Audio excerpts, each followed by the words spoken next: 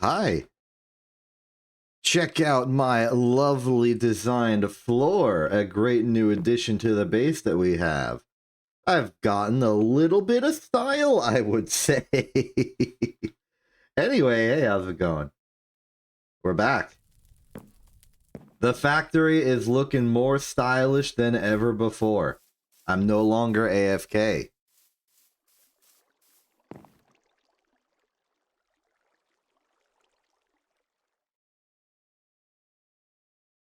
What do you mean math box, Acela?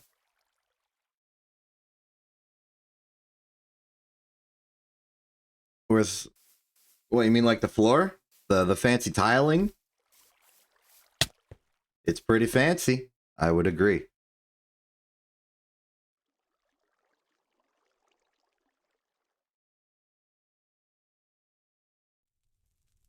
I don't know what you're referring to, so I will Oh.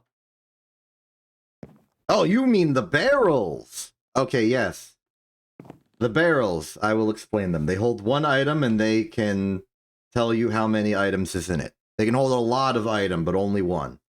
So like this barrel is full of logs, this one's full of dirt, this one's full of cobblestone. They are very convenient for storing a million of the same item. And that's good because we're getting a million of the same items. Check out the lovely, lovely, lovely, lovely, lovely, just lack of clutter compared to before, at least. All of our steel is being steeled together. Look at this, we're getting like 20 at a constant rate of, at worst, 1 per 3 minutes. For a grand total of like 47 steel right now. This is good. Because now that we've solved all the disasters of the previous 2 streams, we can now actually proceed with our original objective that I had. Let's check the clipboard. We need to get our 1 stack of electronic circuits. And I'm wondering if maybe I should actually pause and invest some of the electronic circuits to making the devices we need to do things. For example, the assembling machine provides to us some great benefit. It will allow us to craft things with relative simplicity of design. For example, a chest goes from being 4 log, 4 plank, and a flint to simply being 8 planks. You know, like regular Minecraft. And that's not all. We can make empty crates, of which I don't really know exactly how they work. It appears to be most of the recipes, actually. But many recipes that are a bit expensive for us can be done ever so slightly cheaper with an assembler. And so I wonder if I should maybe just dedicate some effort to making one of those. Now, the problem is I don't have a good, focused visual grasp on what it's gonna take and what I would get out of it. Like, I could scroll through every single variation of empty crate looking for answers. But, like, here, we got fancy circuit boards, bunch of pipes I don't recognize, some tank gauges for relatively cheap, resistors for some reason. Sorry, those are diodes, my mistake. Circuit conversion. It also lets us take some of the coins we've gotten and convert them into other denominations of its own currency, which is good for us. 2.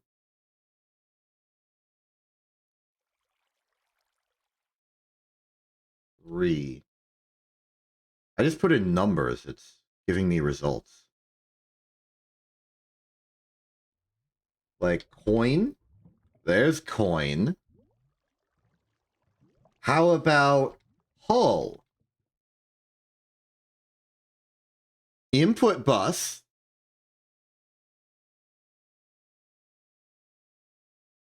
Actually, this one's interesting. Input bus is... Okay, polyethylene's not in our... But glue is. So if we can make hulls, which again requires polyethylene, never mind. Well, we can make hulls the old-fashioned way. Just wood, wrought iron, wrought iron. Nope, scratch that, we need lead. Unless we do it like this with the polyethylene. And the polyethylene... Well, I remember making it with a chemical reactor using, I think, compressed air and ethylene. And the ethylene I got out of the...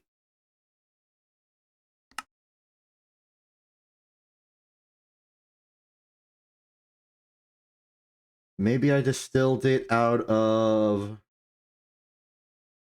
Like, yeah, wood gas, which I got out of the pyrolysis oven. Okay, I'm remembering my old strategies. What would it take to make the pyro... Okay, it's medium voltage. Gotcha. Okay, good. Understood. Let us now ignore that. So, barring that possibility, we can still just sort of proceed with this. I suppose... Okay. So our objective right now is to make a stack of electronic circuits. So we should focus on recipes that are used to make the electronic circuit and see if an assembly machine can make them more efficiently. Because if we gain that efficiency, we can chalk off some requirements on our list here. For example, the steel casings. Let's see if we can assembly machine steel casings. The answer is no. What about vacuum tubes? Vacuum tubes seems like a good option. Assembler, here we are. 2 glass tube, 4 copper wire, 4 steel rod, and some molten redstone makes 2.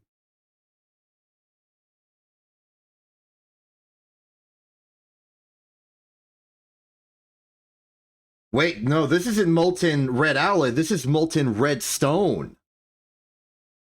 This is the red alloy, and then it's 444. This is much more efficient. Because it used to be, if I recall correctly, yeah, 3 copper wire, 2 fine copper wire, a red alloy bolt, and 2 steel rods. But with the assembler with an equivalent amount of red alloy, it's 1, 1, and 1 for these.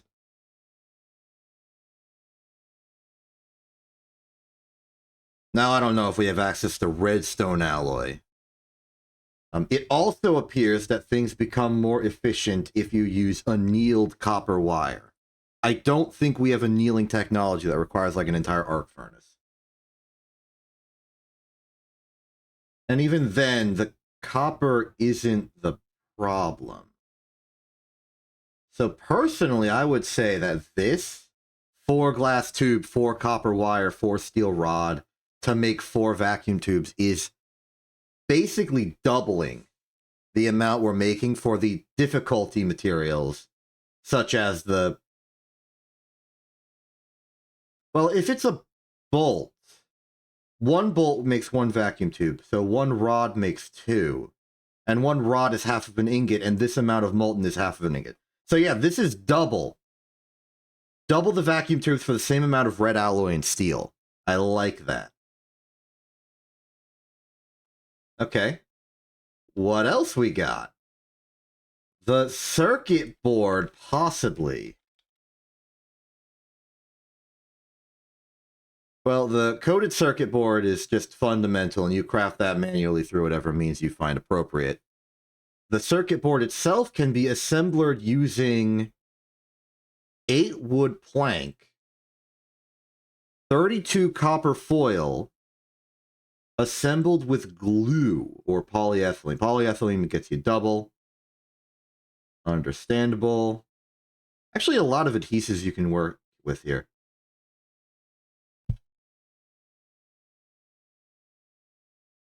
Okay, so let's do the math here. Originally, with the regular recipe, it is 8 copper wire and the circuit board to make 1 circuit board. So this would be the equivalent of 4 copper ingots. We are doing numbers. But with the assembler on, let's say this glue one, because I think glue specifically is something we can make with all the slime we have. So with refined glue, 32 copper foil equals 8. That would be 4 copper foil equals 1. What's copper foil? Copper foil is copper plate. So 4 copper foil equaled 1 circuit board. But 1 copper plate is 4 copper foil, and 1 copper plate is 1 copper ingot. Which means to make 1 circuit board, currently it takes 4 copper ingots, but with this recipe, enabled by the assembler, it goes down from 4 ingots per board to 1 ingot per board. Granted, you need to make them in batches of 8, but that's fine. Excellent, excellent, excellent, excellent, excellent, excellent. We need to sleep.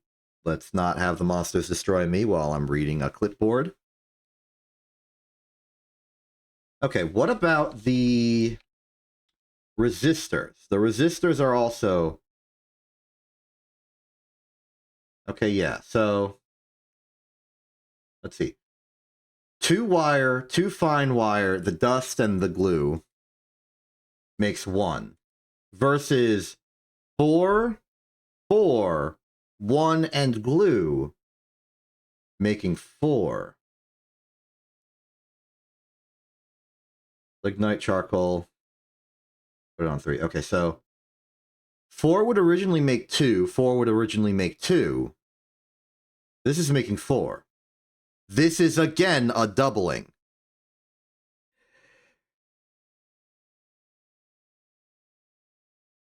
All right.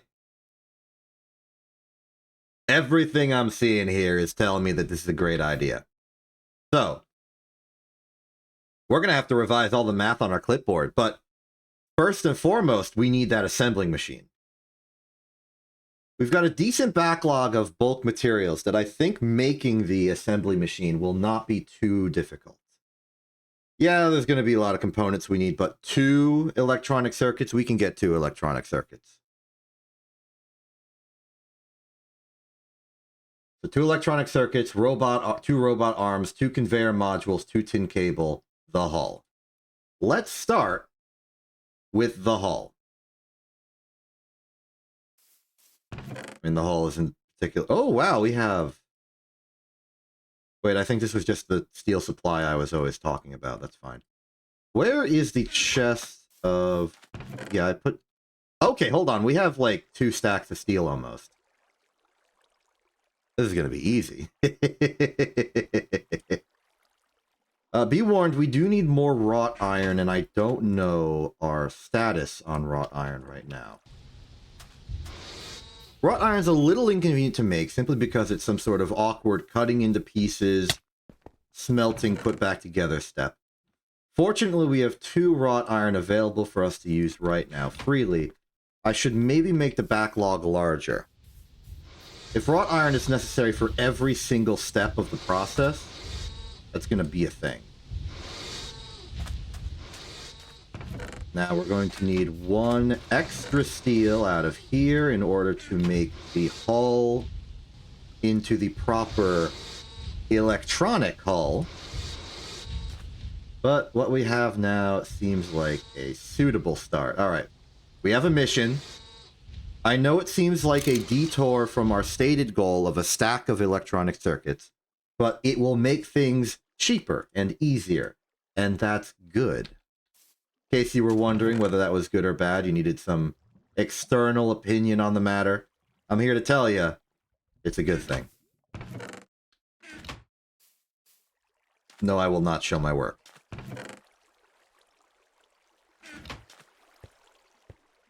So I'm once again interested in just buying tin cable for the purposes of not having to deal with purchasing more or building more. Fortunately, we already have some. Great. Which means we should have everything we need for the hull component of this already. Like so. Put that in here, our general circuitry-oriented box. That was the easy part. Let's start doing the hard part. Okay. Decide what we choose to reserve.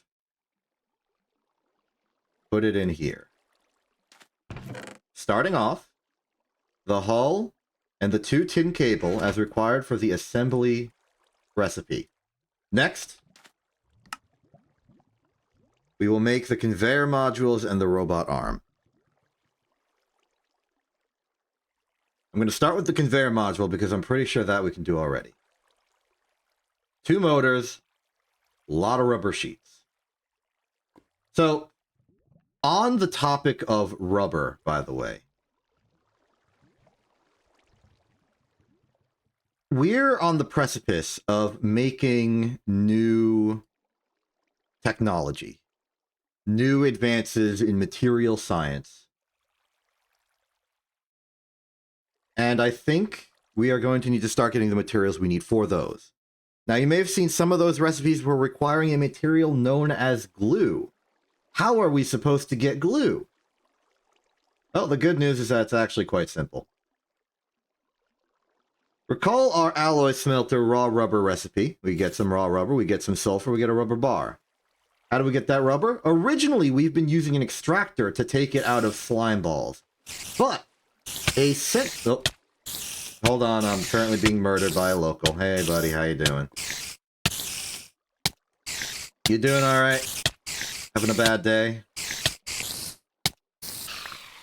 Yeah, you rest. Anyway, as I was saying,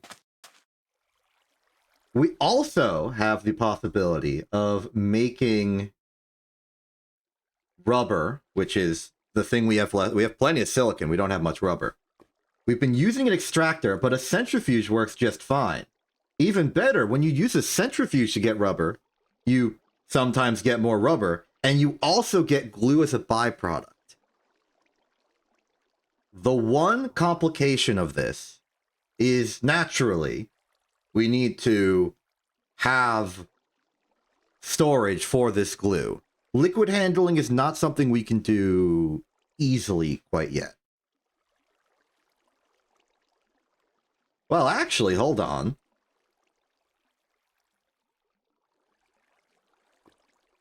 Now that I think about it,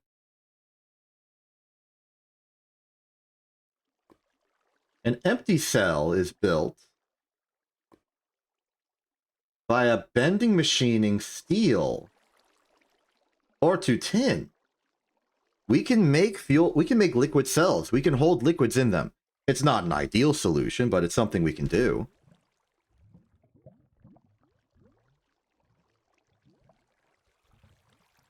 I wonder if we can build the big one.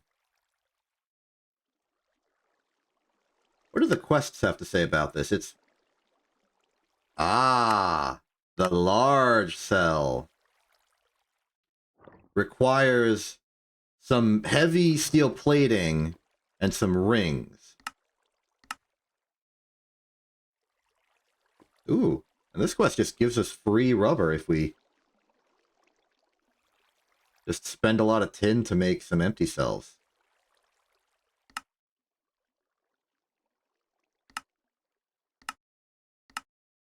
Now, question, why do it with tin when we could do it with steel?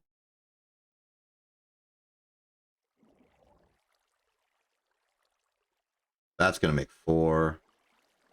Yeah, okay, we could use steel to get 2 of them. That's not the point. The point is, we have the ability to make glue. And I'm going to make glue using the abilities we have to make glue. For temporary storage, I am going to use this tank. For piping it in, I think it should just automatically output from the hatch. So I will put... The centrifuge for what we're using it for right now should only ever need to hold glue. So I'm not worried about, like, liquid sorting just yet. Let's run the test. We've got a bunch of congealed green slime, which, when centrifuged, in a centrifuge, multi-block or otherwise, will make 8 raw rubber and 200 liters of glue. The best sort of unit of glue operation, I would say, is 1 stack. So 5 would be ideal. 20. It doesn't match well with the raw rubber, nor the parallelization available.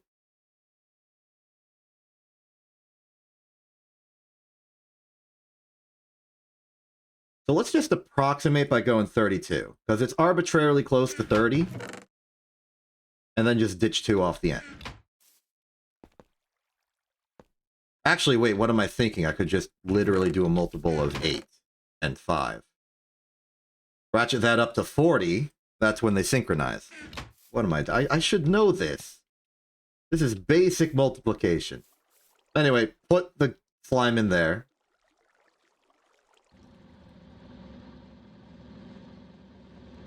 There it goes. Oh. Okay, so that's correct. That's good. Oh. Clear the space. 24 seconds is slightly better than copper, I would say. And our improved steam production means that this should be absolutely fine. Put these in our dedicated clean dust chest. Because we are responsible and put things away in an appropriate receptacle when we're done using them. Get the factory back running. And look at that! We're accumulating glue.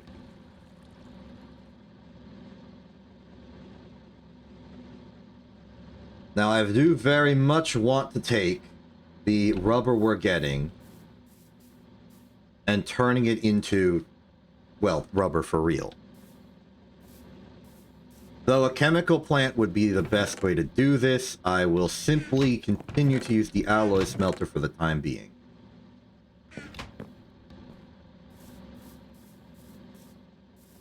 It should be fine. The only possible concern might be the steam requirements, but we've got 4 of these tanks, and 3 of them are dedicated to all this. So I think this can hold with 1.5, and that can hold with the other 1.5. I think we're fine in terms of steam production right now. It's still cutting it a little close. I am still worried about the actual, like, ability for the steam to move across the pipe at a reasonable rate. But all considered, we have glue now. 8 buckets of the stuff.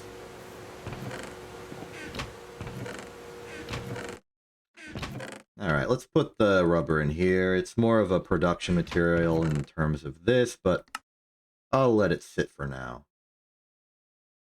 It's all good.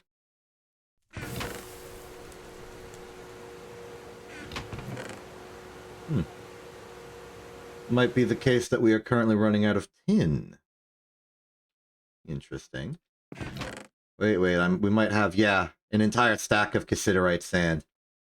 Is there any way to separate this further? We could blast furnace it for about 1.5 minutes to get an extra tin out of it, but the only other thing we do is electrolyze it for the proper tin oxygen distribution. I will be satisfied simply getting a 1-to-1 return on tin. I'm good with that. Perhaps we should get more furnaces. There's rubber. Rubber production right now is slow. While the rubber is running, let's start dealing with some of the other problems we're going to be having with this. Ooh, this is where we get the molten redstone for these. Okay, there's going to be many.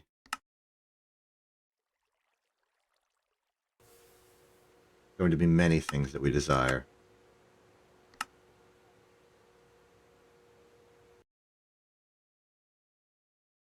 Chemical rubber production is also very desirable. A stack of rubber and 7 sulfur can get us a lot more rubber.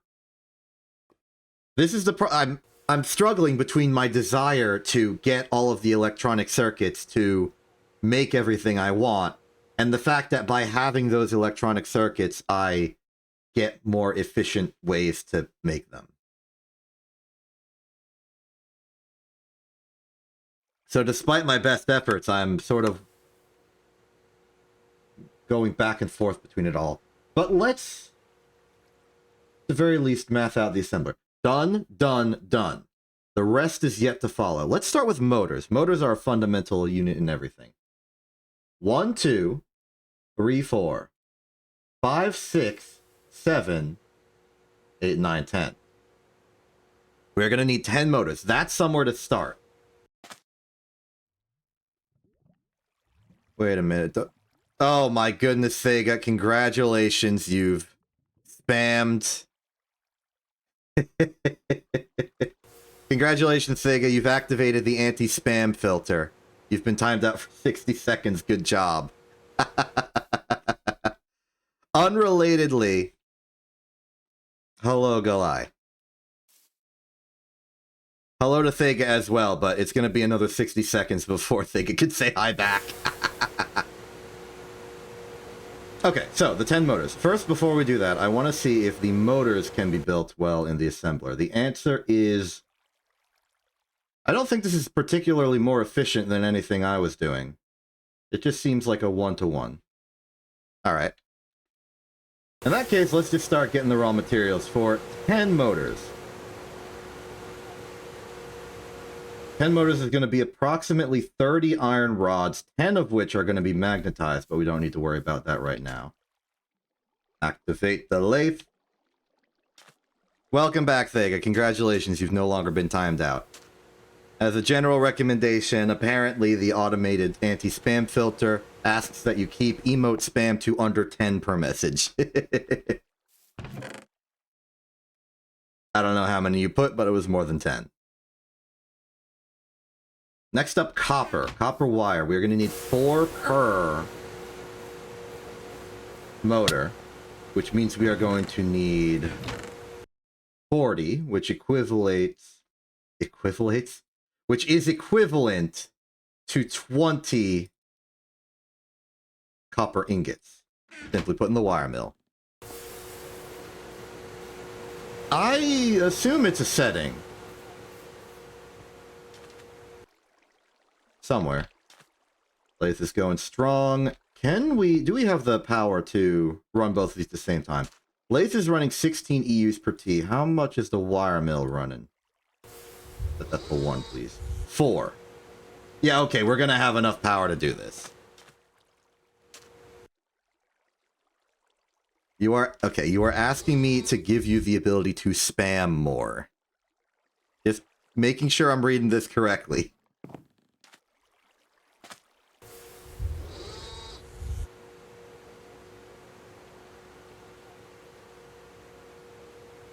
Very interesting. This is an interesting desire. Okay, two tin cable. That's going to require, well, total of 20. That'd be 10 tin and a lot of rubber. We needed a lot of tin anyway, and this is actually the reason we needed said tin. So this much rubber gets us halfway there. We wouldn't happen to have any spare rubber around, would we? No. Okay, the alternative is that we go back, find some more technician quests that we've already beaten, and just sort of get the coins out of that. Like this one, for instance. We don't need that iron ore, so let's just get a loot bag. 15 coins for the technician. Here, free hammer, free wrench, free bacon sandwich, 10 coins. I prefer a thing with 15, please. Loot bag or 16 obsidian, or that's a bit of a commitment. That's the explorer. That's the chemist. There we go. You say that, but once upon a time, Quint did an entire stream where we played Keep Talking and Nobody Explodes, except chat could only communicate in emotes. And we had to use the emotes to convey to Quint how to disarm the bomb. And I, being an absolute fool, spammed out a message using the yeah and nay emotes in binary to write a message. And immediately got timed out.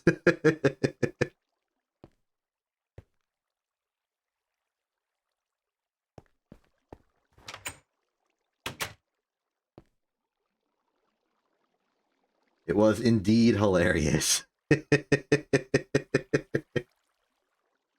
I don't think it was as genius as you're saying. We did other things, like we were able to get like a pantheon of emotes that kind of look like arrows to direct him in particular directions. And other things of that nature. If I was trying to be very efficient with the messages I was doing, I would have done something in in Morse code.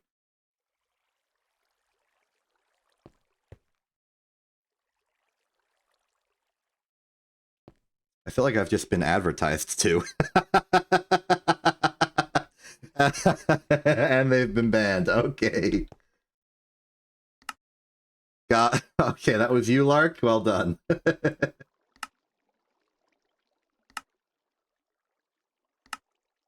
Alright, free tin cable.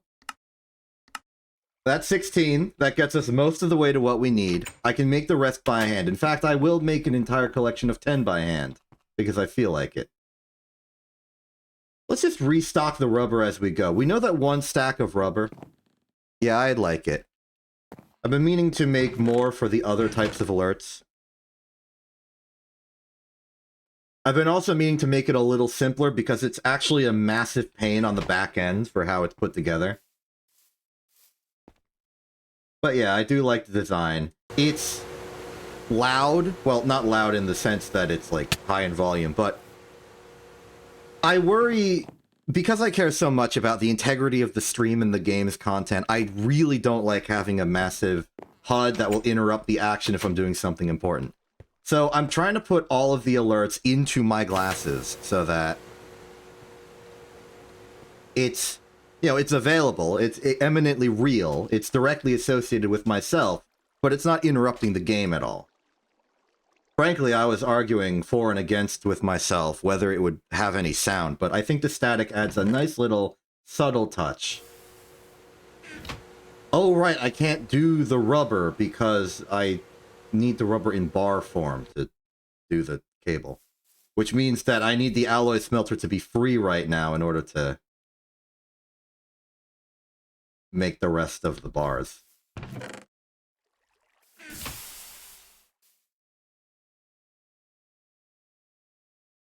There we are. At least it's quick.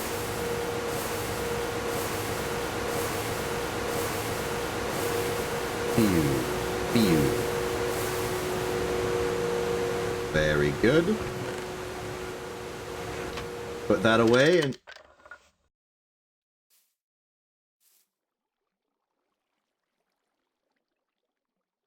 Oops.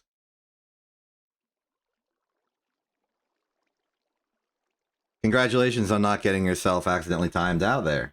You figured out the threshold. I appear to have accidentally put a rubber sheet as a casing, as a cover, onto the pipe.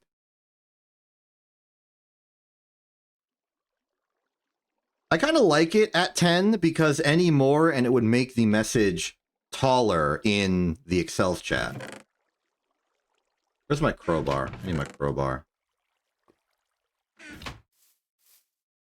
I don't know if there's a maximum number of messages per minute threshold that will also time you out, though. That's the problem.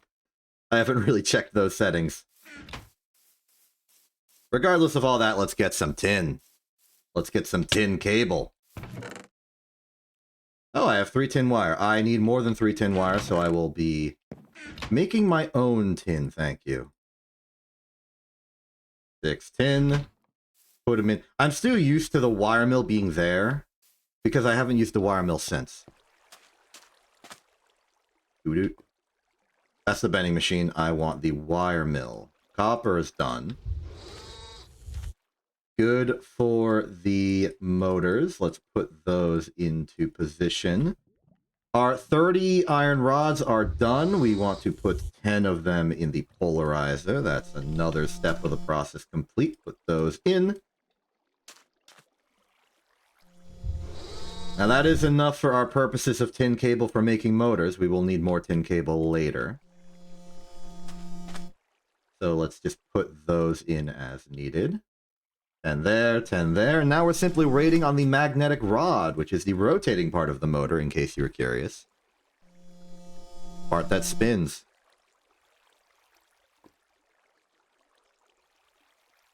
Very good. And that is 10 motor, which is all the 10 we need for the assembling machine in total. Granted, we need to convert them into new and exciting forms of matter. And we shall do that. Continue the production of more rubber. We're going to need more sheets for the conveyor belts. Some of those motors are going to be formed out of steel manipulation. What is the status of our steel? 16, 17, all that good. Let's check again. We need robot arm, which is piston, piston. These are not pistons. So we need exactly 2 pistons, 3 plate, 2 rod, a gear, which is a plate and 2 rod. So 4 plate, 4 rod is what we need. And double that, because obviously we need 2.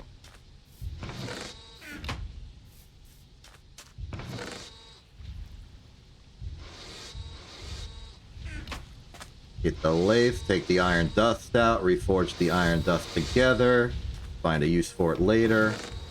Just let it aggregate in our giant pile of iron dust from all the lathing we did. Uh-oh. Wait. 16. Oh, the bending machine had a problem for a second, but then it stopped having a problem. Very good.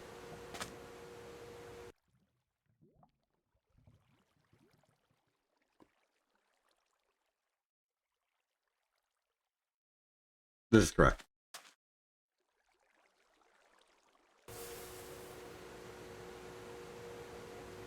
Then we get one more. Then we can make the gears. And then we're fine.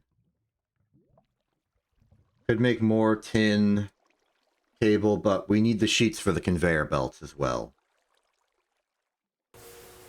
In fact, we may want to make the conveyor belts next. My inventory is a mess, huh?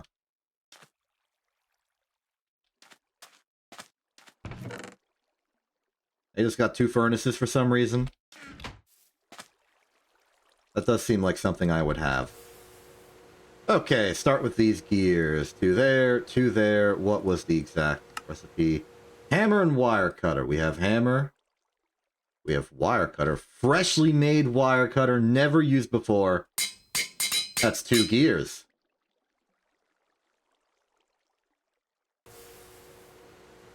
You're all just trying to construct a pyramid while I'm trying to push us into, you know, the next era of technology here. You're gonna stay in like ancient Egypt? That's fine. I'm going to the Industrial Revolution. Alright, prep this. 2 pistons. 1, 2. 2, 4. 3, 6. 1, 2, and finally, redust us. 2, 4. That is the pistons we need. Put the pistons in here. Actually, wait, no, we need the pistons to make the arms, so the arms are the final ingredient here. Piston motor, 2 more rods, more tin cable, and an electric circuit. Which means that the true requirement here is 4 electric circuits. Electronic circuit. I'm okay with that, though. Step back, focus on rubber production. Restock the rubber supply, and keep going. We'll make sure we have enough raw rubber to keep the line running. Now that we have the steam to support it, I'm wondering if I should upgrade to a high-pressure alloy smelter. 640 liters per second, and a possible 1,000 for some of the alloy smelting is quite the big concern.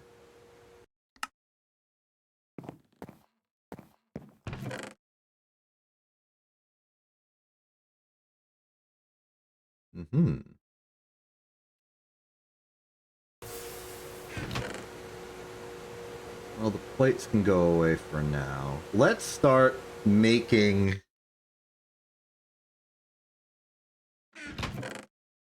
the prerequisite ingredients for the electronic circuits. We need 4. We'll make 4. Congratulations on all of your pyramids.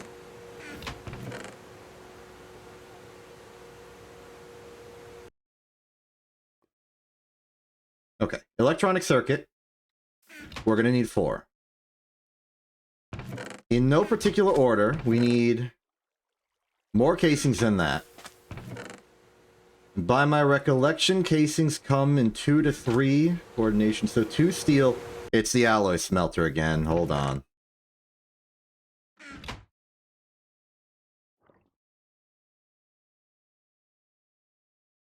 Just swap those in real quick. There we go. Put these back. Thank you very much.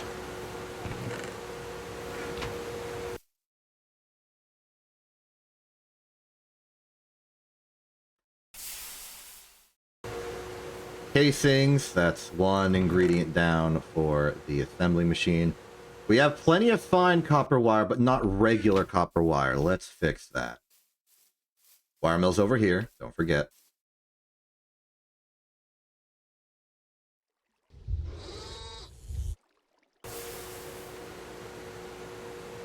What is our supplies? We got the Acela Exception Pyramid. Congratulations. Oh, extra raw rubber in here, huh? Interesting. Okay, we've got plenty of coated circuit boards. The copper wire will fill that in nicely. Glass tubes are fine. Red alloy needs to be converted to bulk. So step 1 is lathe that. In fact, lathe 2 for dust stability. Oh goodness, that one's going to take a while.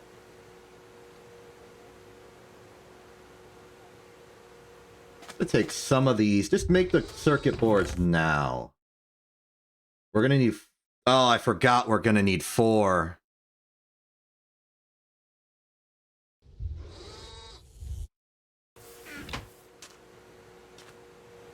Which means we're going to need 32. Which this is exactly 32, but we're going to need more copper wire for the rest of the assembly. Man, this is expensive. Fortunately, 1 bolt is sufficient for the... No, wait, it's 1 bolt for vacuum tube. We're going to need...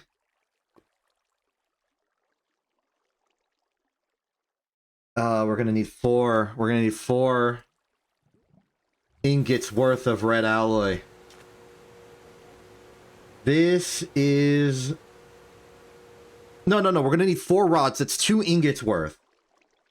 And although we don't have it in the intended form yet, we will. We will, because we have this one in reserve. These 2 will go. We can take the dust, turn it into an ingot. Then it will go in another cycle with this ingot, and that'll give us the 4 rods and therefore 8 bolts we need. We're saved.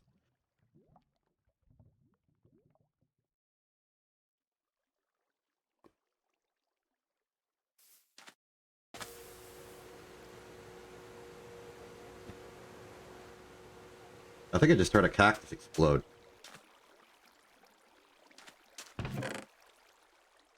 a cacti. Steel's going well. I guess it's been about 6 minutes. 12 minutes, actually. The average is 3 per minute, or is 1 steel per 3 minutes, but because these are basically running at the same cycle, it's more like 2 steel every 6 minutes. You know, we got this loot bag. I'm gonna do some inventory management anyway. Let's see what's inside. 4 hush puppies. Nutrients, protein, vegetable. Interesting. What's the recipe for that, I wonder? Cornmeal, egg, onion. Alternatively, you could substitute the egg with firm tofu. And cooking oil in a pot. Very specifically in a pot. We can actually make a pot if we wanted to. Pot recipes are in range for us. That's good to know. So we can make gherkin, provided we have the rest of the ingredients. We can make mango chutney, provided we have the ingredients. We can make pumpkin soup, provided we have the ingredients. Other soups, provided we have the ingredients.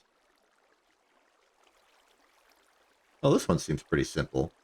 The result is also simple, though. Sodas. Very interesting. The machines have gone quiet. We have our 2 red alloy. We convert that into red alloy dust. And then emergency just sort of run over here. What am I doing? Put that in. Like, I don't know, pine. Pines are equivalent to sticks in terms of how much they can... No, it's 0.75. Okay. It's half a plank.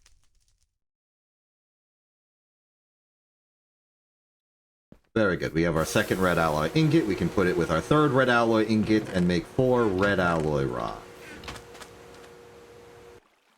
This will save us the agony of whatever was going on. Vending machine is clear. Wire mill is clear. What's next?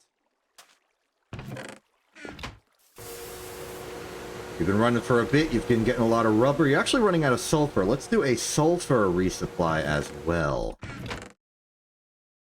Get some of that sulfur. Stock up on that stack of rubber. In you go. In you go. Excellent. In you go. But we have some of the rods. We can start slicing these up into the necessary bolt. That'll be 2 electronic circuits worth of bolts. We are going to need 2 more. That's what the rod is for. We are also going to need an equivalent amount of steel lathe for the same reason. Let's see here. 1, 2, 3, 4. Oh, wait, this is actually very pricey. 5, 6, 7, 8. We only need half of this, but we need 16 ingots in order to get the rods for easy re-exchange. Also, unfortunately, is that there's a little bit of a line. Or a queue, if you will. Polarizer is set. Next thing, vacuum is going to need a lot more copper cable. It's 3 per 1, and we need to make... Well, I mean, it's 8, so 24. So that's going to be 12 copper ingots for that purpose. Okay, that's running, so we can put the steel in and just wait for it to be done once we recover the recipe. Let's get 12 more copper ingots. Thank goodness we have this absurd collection. Thank goodness for Fortune 3. Thank goodness for our material processing. Wire mill us. So that'll be everything we need for the vacuum tubes. It will not be everything we need for the resistors and such. Because though we have the fine copper wire, we don't have copper wire anymore, and we need that for the resistors.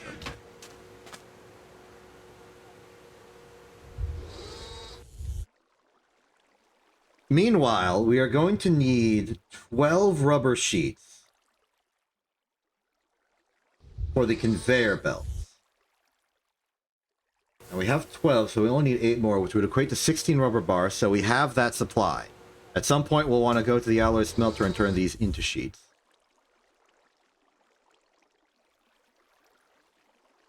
And it looks like the second red alloy rod is about to be complete. Once that's done, I'll be able to clear the chamber of all of the red alloy stuff, and the steel can start processing at quite a bit faster of a speed. Red alloy is not a material I like to deal with.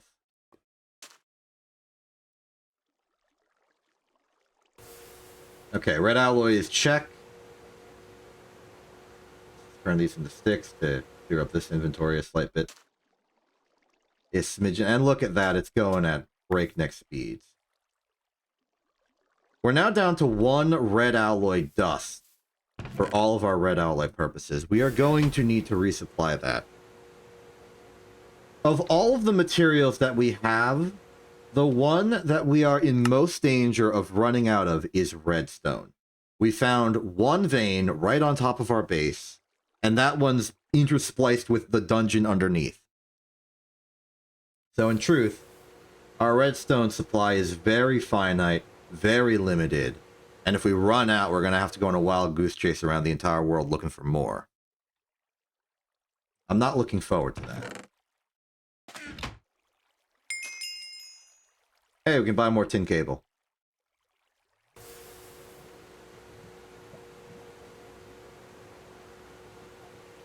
The rods are coming in nicely. We can start the assembly of the vacuum tubes. I think we have all the raw materials we need. The 8 go up there. We are going to need 8 of these glass tubes placed in the center. What was the thing that went on the sides here? Was it fine wire? Was it... Oh, dear, I've forgotten. We can figure this out. It was fine copper wire. Okay, so that will be 16. We fortunately have 32. That will be plenty. Put those in there.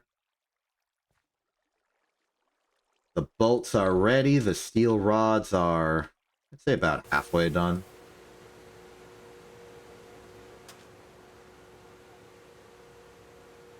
There we go. The ultra low voltage circuit, air quotes.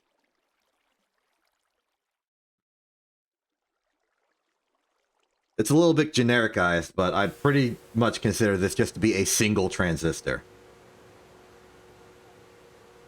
Now, I know that vacuum tubes are more general. They're more general purpose device than simply transistors. It's just that vacuum tubes are most commonly associated with early computers. You can make a lot of things and put them in a vacuum tube. Vacuum tubes are sort of like the... like that modular type of microchip. You got different chips that do different purposes. You got different vacuum tubes that do different purposes. That's the vibe. Only 3 more. And then what? Then we do resistors. Well, I already know that we're going to need 16 fine copper, which we have, and then 16 more copper. So let's make some more wires.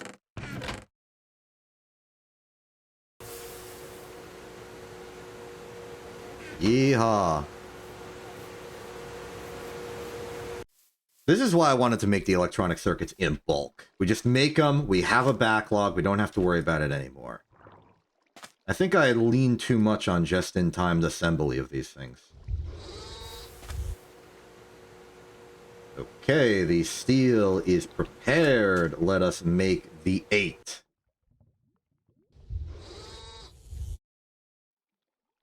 Eight vacuum tubes ready to go.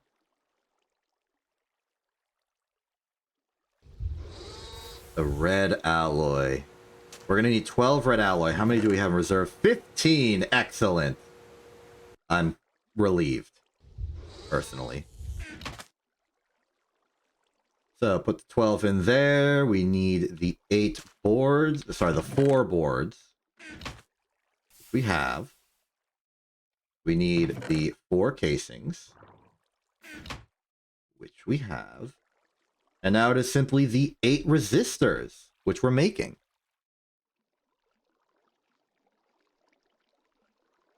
Fortunately, I think for resistors in particular, we've done a good job just getting a backlog of materials we need. So here's 8 charcoal for the foundation. Then we'll have the 16 fine copper wire to, provide a different gauge of copper wire for that resistance effect. It's kind of like a filament.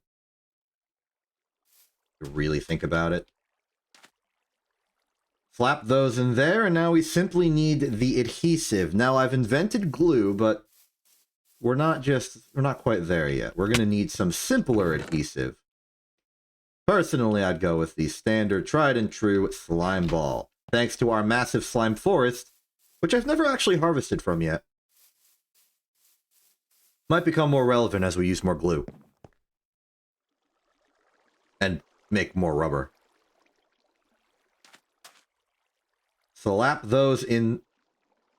I think I've got the fine and regular copper wire mixed up. Yes, indeed. That is our 8 resistors. That is our 4 electronic circuits. We now have all of the fancy stuff we need for the assembly machine. Now it's slightly more simpler things like conveyor modules, which will require slightly more tin, and all the rubber. 12 rubber. It appears the alloy smelter has stopped. Take this time to make ourselves... Now, we're going to need more rubber sheets for the tin and things, but let's just start with the conveyors in isolation.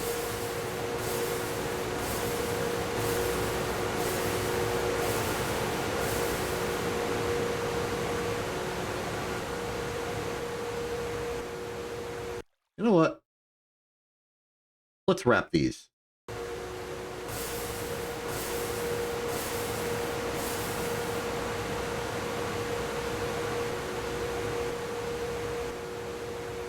Excellent.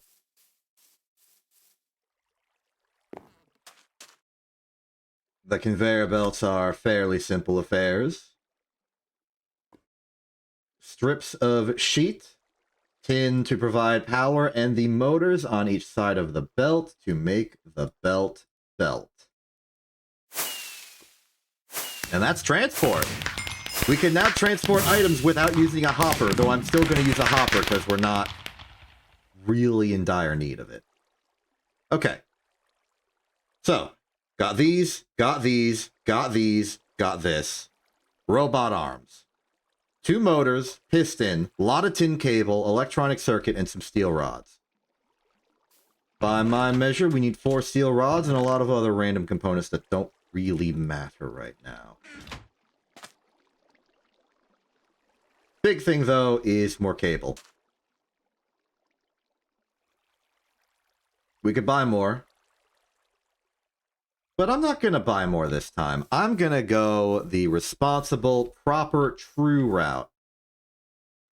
How much exactly do we need? 6. How many do we have? 2.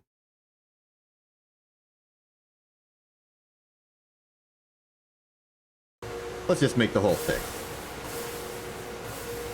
Find some tin in here. Oh, we got 3 spare tin from our previous engagements. Let's just make some 8 wholesale. Wire mill that, why don't you? Some good rubber sheets. Let's turn all the bars into sheets. I don't think we have a direct use for any rubber bars at all. It might just be for the best that we convert them. Rubber sheet in there, rubber tin wire in there. We got tin cable. Let's make those. Robotic arms.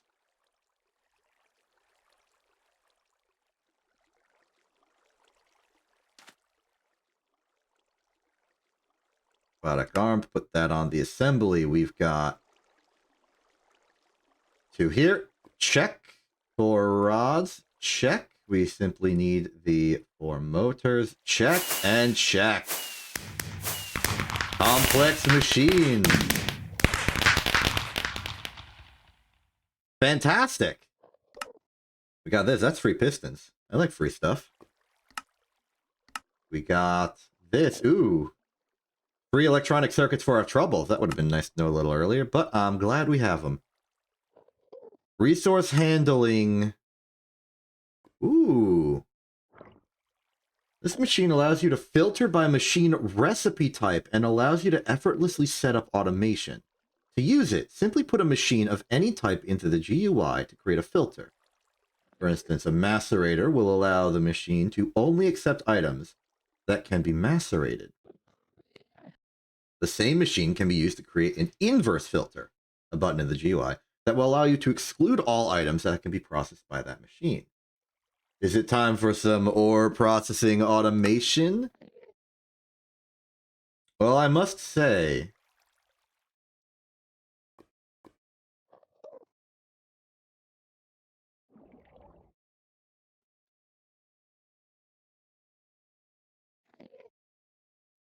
hold on.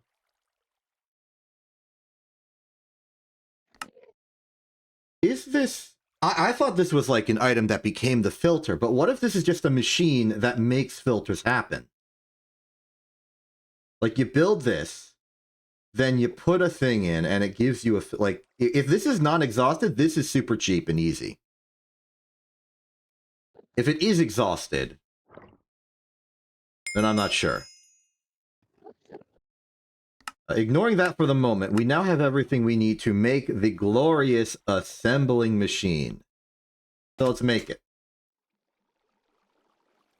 Put that on the recipe list, why don't you? We are missing the arms. There are the arms. 1 assembly boy. This changes everything. All right. The crown of our collection. Let's assemble something. In fact, I would like to assemble as a lovely little first test. A chest. Simple, easy. Oh my goodness, we are running out of logs. Good thing I checked and needed some wood. Let's go do some lumberly actions.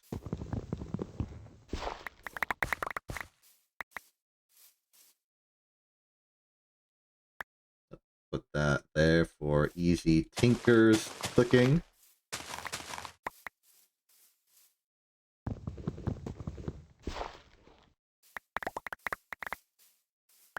Now, our use of the assembler for right now is going to be very limited. In no small part because we are going to be clogging the entire thing with some refined glue. No, not our fault. It's just sort of what has to happen. Clear our inventory by eating some of our simpler food. I appreciate the prepared nature of the hush puppy, however, we are going to need to fill our inventory with logs. Start working on the breaded pork chop as well.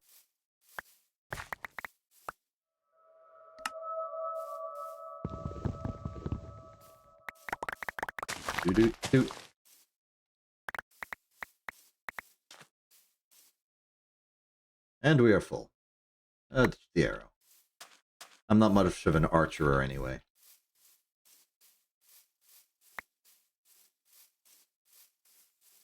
Take all the wood back to our ever-so-convenient better barrel, which is powering all of our steam machines through a complex system of coke ovens underneath the floor. And then simply take out 2 of these. Hit them with a saw of our own design. We might need to make a new saw soon.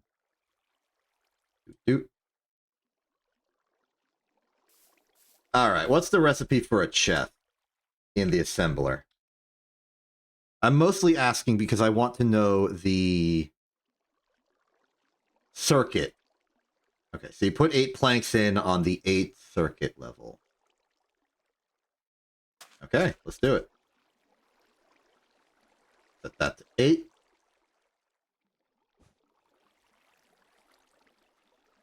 It's working. Now we can create chests and storage inventory without any flint. A grand accomplishment, I would say. But this is only the start. Because with assembly machine recipes at our disposal, we now need to consider that our clipboard is outdated. We can now make stacks of electronic circuits using more resource-efficient recipes. And I am eager to figure out what they are. So, let's start with what hasn't changed. Steel casing has not changed. Red alloy cable probably has not changed. Circuit board has changed.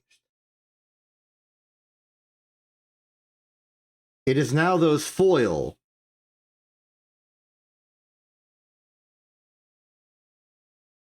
Let's denote this change by putting a square bracket A at the end, okay?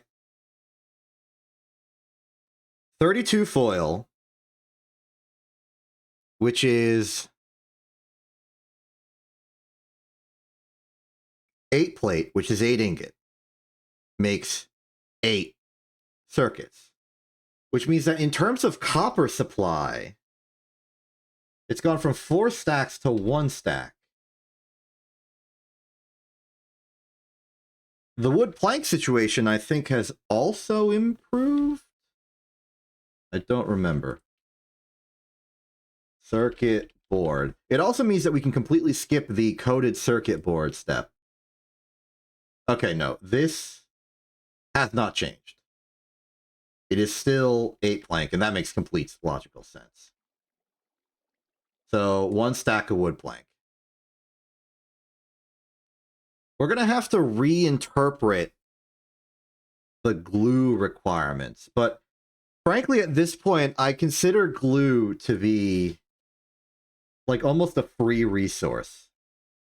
It's really easy to get. We have 8 buckets worth of the stuff, and we're only going to be using 1 per craft effectively. Sorry, 1 slime cube per, I should say. Okay, so, no, sorry. 2, so this would be slightly more than 4 buckets of slime. Or not slime, glue. That's okay.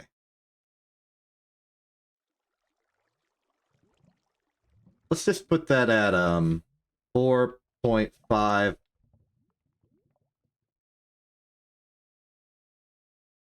Let's do kiloliters. That sounds respectable, assuming I am using the units correctly here. Board on assembly, yeah, it would be kiloliters. All right, so let's say 4.5 kiloliters of glue. The resistors have changed quite a bit. Let's denote that.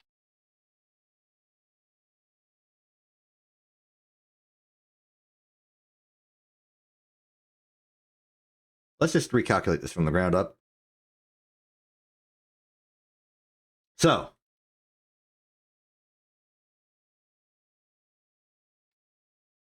the resistor formerly was 2 of these, 2 of these, 1 of that, 2 of these to make 1. With the assembler, so that's a 2-to-1 ratio on these. With the assembler and glue, it is now a 1-to-1 ratio. And a 1/4 ratio for this. So this value, the value of copper wire and fine copper wire, should be halved. And this should be charcoal divided by 4. That's easy. So from resistors, it went from 2 stack 32 to 1 stack 16. It went to 32 charcoal. And then the glue on this is the exact same ratio for 8. So that's another 4.5 kiloliters of glue. Okay, vacuum tube. Vacuum tube was formerly this mess, but is now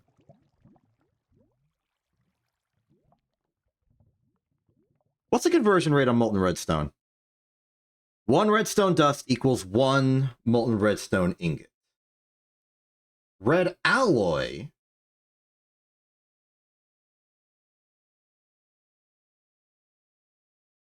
is, by the nature of our alloy smelter right now, 4 redstone and a copper.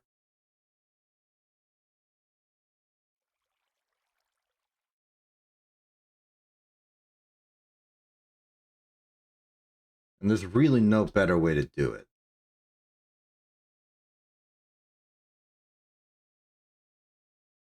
Now this poses a fundamental question to us, because we can use molten redstone for better.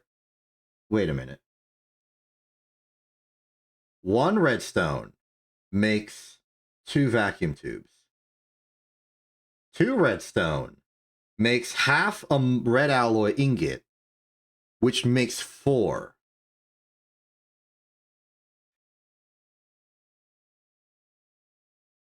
The conversion is completely identical in terms of redstone to vacuum tube. The only difference is the extra copper and the higher efficiency of these per that. In fact, the extra copper ingot is completely...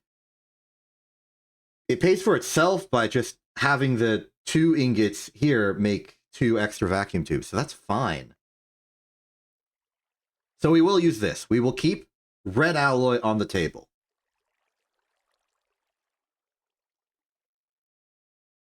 So to make 2 stacks of vacuum tube, we would take this recipe and cut it in half, and that's the number of stacks for. We're going to need 2 stacks of glass, 2 stacks of copper wire, 2 stacks of steel, steel rods, which is 2 stacks of that, 1 stack of copper, 1 stack of steel.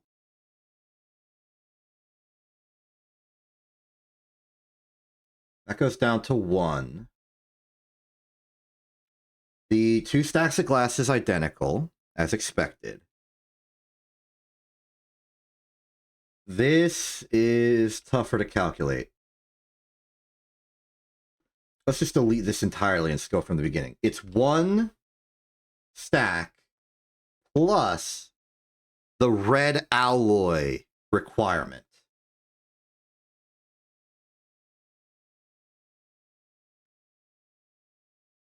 The red alloy requirement is 1 red alloy makes 8. Half a red alloy makes 4. 1/4 of a red alloy makes 2. So 1/4 of a stack of red alloy should make 2 stacks. So it's 16 red alloy. It has been halved. Now, 16 red alloy is 16 copper. So 1 stack plus 16 copper is fine. That's vacuum tubes, that's resistors. Put the A on that. Now, I didn't check. Does vacuum tube require glue? No, of course, it uses the red alloy. Wait, that's going to be a problem because we're filling the assembly machine with glue. That's... Okay, we're going to have to be thoughtful of this. Moving on. We're also going to need to secure a machine to actually make liquid redstone. So we're going to need to make that fluid extractor. Darn. Well, moving on. The totals are in complete disarray. And they're also not even real because we can't do the vacuum tube thing yet. Unfortunate as it is, we're going to have to make the fluid extractor. You know what? Not that bad, especially because by doing this quest, we can get some free electronic circuits. So this is the electronic circuits, all we'll need to make the fluid extractor. It just compounds. Put these coins away. I got a top chest. Oh, this is a module. I think this is a module you put on a machine to make it have an inventory you can... Oh, no, wait, this is a minecart thing. Never mind. My mistake. I keep forgetting I have this giant hole in my house now. Not important. What's important is that we don't need to make any more electronic circuits to make the fancy new fluid extractor, which we need for the molten redstone. What parts we can buy with the coin? We can buy plenty of stuff with the coins. I've already bought... Well, today, I mostly buy the tin or red alloy wires. That's my main export from here, but we can buy a good bit. Sticky resin, some berries of particular ores, some pistons, some bees. Exchange some ore types. Some mobs. But mostly I'm going for the cables. Just because rubber and red alloy are in such short supply. Moving on, fluid extractor. We're going to need a pump. We already have a pump, I'm pretty sure. Yeah. Great, put that in there. In fact, put this recipe on the docket. I mean, we have a lot of sulfur. Several stacks of the stuff.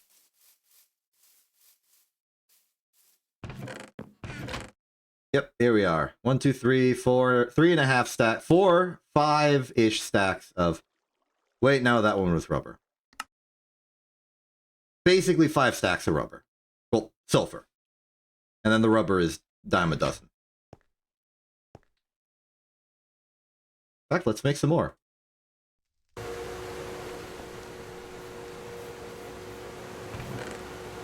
that away, keep going.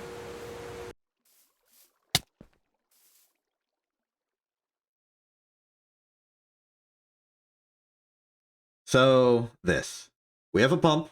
We need a piston. We need a motor for a piston. We need the motor and we need the parts for the piston, which is mostly steel. We need tin cable. We need 2 glass. And we need a hull. Conveniently, we have 2 glass. Rest of the rest of the requirements are mostly steel. Speaking of steel, it would appear that we have backlogged because I ran out of charcoal in here. That is unfortunate. This leads me to a problem that I've been ignoring up until now, and that is that we are no longer net positive on charcoal. Really, we're running out. We used to have so much when our steam production was only using creosote, but now that we've got the creosote charcoal spread, our coke ovens aren't enough to keep pace.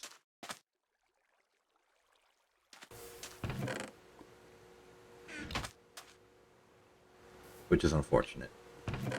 And meanwhile, let's get the steel. What do we need? So, 1 piston is 3 plate, 4 plate, and 4 rod. 2 rods for the gears, 2 for the rest. Bend those. Spin those. Next up, there's the motor. We do not have what we need to work on the motor just yet. The cables are already being provided for by here. So if we need more cables, we can simply make them ourselves or use our own existing supply. 2 is sufficient for the motor, and another 2 is sufficient for the piston. So conveniently, we have exactly as much tin cable as we need for this. Wait, I am mistaken. We need 2 more for the machine hull. Darn it. Sleep.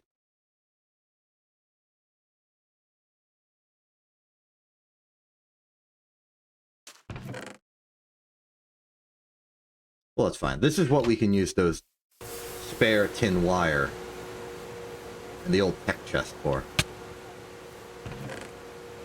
Hello, there you are.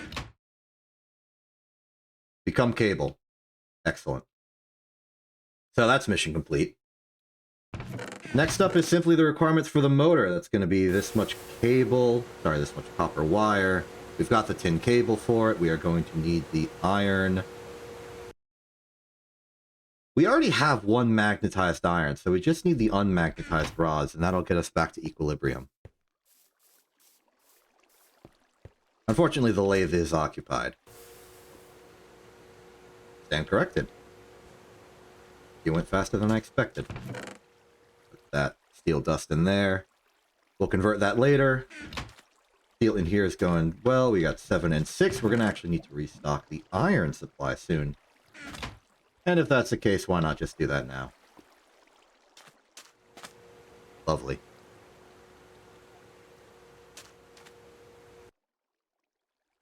Of course, forgot to wire mill the cable. We're always going to need a little more tin cable, and we use it in small quantities, so that'll save us like 1 craft in the future. More accurately, we're doing that craft now instead of in the future.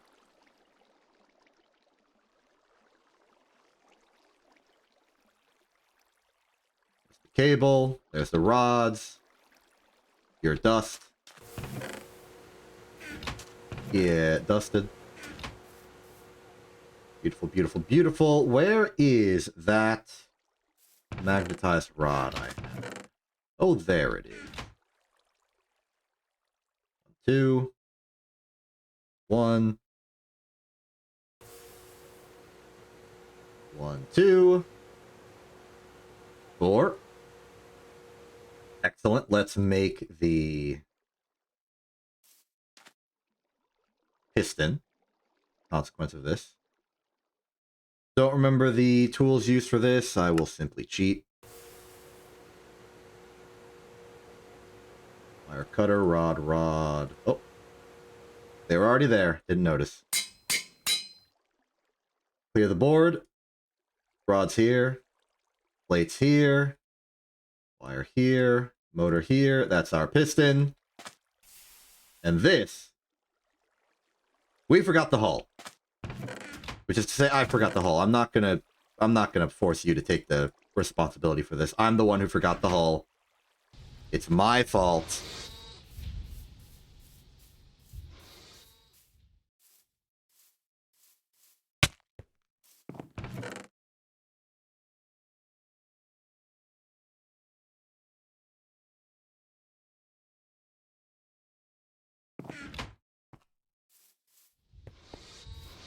I'm the guilty party here.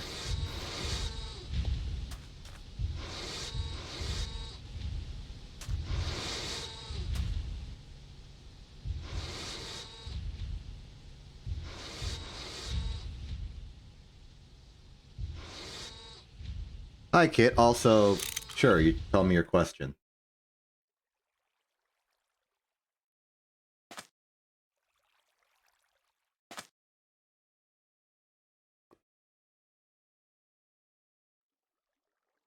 There's the fluid extractor. Mission complete. Now, we're gonna need to extend this slightly. In terms of organizing this, I want to keep the machines that use a lot of the power close to the parts. So I'm going to move the assembling machine here. The fluid extractor here. Assembling machine has gone backwards relative to my expectations. Let's use the polarizer to step up. There we go. Then, the polarizer and the wire mill will move forward because they take less electricity, so the, like, voltage drop-off will not be that bad. Wizarding Tower roguelike, I have no idea what you're talking about. Are you referring to this? Because there is a dungeon under there. How are you? How are you? We are sort of entering a sidereal era here. Okay, wire connections are good. Power has been distributed. Congratulations, we are now the proud owner of stuff.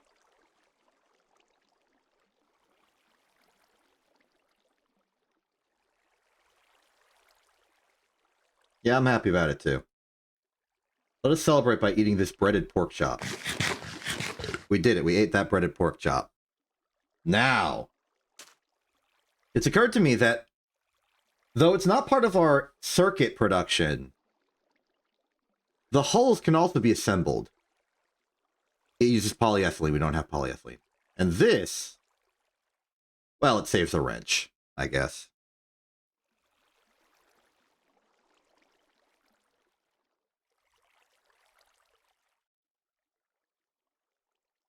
That's fine. Faster, too. 2.5 seconds. I'm good with that. Okay, now we can get to some real work. Okay, general public poll of what I should do right now. Should I start building the stack of circuits as per my personal mission statement? Or should I do a little bit of future-proofing by finding another redstone vein?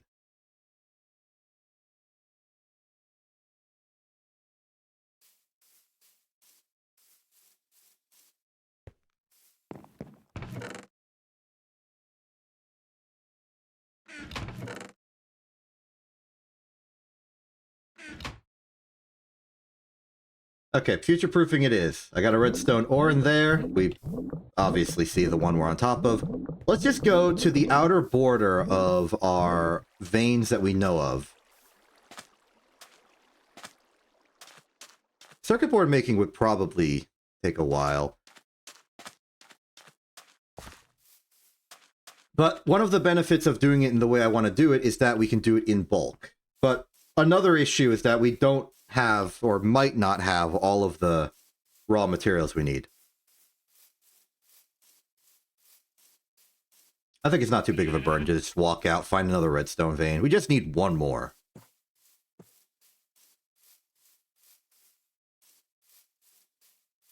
Out here at the copper veins.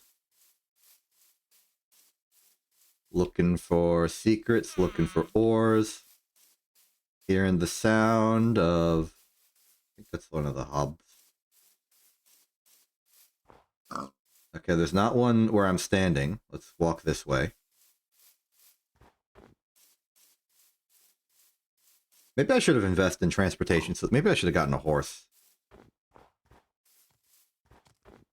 Ooh, an infernal buddy! How are you? Free coal.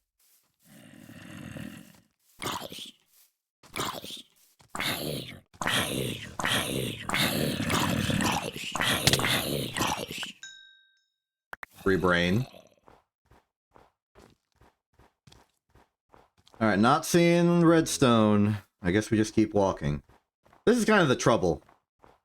with seeking out a very particular ore vein.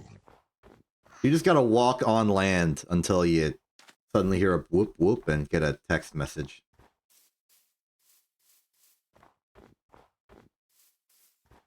And like back in the horror days where you didn't have a sample, you'd have to effectively figure out what ores were, or what veins were interesting enough to figure out their material through process of elimination. I had to basically take one sample of every ore I had discovered, effectively rule out that the vein I was standing on top of wasn't one of those, and then dig down to see what vein it was. And sometimes I wasn't even correct, like I would accidentally skip a sample or something.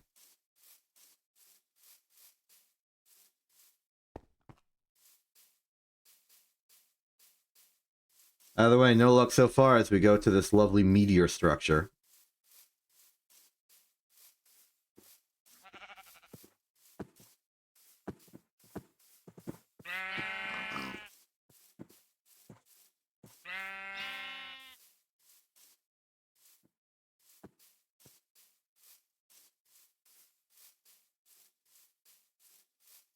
I'm starting to feel my optimism decreasing.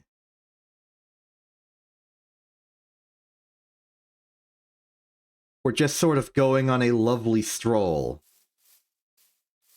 in a desperate search for some redstone.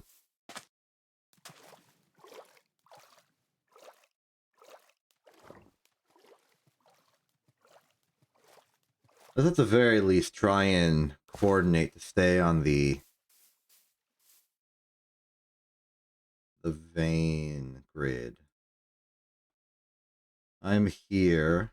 We go one chunk to the left and then head north.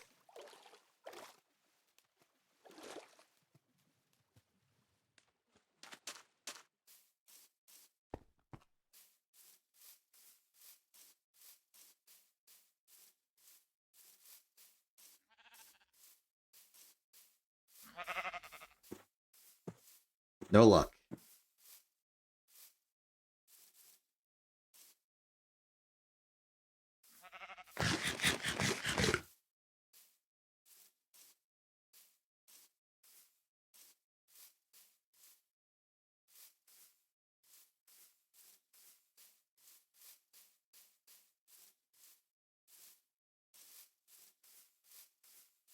Where am I, a humble Gregorian, supposed to find some dang redstone? What are you? A weird black granite caltrop of some kind, huh? Interesting.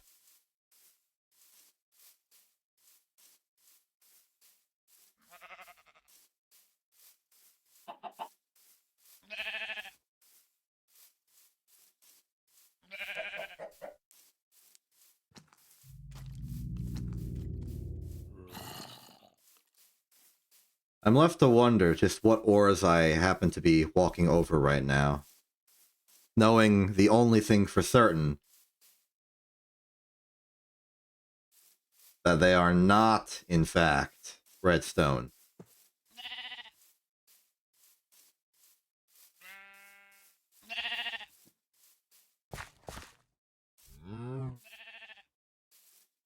On one hand, future-proofing this is taking much longer than I anticipated.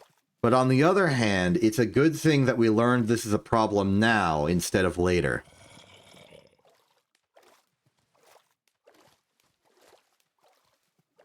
I suppose there are ways to automate the acquisition of redstone in small quantities. I believe some of the nether trees can grow redstone. Or you can extract redstone from them. A possibility to consider.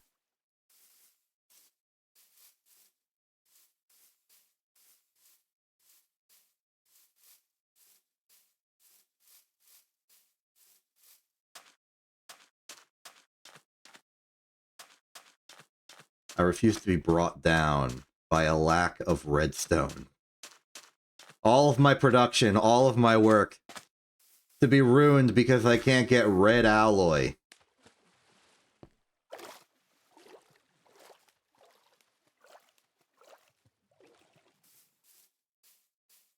can't let this stand.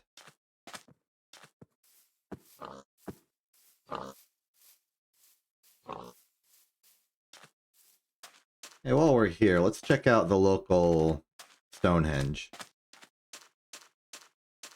I figure I've been here before, but maybe I left stuff behind. Molybdenum, pile of ashes, amber, okay, some basics. Move back down to the ore chunk, which is this one. Head vaguely to the center and then turn this way. We're going to do a horizontal sweep. A latitudinal sweep. Prep the lunch.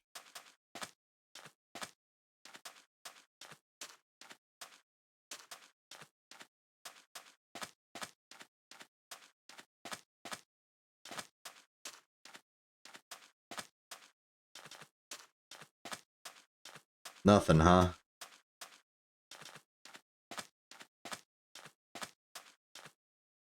Absolutely nothing. Head south. We're going to head south towards the lava lake.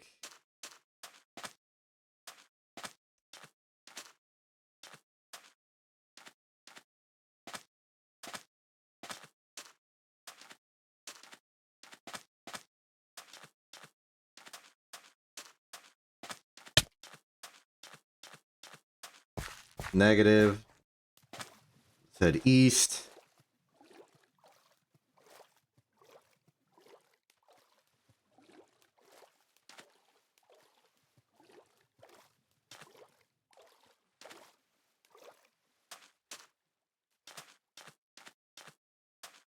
Head back north. It's just desolate. I'm sure there are good, important ores under us that we would very much like to have, but unfortunately, I'm not really looking for those right now. Our perception is restricted. We may only see one ore type at a time. We are blind to all else. This desert is huge, by the way. I suppose a lot of the biomes in this biome overhaul are huge. It's not just the volume, territorial expanse of the desert, it's that there are like big dune hills. It makes it feel really expansive. We're heading into new territory now. Mysteries never before seen. Plot twist. It's more desert. Let's eat a lunch. I've got some sandwiches I'd like to consume.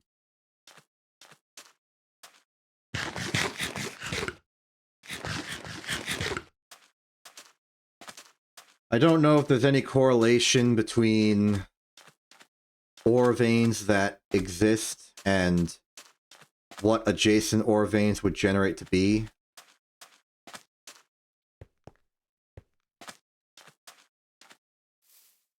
Just pass over this oil.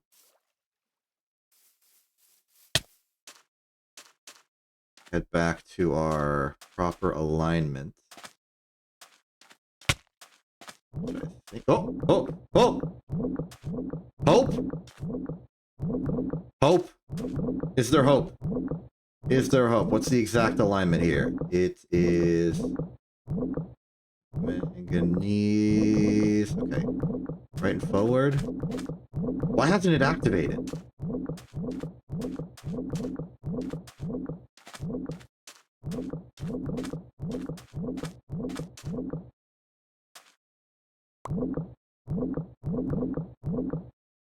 You know, this is usually the part where it says you have discovered a new ore vein. I don't know why it's not doing that.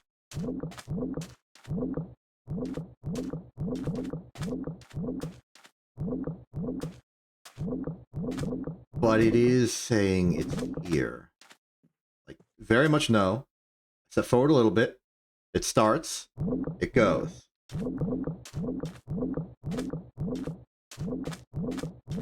Like, this has to be it. Am I too far up?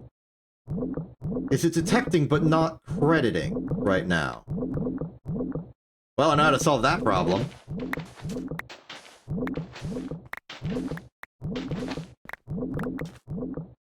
Alright, let's go.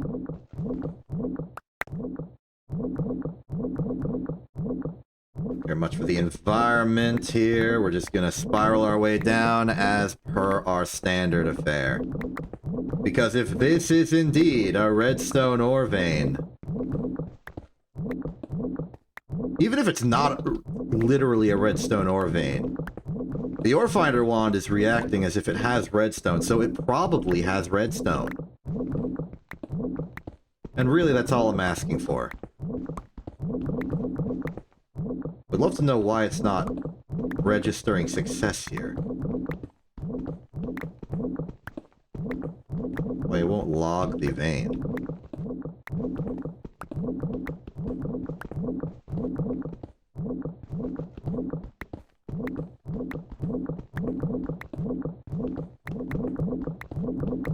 This could be some intricate trap. Like, there's some big structure down here made of redstone that isn't actually a redstone ore vein at all. I'm about to uncover, like, a secret ancient civilization who, I don't know, did something.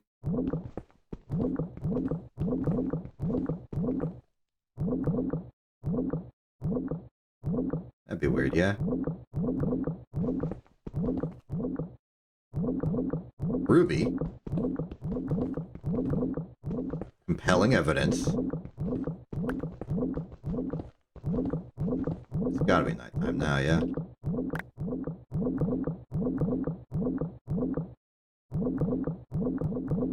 Okay, we've entered... Yeah, that's what I'm thinking. We just accidentally encountered the secret stash of some civilization. And what we're actually detecting is the redstone of their highly advanced technological devices. We're about to uncover a secret spaceship buried in the sands and recreate the entire plot of the Homeworld franchise. Welcome to Deserts of Karak. Welcome to the Dreamlands.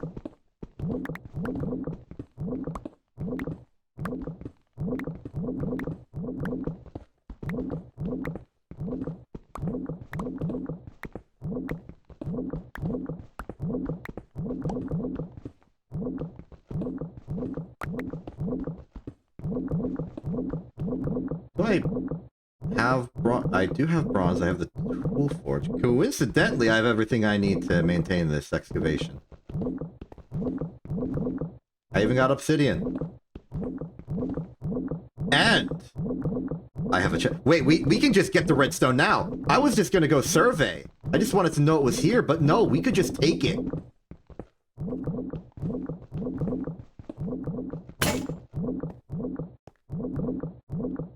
Alright. Plans are forming. Step 1, let's repair our pickaxe. Got plenty of bronze for that. Good.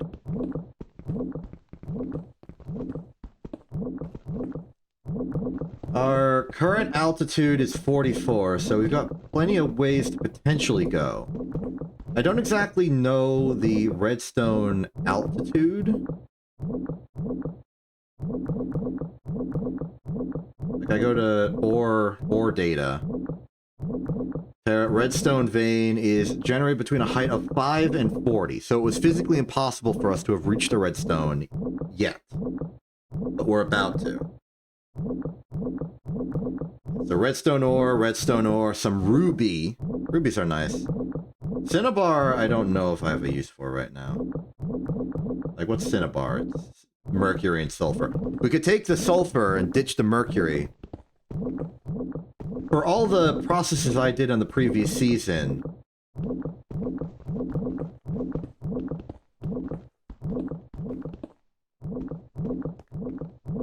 well, here it is. I don't know why the journey map isn't updating with these new ores. Am I experiencing some kind of bug? Let's test, shall we? Go back to send it. See if this just suddenly magically starts working.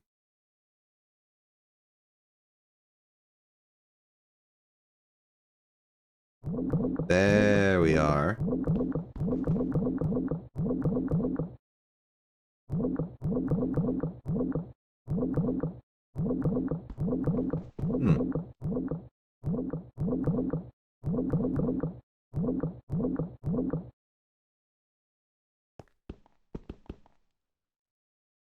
It looks like it is just not working right now.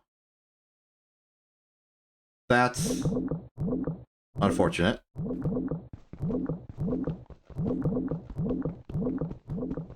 Can't really chastise it too much. It's not its fault. Sort of a victim of its circumstance. But enough deep contemplations. Time to mine. Even if the journey map won't update to accommodate the new ores, we can simply chart it ourselves.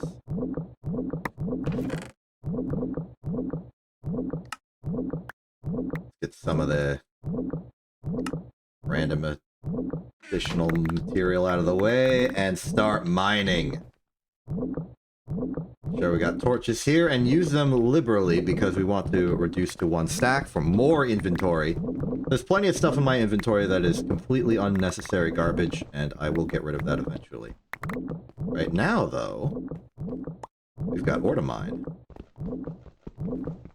Alright, so most of this will be redstone, the occasional ruby, and like a handful of cinnabar. So by volume, I don't really need to care. It'll mostly just be redstone.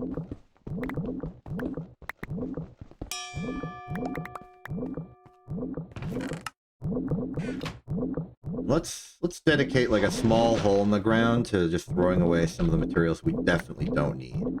Rotten flesh, spruce saplings, we don't need the dark ashes. Might have been useful in the past or the future. We can get rid of a coal, we can afford a coal loss. Flint, I would like to keep around for sense, but why do I have the soft mallet with me? Ditch the brain. Everything else I think is too important to abandon, so this will be our setting for right now. That said, there are plenty of materials we can ditch later, like the copious amounts of cobblestone. For now, focus on the ore. What's the conversion rate on redstone ore to redstone? Like, we have 13 here, what's 1 equate to? Well, we macerate it, we get 10. Then we macerate or forge hammer, I suppose, to get impure with cinnabar. And then we can centrifuge it to get some spare cinnabar. But oddly enough, I don't know if I want spare cinnabar. But to answer my question, 1 is equal to 10. 1 raw redstone ore is equal to 10 redstone. And since 4 redstone goes into a red alloy, that means that 1 raw redstone ore is approximately 2.5 red alloy.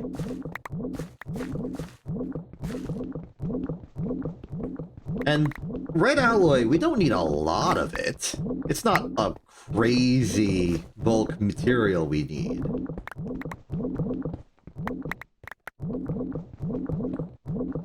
Like, a stack of red alloy will probably serve us for a while, because we only need like half of an ingot to make an electronic circuit worth of thing. Well, okay, there's also the red alloy cable. I should not forget the red alloy cable. Okay, ditch some of the intermittent smaller materials, keep the bulk ores, unless you've got a stack of it already. We're also getting some rubies, which will be useful for making some chrome in the future. It can also be used to make certain types of lenses for laser engraving. Though I don't exactly know for what purpose. I think it's for laser engraving advanced redstone things. Like if you wanted to just do like regular Minecraft redstone, but with more advanced items, you could do that.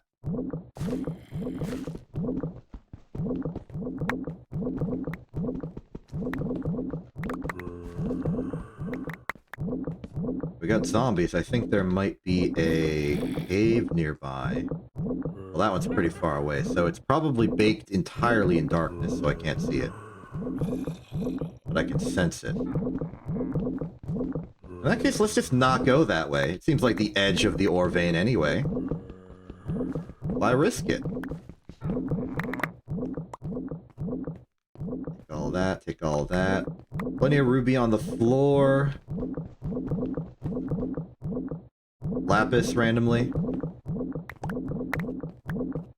It feels like maybe this redstone vein is not that large.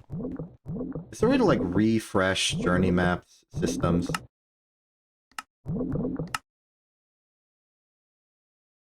Enable mapping. Enable mapping.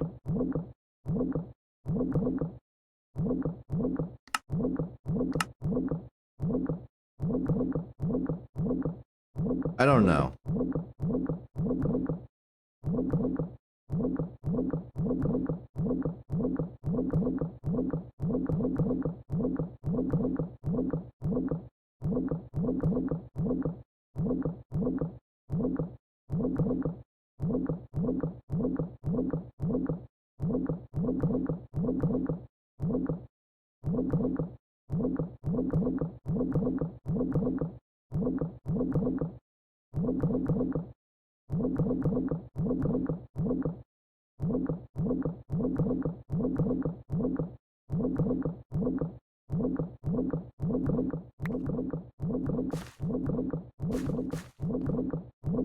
I don't know. I tried looking it up, couldn't find a solution.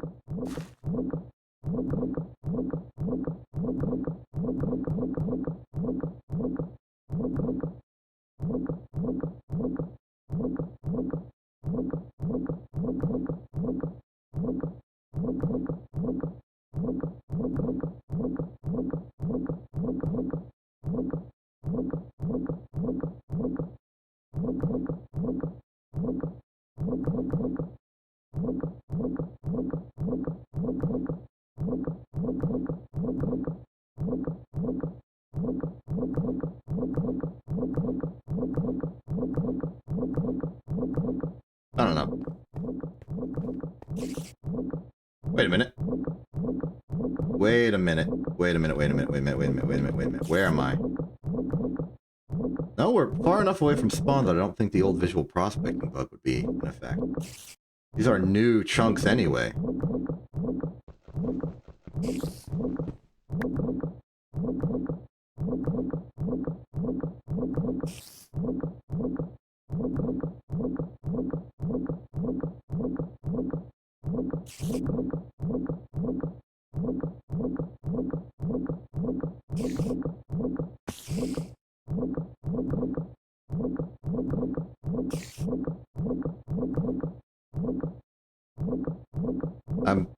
I'm not giving up on looking it up. It seems like the...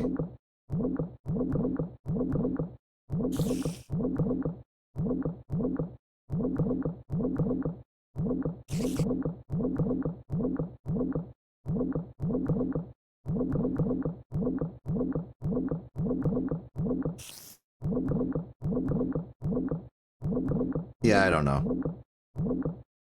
That's not my problem, though. We can chart these down manually if we so desire.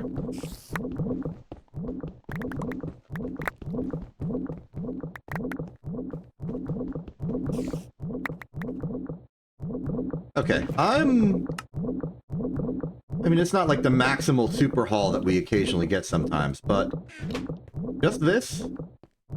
Just what we've uncovered already? Is already great.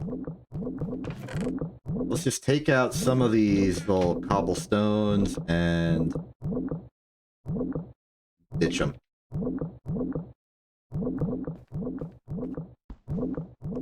Cinnabar and ruby. Maybe redstone veins are just small by nature.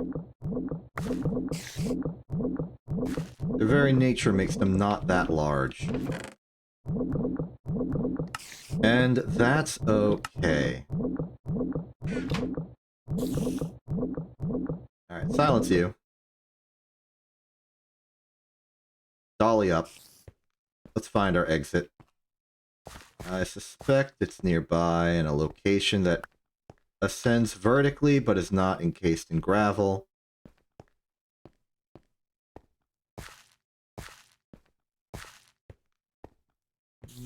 Aha, yes.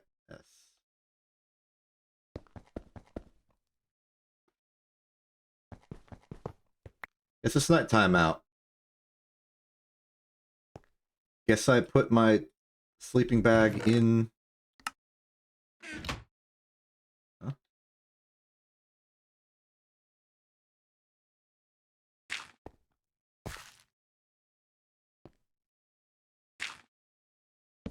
Where'd my sleeping bag go?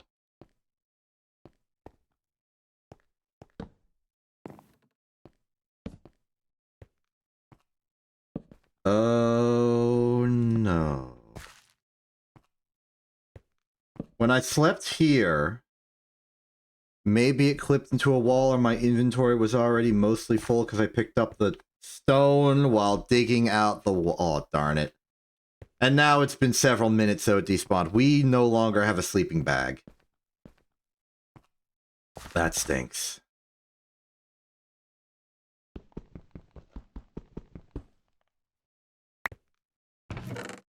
Darn it. Well, I guess we have a reason not to leave quite yet, after all. No worries. I don't see any particular problem with having more redstone. More rubies. It just means we need to pass the time a little bit before we can walk back home. And also it means that we are going to be hard-pressed to actually get home before all of the evil happens. No big deal. We can handle it. It seems like there's another, like, vertical layering thing going on here. Like before, it seems like it's mostly redstone, then ruby, then cinnabar. So going deeper here might not be worthwhile. And going wider, I guess there's still more to explore here. Hello, random vanadium.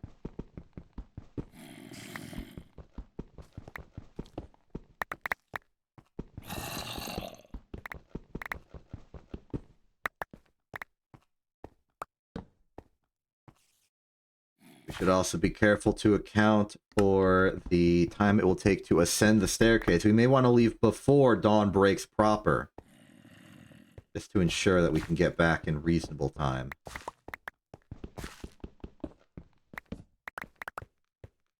Granted, if we get destroyed, it shouldn't be that big of a problem.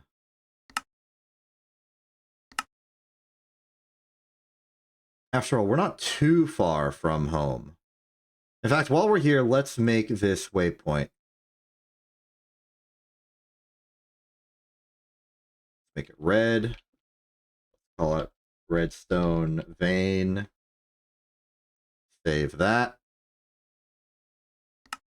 Check.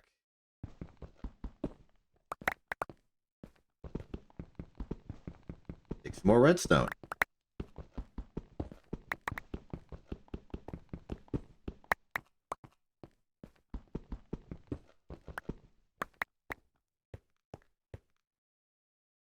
A lot of rubies, some redstone. That's the cinnabar. The cinnabar is the darker one.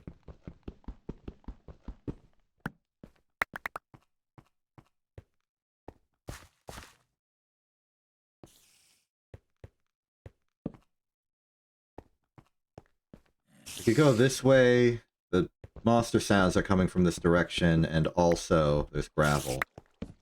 Making transportation stuff. Yeah, they're sounding pretty close. In fact, I may want to switch to the pickaxe just to make sure we don't accidentally make a giant opening that a hostile could get through and destroy us. I just want to find exactly how far we're safely able to go.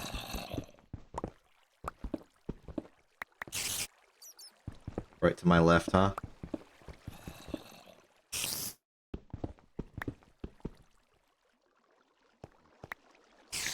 They're actually so close now that I think there's an altitude difference between us.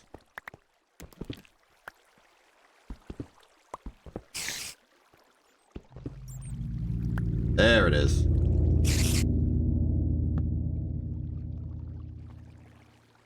Let's take a peek. Alright, so as I mostly expected, it's just a giant room. Looking on the map here. Yep. Big old cave. I choose to not engage. We shall simply leave. 347, we can start making our way back to the surface.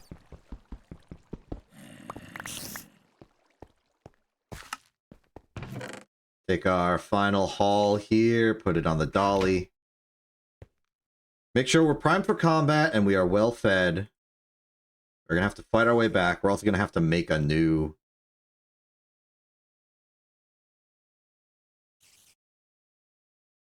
sleeping bag once we return. It's not too... not speed. Sleep. It's simple. The tanned leather is mostly an inconvenience. We can put that together. The rest is just wool. We got plenty of string.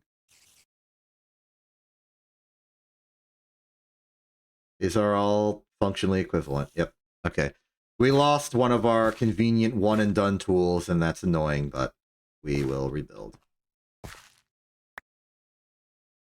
Alright, now how the heck do I get out of here?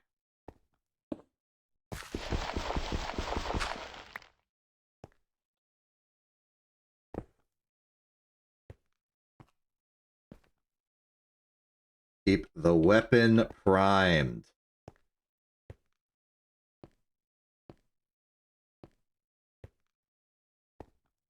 All that said, good results. Okay, it's legally daytime. Daytime is a bit earlier in terms of hours than nighttime. Really, I'm sad about the sleeping bag. Wait, if the sleeping bag clipped into the wall, maybe it rose up to the surface? And since I was far enough away from the surface, maybe it didn't despawn.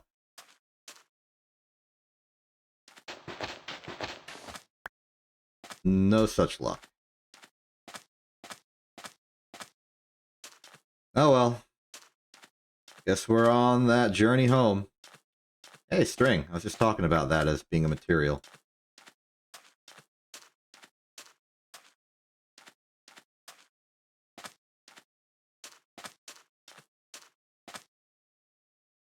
This is just going to be a journey. And now I got to go through... well, I'll go around oil. There's no need for me to be on the ore vein grid anymore. I'm not looking for ore.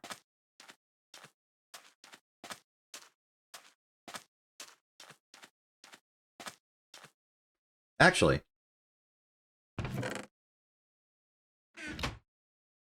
let's keep that primed. Just in case we walk a bit away from our original path here and find another vein on the way.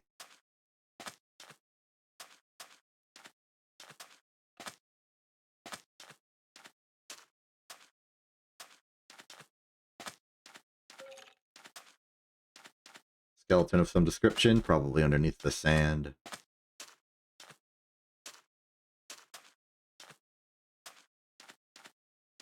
Room refers to the secret bonus stage area. Not what we're looking for.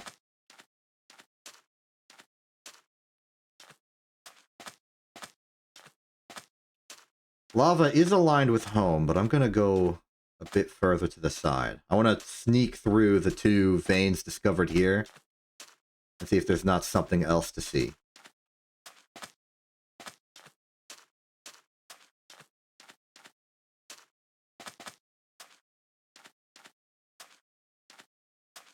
I hope the ore veins not showing up thing is a local/temporary problem, and that the solution will just be next time the game reboots, it'll load it better.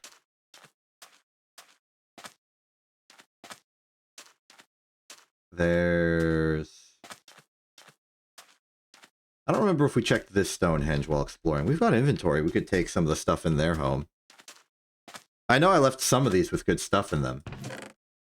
Electrum is good. Sand is fine.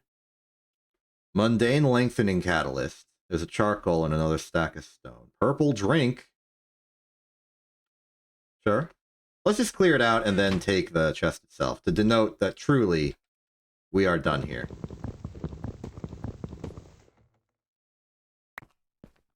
We could take the obsidian as well, I suppose.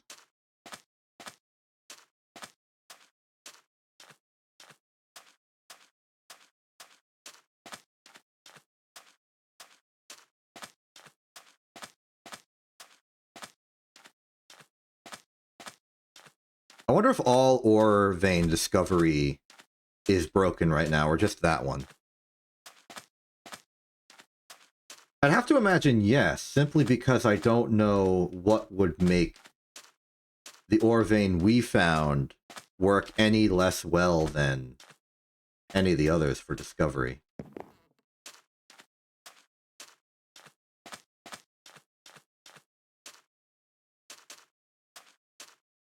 I can see the farm, we're almost there. With our brand new haul of redstone to make all the red alloy we will need. And really all we need is like 32.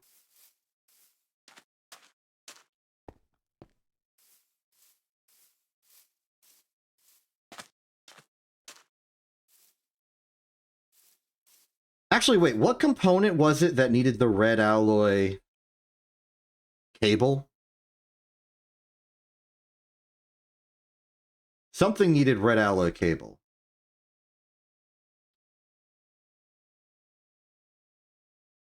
Was it the final step? It was. And the assembler... This is circuit assembler. The assembler does not fix that. A circuit assembler would, however.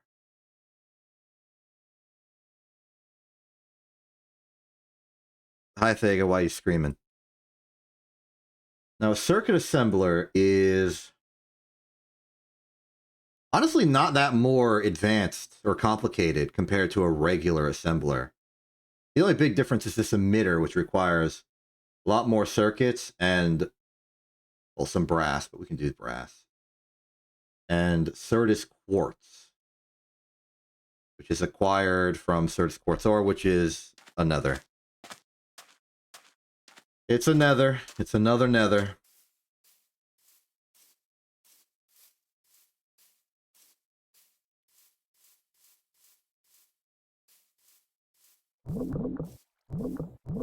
And yep, that's simply the vein at we have redstone at home.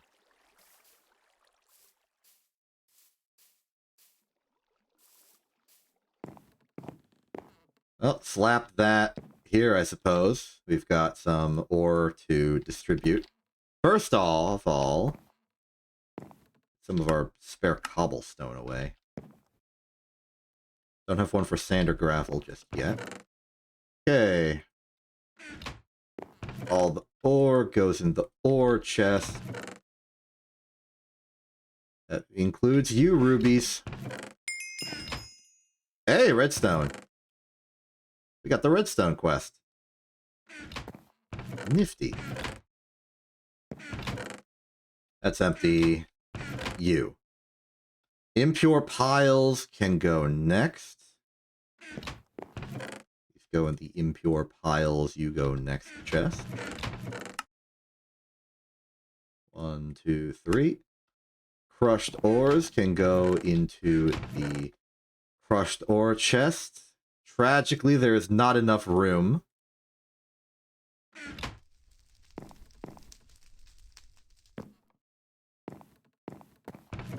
That's understand. You're autopilot watching. The information's coming in, but you're not really interpreting it. That's fine. You're allowed to do that. I have an idea. Is it as simple as this?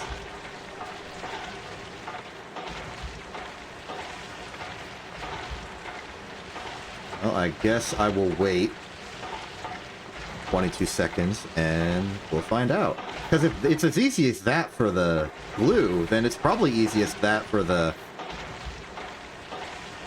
stuff. I remember you told me about this. It took you a while to remember, to realize it wasn't me or something.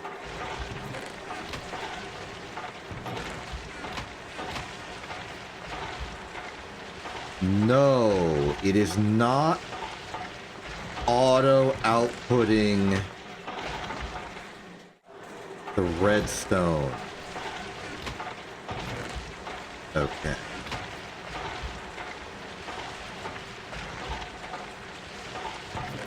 It's not going directly into the chest, which is unfortunate.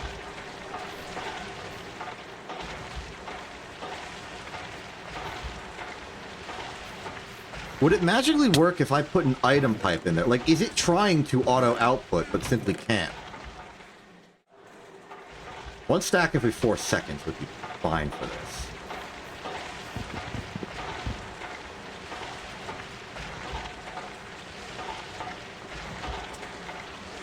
I'm still hatchetless. Like, item pipe, chest, bridge, dump, 6438, 46432. Back every 4 seconds. Come on, work with me here.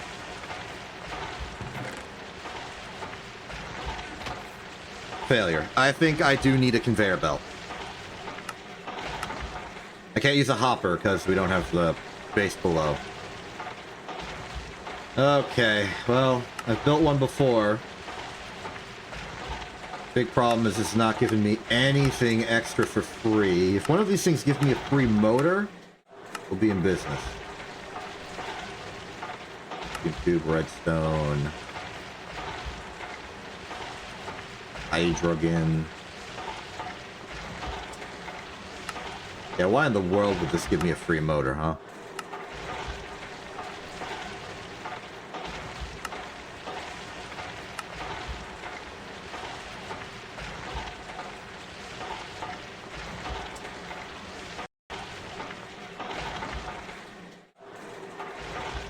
No, like, convenient auto output button. For fluids, it just works, and I'm thankful for that. Okay, avoid nothing, input separation, cannot change mode. So we've got simple and right. Sleeping bag. Let's work on the sleeping bag.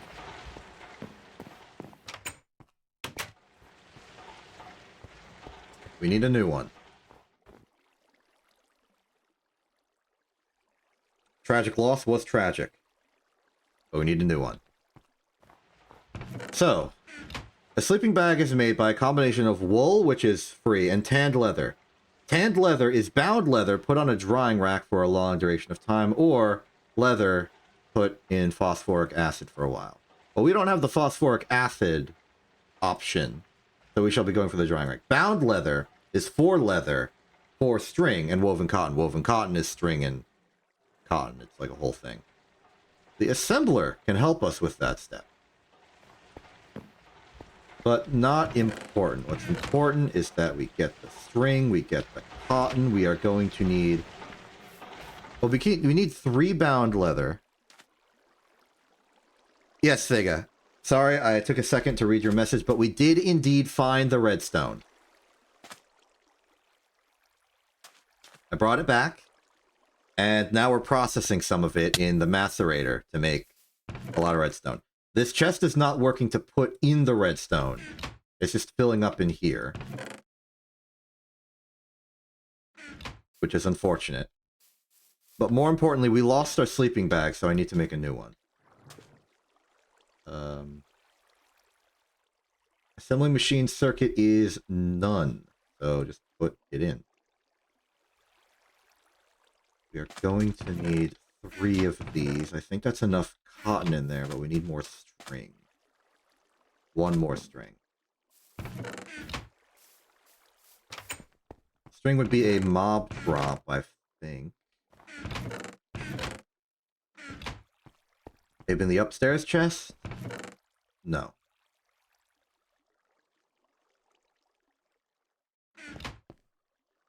Well, that's okay. It's not like we don't have a source of string. It's right here. Our massive cotton farm.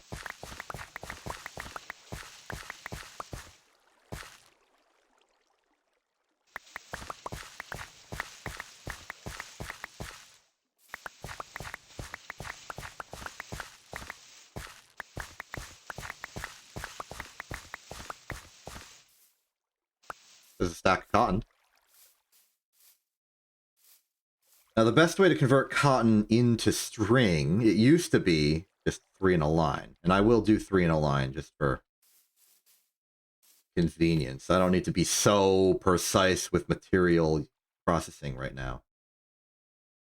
But I'm pretty sure that we can wire mill it 2 to 1 now. Let's just, while we're doing nothing particular, make 30 string. Might be good for the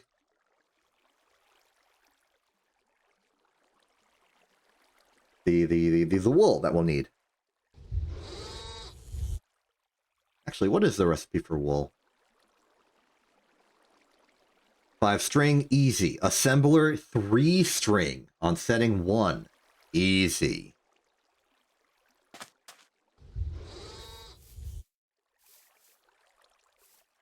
Okay, look like it's out of redstone the process. Now let's take some of the redstone here, turn it into dust. Going with the macerator recipe because the forge hammer isn't doing anything for us. And the steam grinder ain't busy.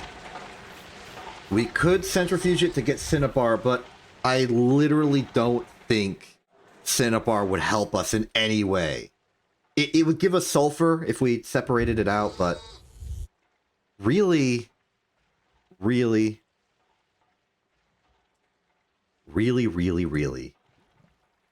don't care. The sulfur is nice, but the mercury would just be there. Unstoppably in the way. Alright.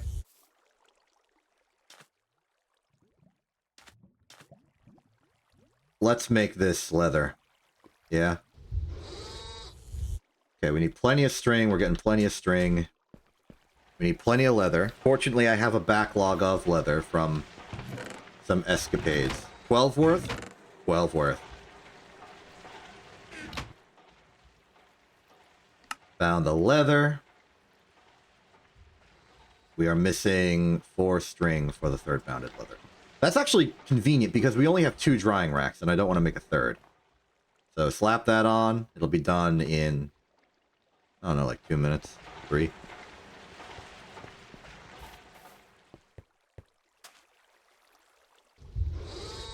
That's the string we need. 4 bound leather, 3. Put that in.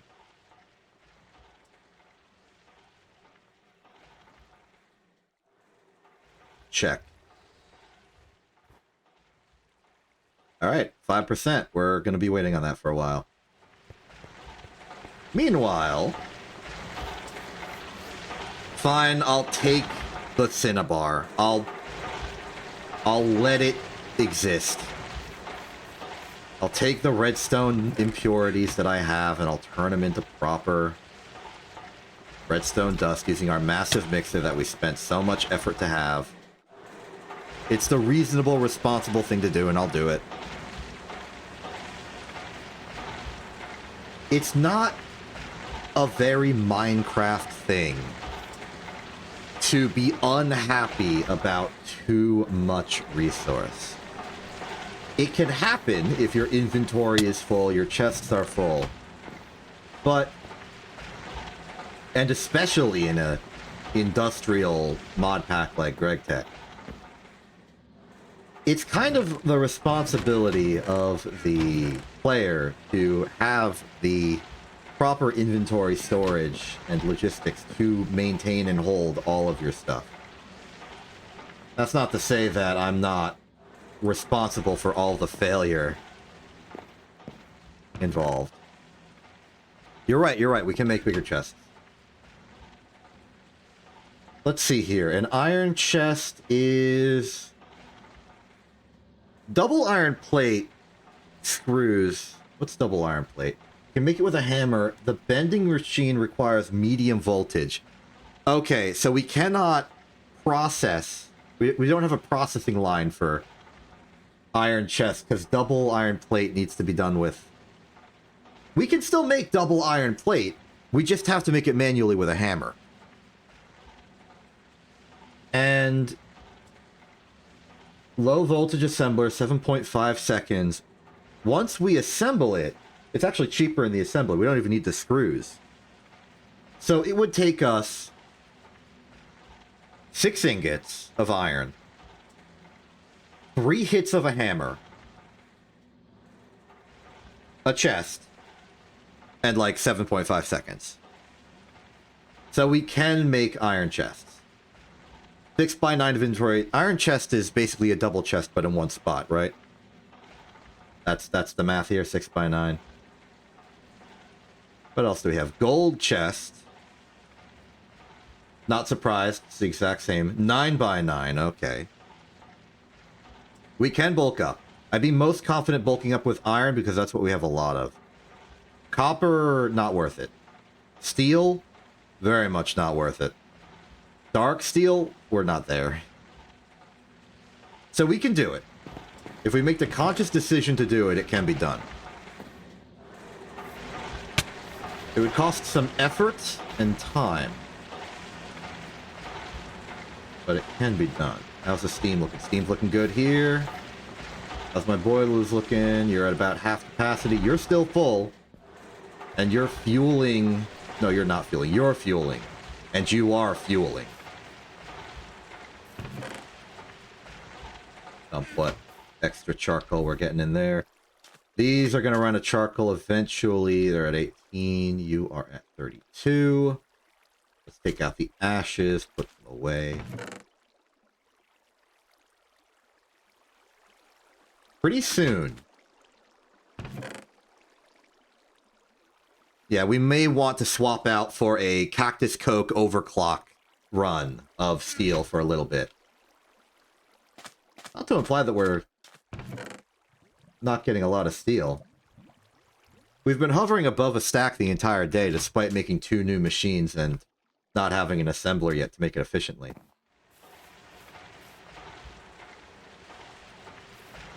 So all good. The assembler makes the hull recipe easier.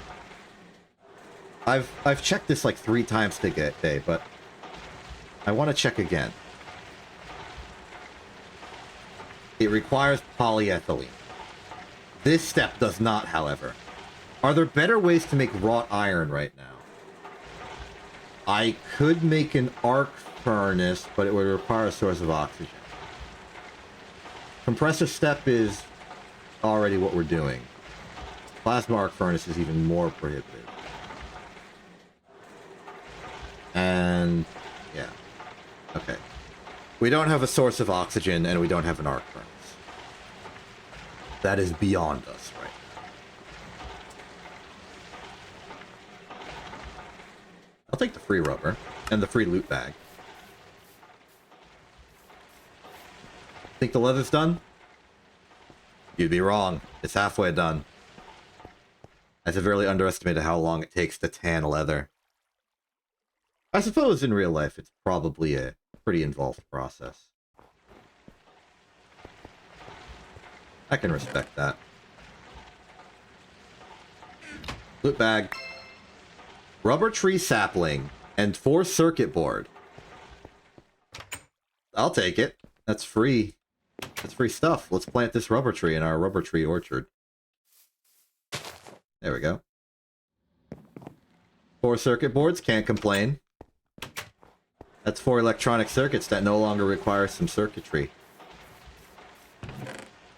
Save us a bit of copper.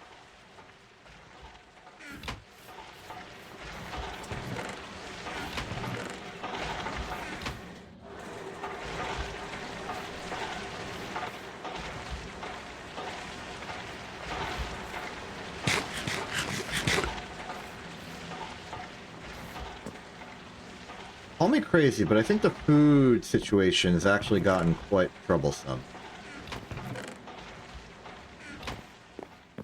The diminishing returns are getting really, really painful.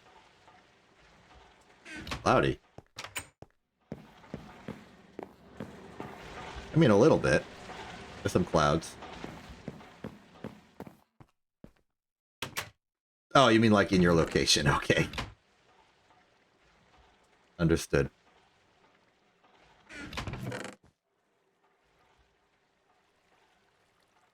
I think Vega is half asleep constantly at all times currently. I think it's the blood sapling that does it, right? The one that gives us redstone.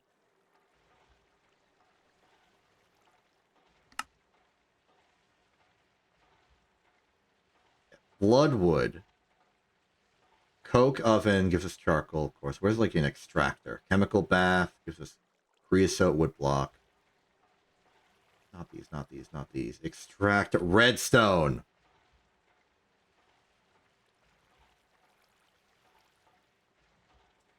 Redstone.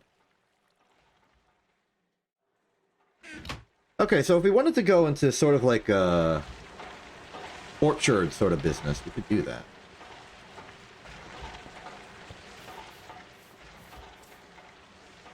You know what? I think it's time we worked to make that giant pile of circuits that I was talking about. We don't have everything ever that would make it cheap and easy to do, but I believe we have enough. We're going to start... Where's my clipboard?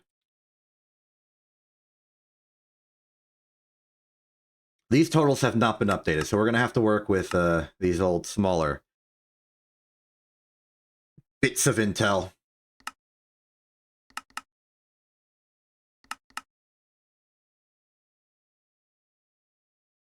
So let's begin. We need a stack of steel casings. I have not found a way to do it faster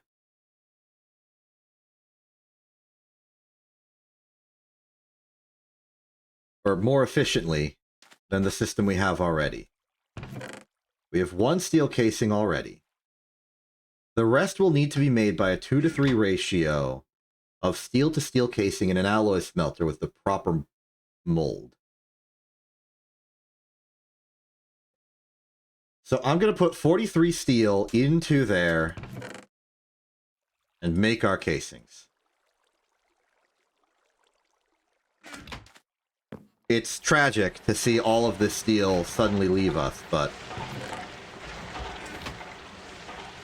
it's for a good cause.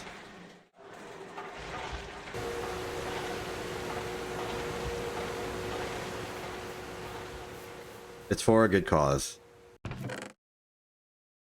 It has to be. Like, I legally require it. It's mandated. The cause shall be good.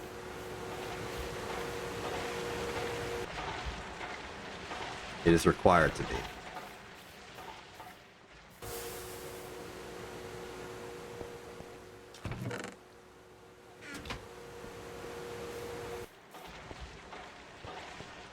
Tanning is done for one, and done for the other. Excellent. Let's put the third one on the rack and keep going. Next.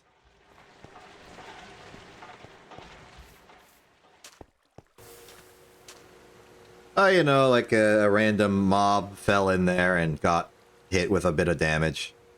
When a mob gets damaged in there, some blood will accumulate.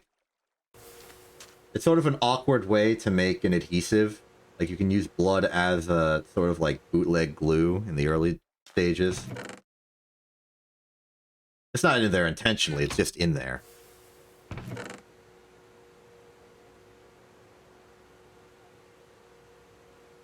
It's not messing with the smelting of anything, so it's fine. I don't have to worry about it. Okay. The casings are done. One stack of red alloy cable. Why did I mark this down as 1 stack 32 red alloy? That doesn't make sense.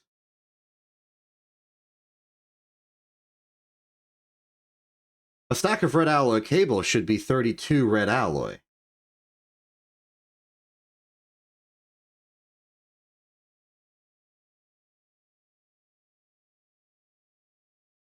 And then 2 stacks of... What was my math here?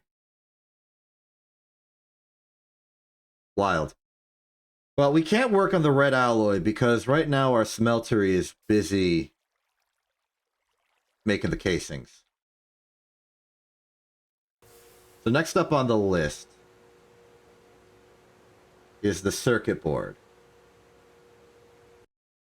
The circuit board is a stack of copper, 4.5 kiloliters of glue, and wood plank. A stack of them. Wood plank is something we need to assemble. How do we make wood plank in bulk?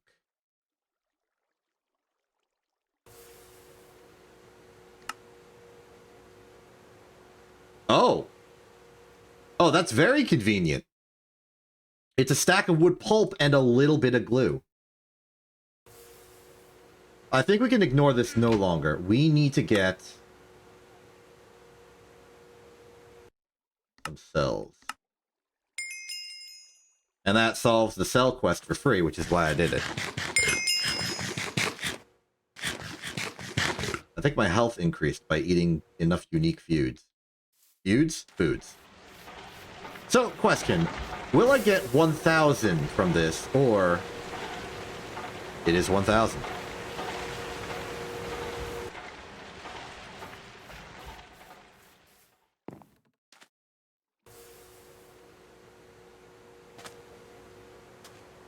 Okay, assembling machine, put in the glue, put in a stack of this stuff, and then the circuitry setting is 2. But it's 2.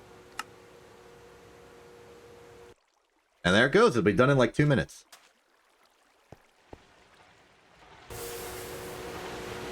How are the casings coming along? We're at 45. Excellent. Next up on the clipboard. 1 stack of wood plank is check. The glue is in the oven. The copper.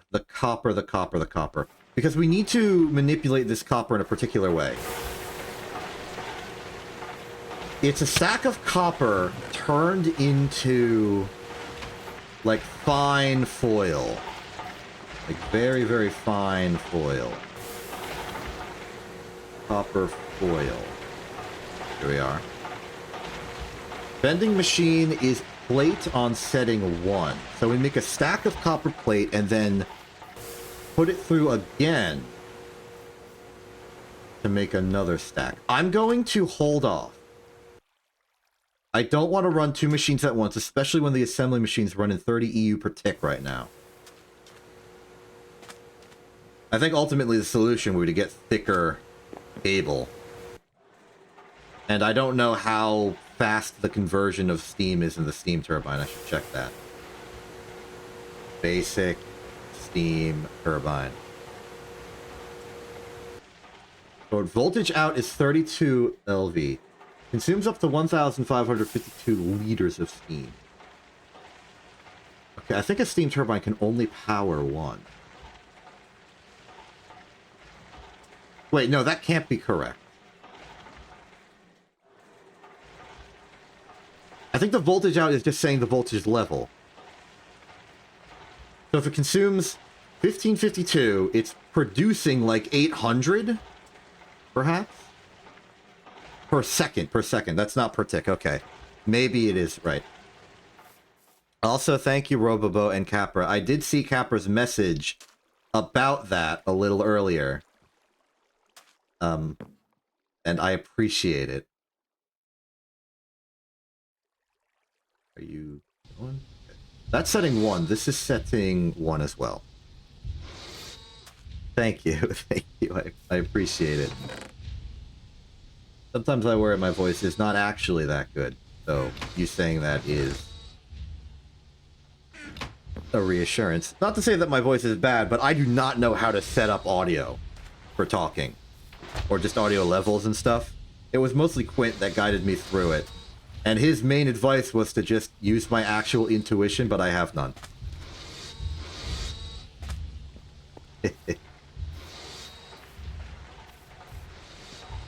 Hey, let's make the wool we're gonna need. No, not yet.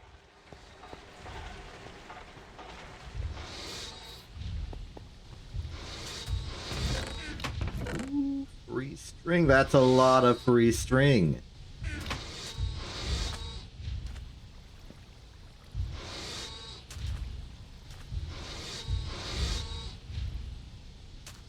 Vending machines on the side. Okay. So we'll get a stack of that. I think the alloy smelter should be complete, so we can convert to...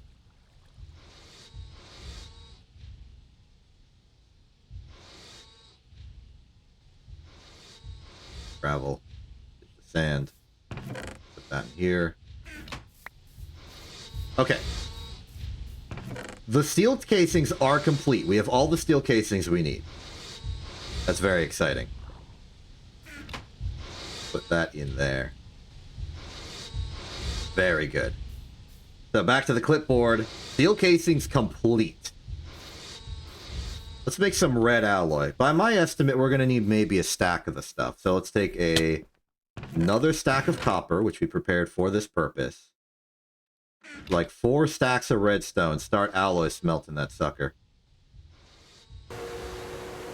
Oh yeah, 640 liters.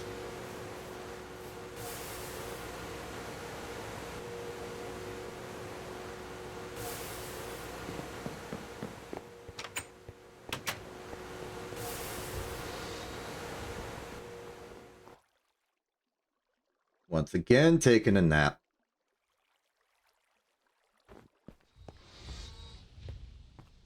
Okay, we're going to need to process redstone fast. We're out of redstone to do this. We need to use the macerator for more redstone. Oh, hey, look, it's like 3 stacks of redstone. Let's just dump them in here.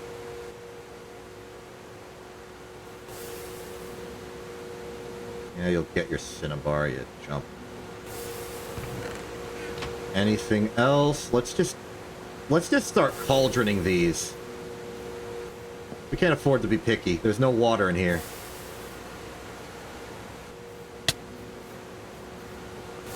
What are you fangirling for? Why is this one empty?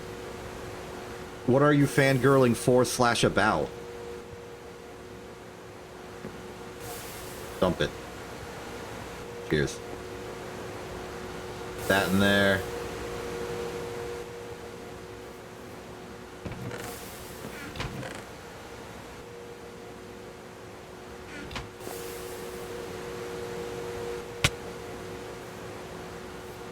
I worry I'm running the steam supply a bit too tightly. Activating the mixer, the alloy smelter, and the macerator at the same time. I'm going to hold off.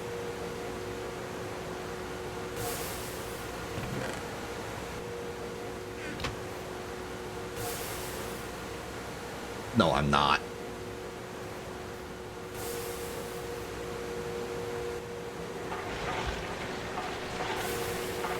It's only 400. It's fine. It's fine. It's fine. This won't backfire in any catastrophic way. I'll be good.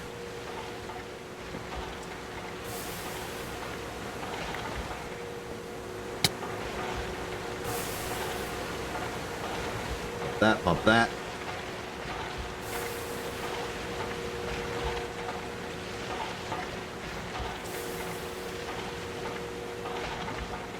Good outputs here. That's another good output here.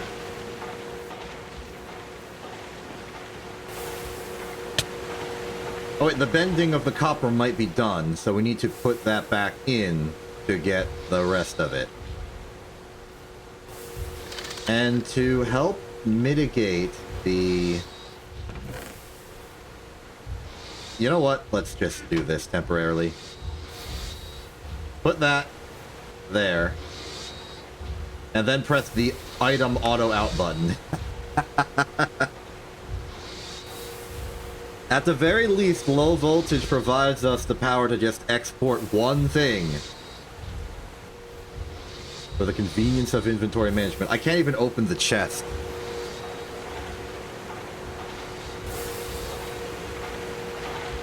So it's going good. Centrifuge is a bit slower than I would have hoped, but it's working. Got 16 more redstone dust, which we can now re-purify. Gonna need more water for this.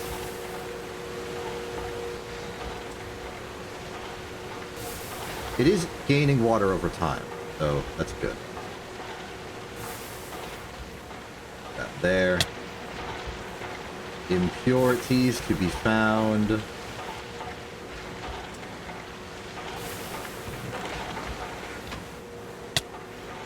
Any more impure redstone we can combine to make like a unified front? No.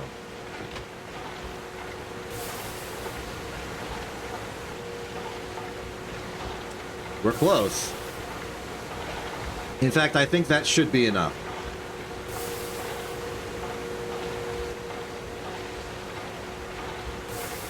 Perfect ratio.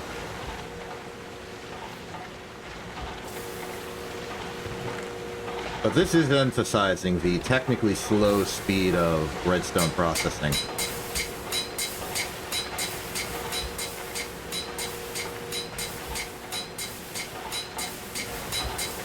Good to keep in mind for the future.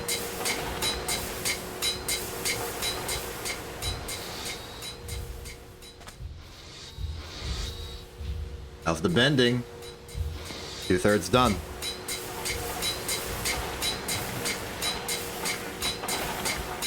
Shame this doesn't work.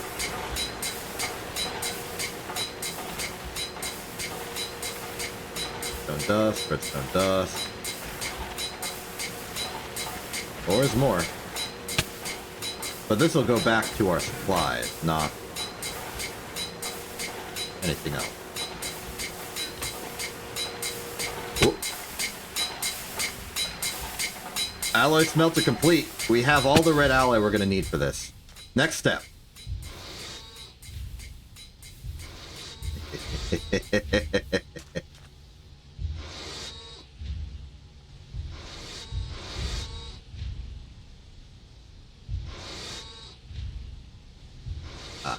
Setting is 1.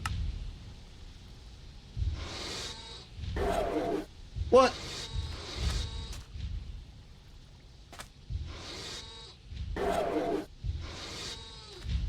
Oh, it's because I'm doing this. Okay, don't worry, it's over. You have all the power again. Proceed as you wish. But I'm basically just gonna buy more red alloy cable because I hate this stuff.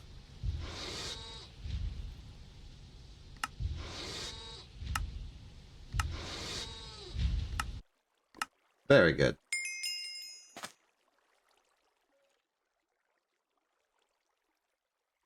I mean, it's not the cable's fault. I just hate dealing with, like, cableizing with rubber. I think rubber's the real problem. Maybe I should have invested in the chemical reactor.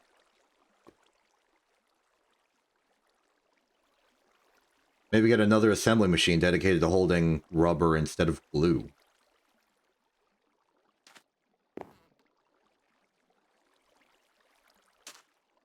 Oh, either way, the foil is ready. Let's take all the foil. We have our stack of wood plank. And we're going to need to just part over a whole lot of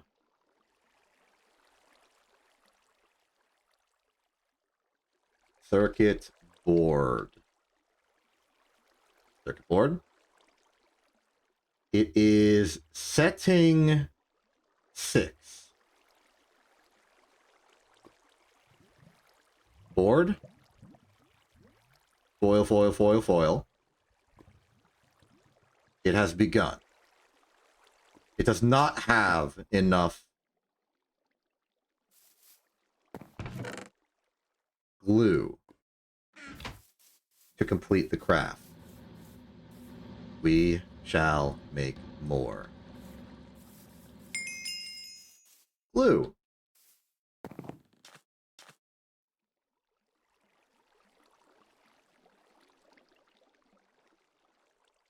If I'm going to be manipulating particular volumes of different liquids, I'm going to need the larger tanks.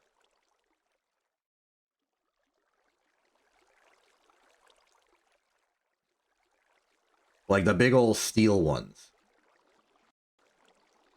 As described in this quest right here.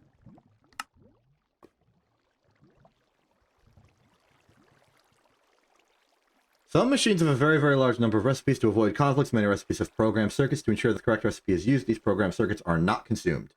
In this mod pack, all single-block GT machines now come with an icon in the GUI on the bottom right that represents a ghost circuit. Click it, or scroll to choose the number you need. If you do that, you don't have to insert a physical circuit. This is going to be your main option for all single-block machines. This option is now also available for input buses of multi-blocks, which you will use much later. There are a few places throughout the mod pack where you still need the physical circuits. You can turn an LV circuit into a programmed circuit in the crafting grid, and then program it in various ways. 1. Find a correct crafting recipe with a screwdriver and not enough items, use that. 2. Right-click while holding the programmed circuit to open an easy menu. You still need to at least have the screwdriver in your inventory, though, or it won't work. Eventually, you can also make an electric screwdriver. 3. Use the Bartworks Circuit Programmer. It's only available in medium voltage, but it does not use any durability and runs on EU. Use the GregTech++ Circuit Programmer block. It isn't portable and only available in medium voltage, but it allows for automation. The tasks in this quest are just a showcase of what programming circuits there are. You can just click the check mark once you understand how the program circuits work, alright? I mean, I feel pretty confident. I won't check it off just yet. What's the recipe for this? And it wants me to make 4. Double steel plate. I don't know if I'm going to make 4. I'll make 1. But let's see here. That's going to be 8 steel, 4 bronze per. I have to imagine that I got those through quests some other way, because I don't remember making them at all.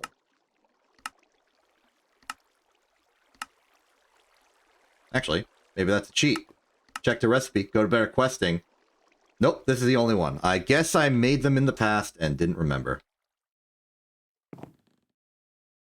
No worries. I can just do that again. The glue factory seems to be running well, though. I'm getting my circuit boards.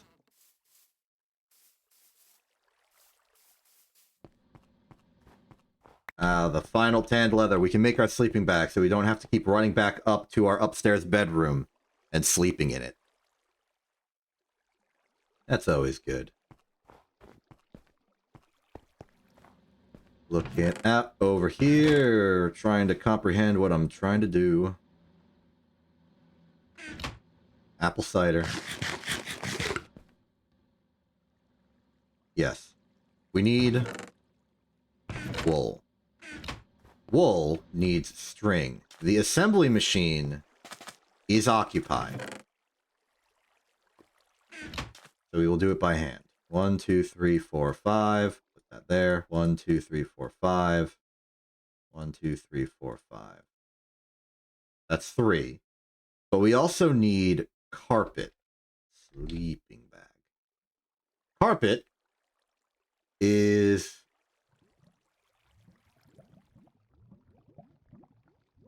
Oh, I guess I don't really care about particularly green carpet. What about regular carpet? Water mixed white dye or chemical white dye, 3 string and an assembler. Seems like a bad deal, personally. You use a saw on some wool and you get 3. That's convenient. Give me that saw. This side. Bottom, diagonal. Did I misinterpret? Oh, you put 2 wool and a saw and you get 3.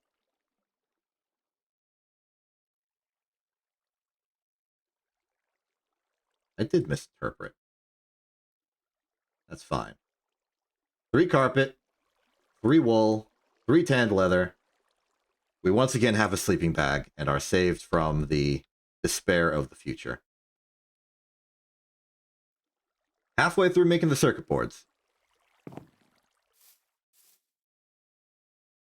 Actually, let's just go to the clipboard and check off the circuit boards entirely, because they are done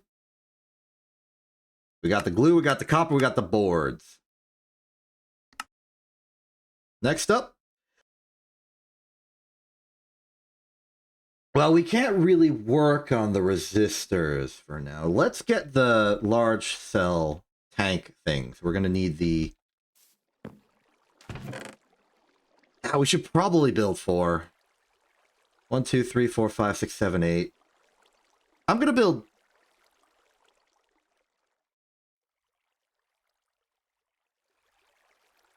Okay.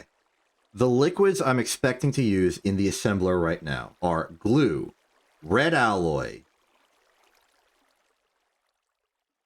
possibly tin.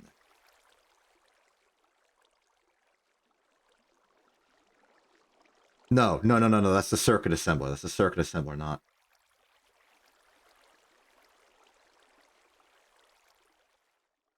I will make 2. One will hold rubber.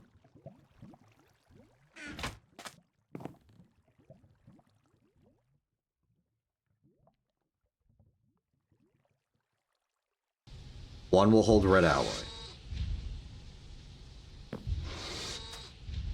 Oh, it drops it on the ground when there's no inventory. Oh, that's funny. That's really funny.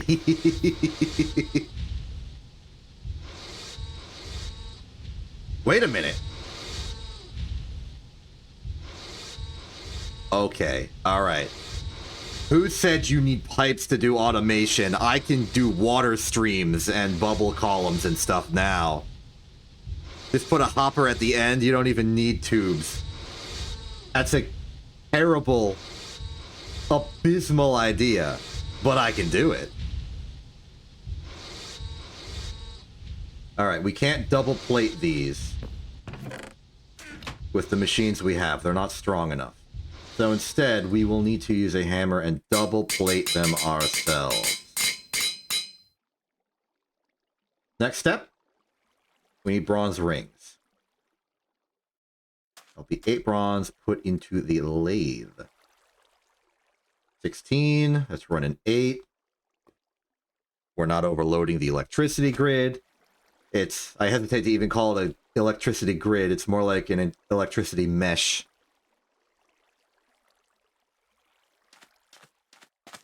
An electricity mildly, I was about to say spicy, mildly spiky object. The electricity pine cone.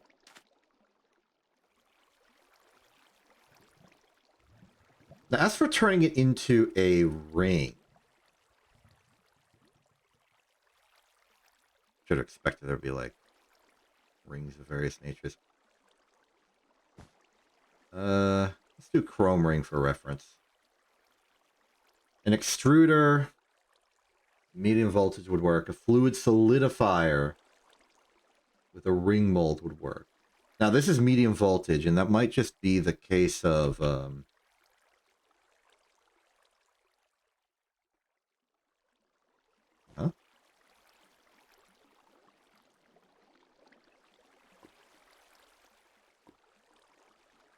Why does it not show up there?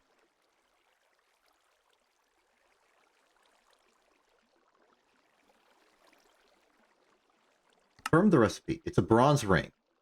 Okay, I'll just look at it here, I suppose. Yeah, extruder, fluid solidifier, these are medium voltage technologies. So I would simply need to hammer and file it myself. That's okay. That bungling in the not enough items recipe pile has given me an excellent method of stalling for that to be ready.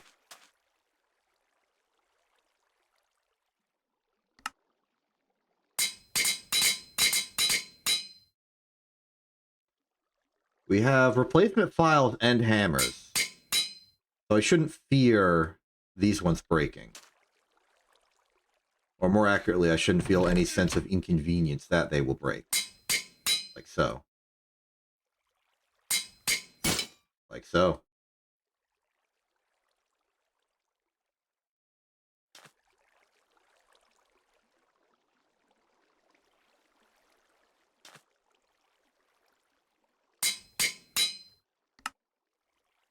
Very good, very good.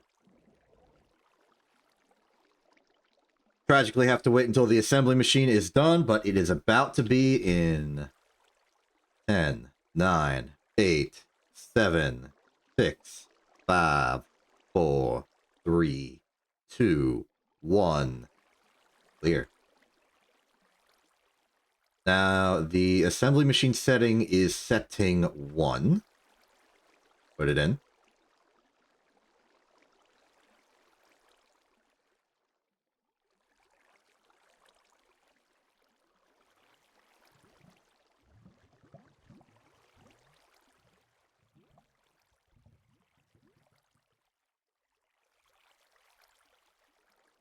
Excellent. And the advantage of this is that they can just pick up and hold arbitrary amounts of liquid. So as long as we have less than 8 kiloliters of any of these two materials, we will be able to convert between them and just hold them in storage until they're required. Let's put them in here for the time being, but I would like a dedicated chest with the assembler just to sort of alternate between them. Kind of like how we have this chest full of molds and casts. Okay, back to the clipboard. We can proceed now. The assembler is clear to use. Okay, vacuum tube. We need 2 stacks of vacuum tube. That's going to be 2 stacks of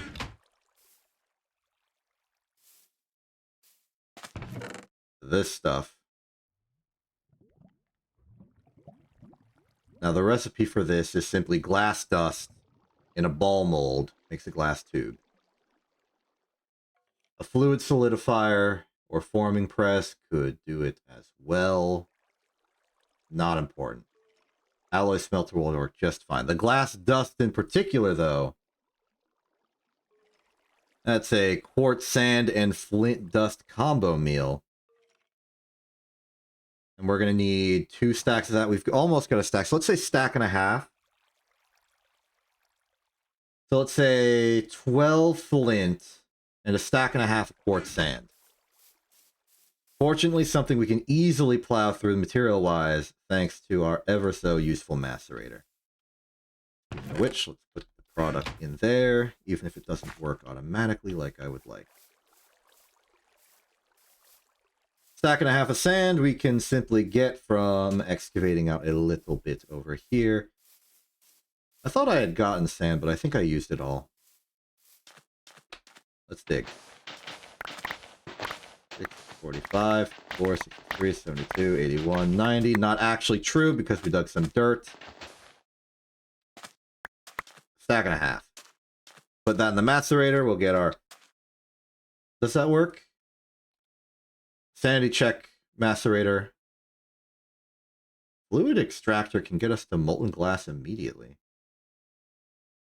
Yes. It's even capable of giving us bonus, though I don't know if the steam crusher is technologically advanced enough to do that. As for the flint, I'm sure we have enough in storage. Stack and a half.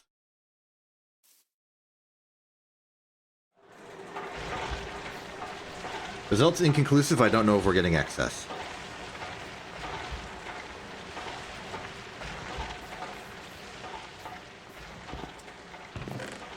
We'll know if we have exactly 100 sand in there or not. Yep. Let's call that our 12. And this is such a... Wait! No!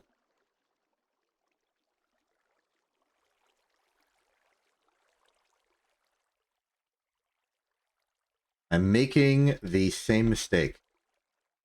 You do not get a full flint dust from this. You need 2 flint to make flint dust. So double it and hand it back to me. Oh.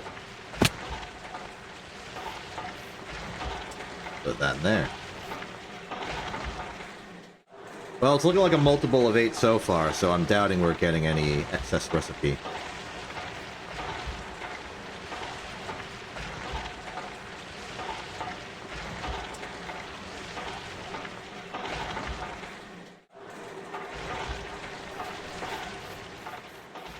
Hold on.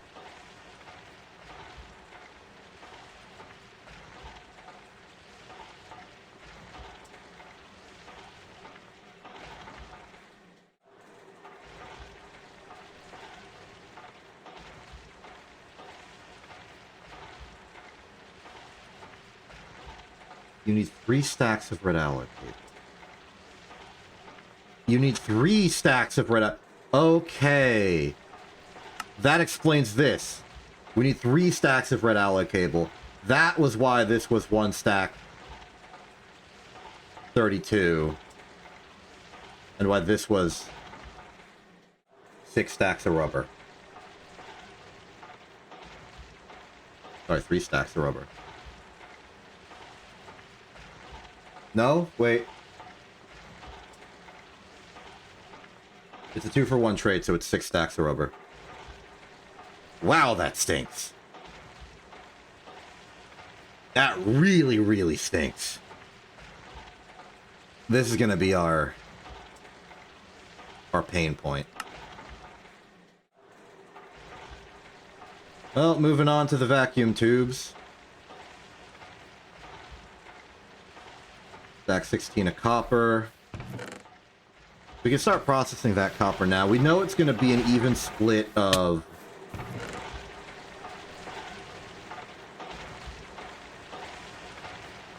copper wire and fine copper wire. That hasn't changed. Just the amount we need has been shifted.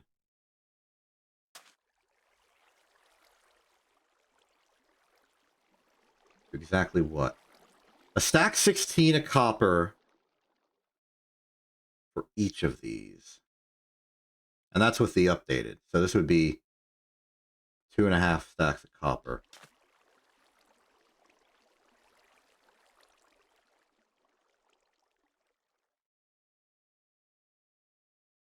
Copper wire has become 1-to-1. So if we need 2 stacks of this, we need 1 stack of copper in wire form. Regular wire, not fine wire.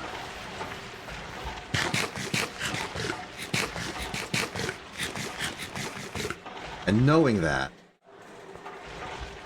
I should put a cover on that. Knowing that, we need more copper. I know we have the copper, we have just not processed the copper. We will process the copper.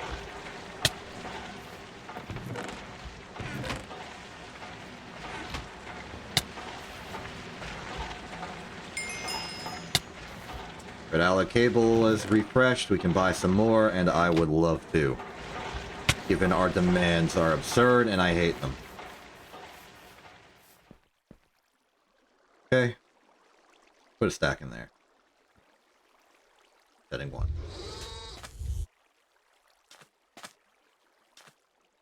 What were we waiting on just now?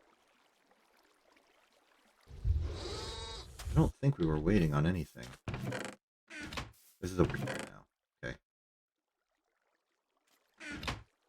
Polarizer, bending machine. Check the clipboard. Right. We were waiting on the macerator to finish.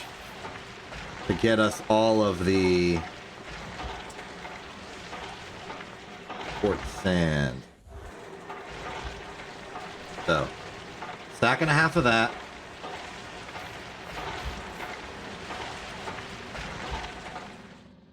With gravel, it is forge hammer into sand, macerator into stone dust.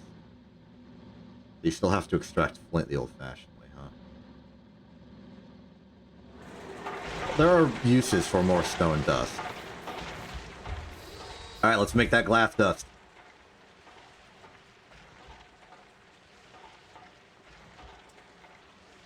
There's 8. There's 12. There's 12. There's my approximate stack and a half as we need it to the alloy smelter. With the ball mold. 1, 2.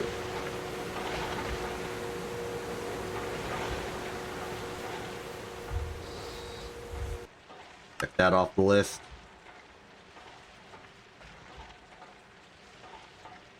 Need a stack of steel. How's our macerated charcoal going? We have 4. Oh, let us endeavor to make more. Hey, macerator, how you doing? I'm gonna need you to take a half stack of charcoal, please. Alright, going steady. Wire mill is going good.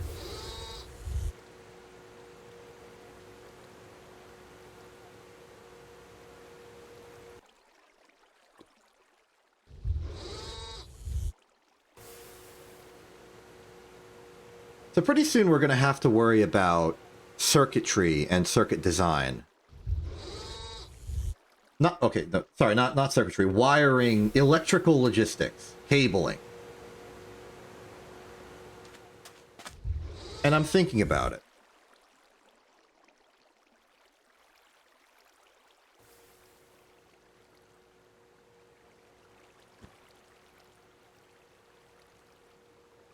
Voltage. There are voltage transformers. I'm getting ahead of myself. The way that electricity works in Greg Tech is that it transforms over the wire. It basically transports instantly, as far as I understand, unlike steam, which is a fluid in a tube.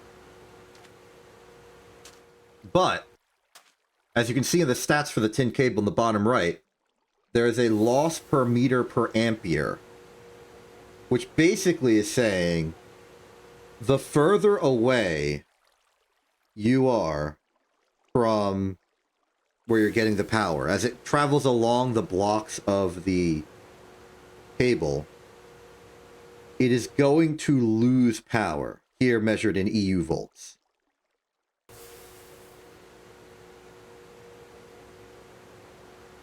And that can mean that you might not actually have enough power because the voltage that can go over a cable there's a maximum.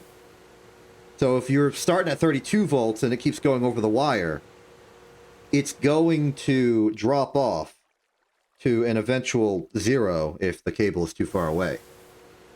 The solution to this is either thicker cable, so that you can just put more voltage over the line, but then the drop-off's even worse.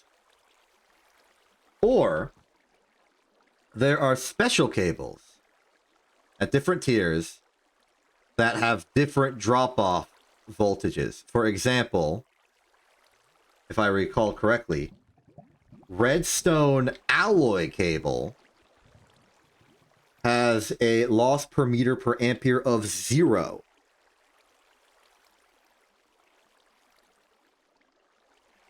Which means so long as you're doing Redstone alloy cabling, you can get as wild as you want, so long as you have enough voltage over the line, period. And to solve that, you just get a thicker cable. It's like a perfect conductor, it just goes. But this only works at low voltage levels of power throughput.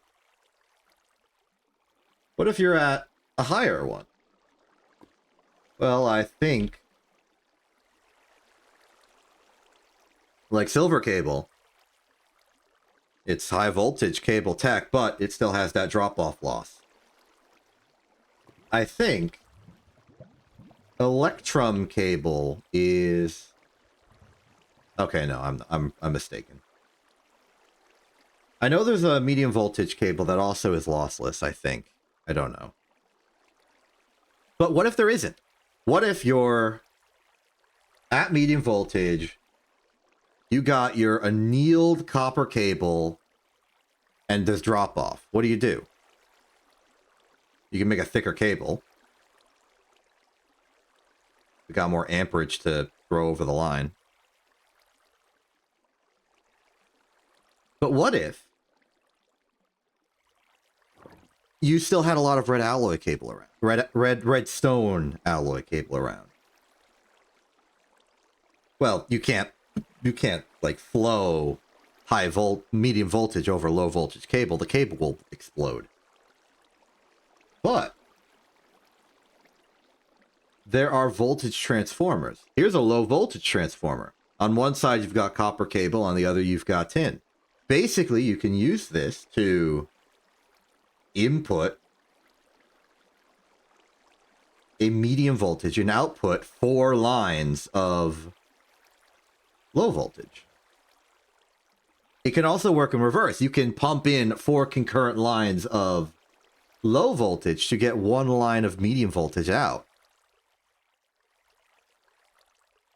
So what if, as a bootleg solution to power drop-off in a voltage higher than low voltage, you just use transformers to convert down to low voltage, and then use redstone alloy cable to transport it over a long distance, at which point you then upstep it back to medium voltage and just go from there. This feels like the opposite of what you should be doing.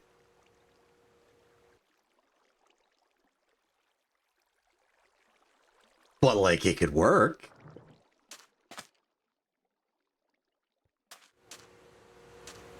It's probably really dumb, but it could work.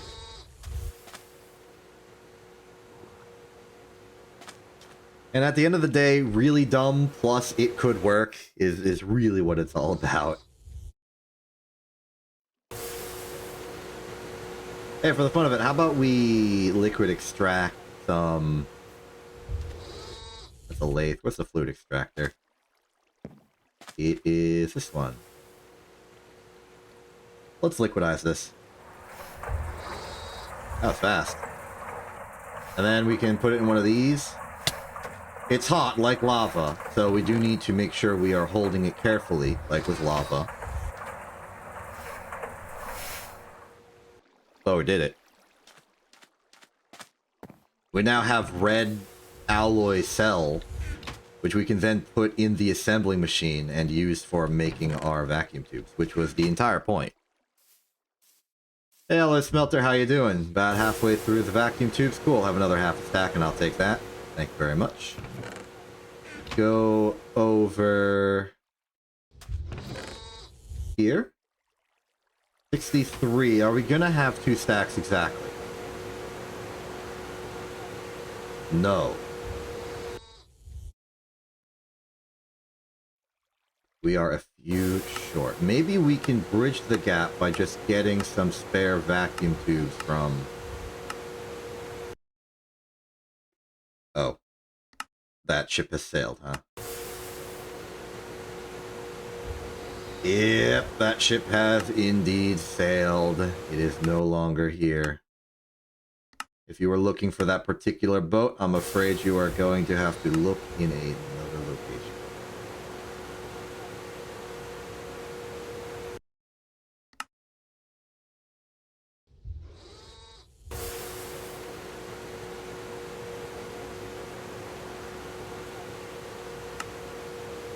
Why do I want to magnetize steel? I've been magnetizing iron and that's worked fine for me.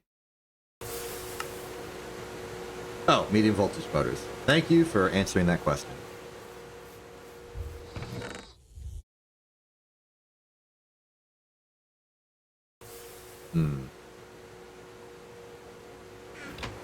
We're gonna need some spare glass. I have glass in here. I have 7 blocks of glass in here. Can I convert that glass into glass tubes through some method? Molten glass fluid solidified. Molten glass of this form also fluid solidified. Forming press as well. Can I make glass dust out of glass? Can I just macerate literal glass? I can. So let's just dump the 7 glass out of here. Macerate it for vacuum tubes because I'm feeling a little silly. The responsible method would be to just get more sand, get more flint, macerate it together. Oh, there's the charcoal dust. Let's chalk that down. We're gonna need more glue. I need to put 40 more slime into the box.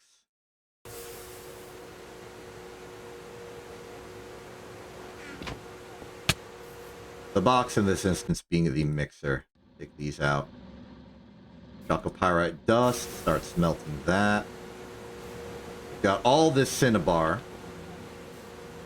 which is to really say we've got sulfur in a completely unusable package.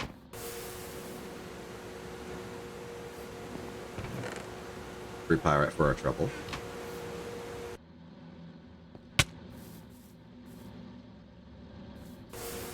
Mixers mix in. How about we just wash another pile of chalco just to start smelting it immediately?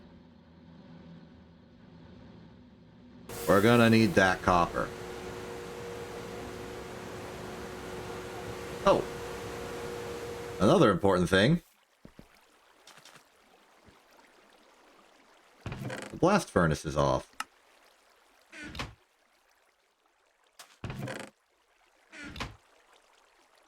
I believe this is the perfect opportunity for us to convert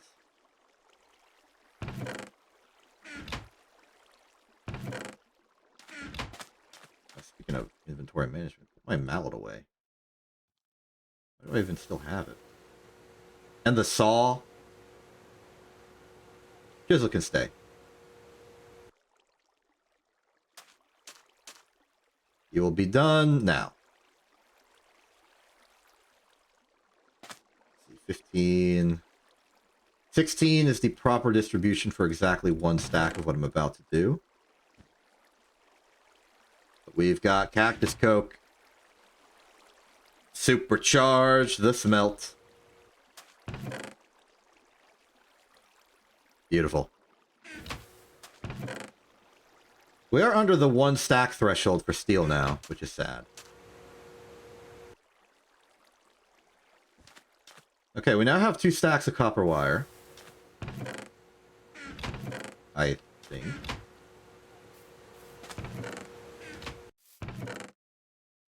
Where'd the other stack go?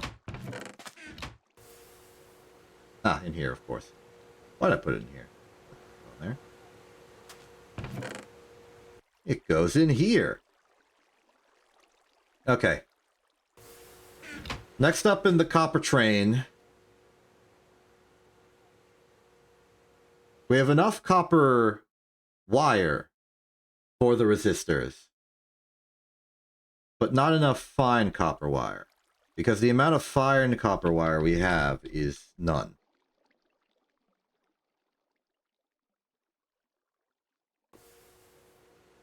And we are going to need 2 stacks of it. Fortunately, it is simply copper foil, and we already know that copper foil is 4 plate. So if we need 2 stacks of it,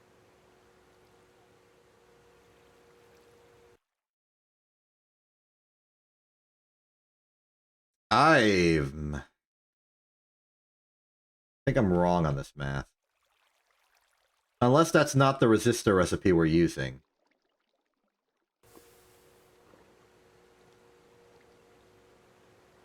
We don't have an arc furnace. We can't use that recipe. Yeah, I was wrong. 2 stacks copper wire. 2 stacks of fine copper wire. Fine copper wire is... Wait. Rescind that. I was right all along.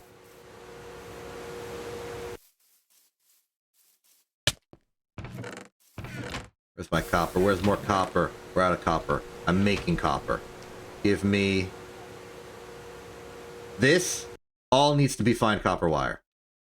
Half a stack will give us our fine copper wire we need for the entire assembly. Chunk that down to 16. Though I'm looking at this now and we need...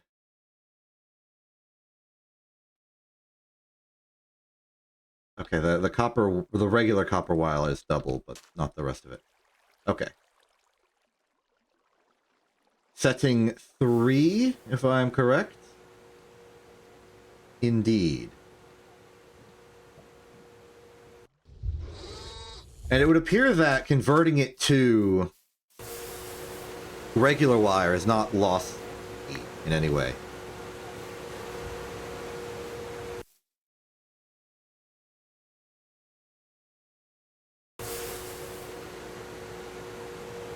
Because we convert it to a regular wire, we can convert it further into a fine wire without any problems. It'll give us 4, as it should, for the proper ratio. Which means if we overproduce copper wire, that's fine. Relative to fine copper wire. How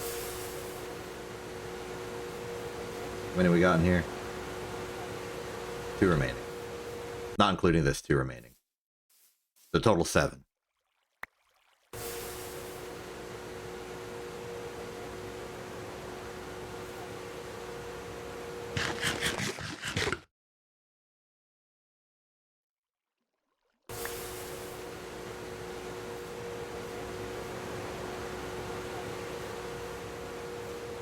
Hello, smelter, chugging along.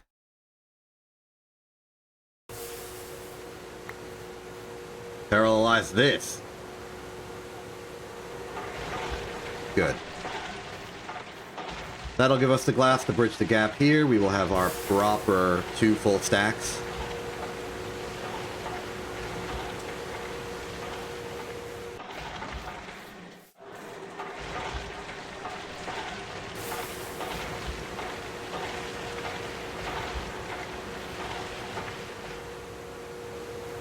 Here we are.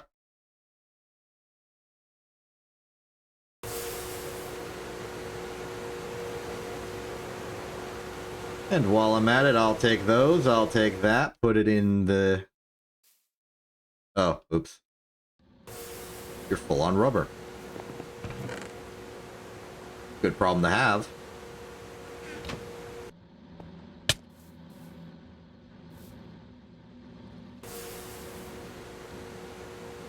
And put the redstone in. Sleep.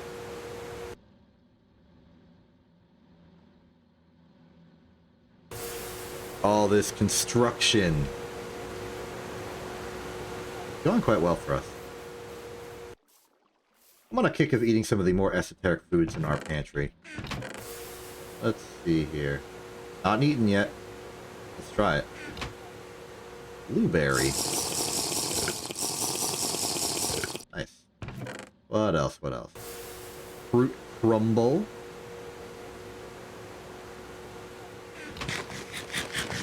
Delicious.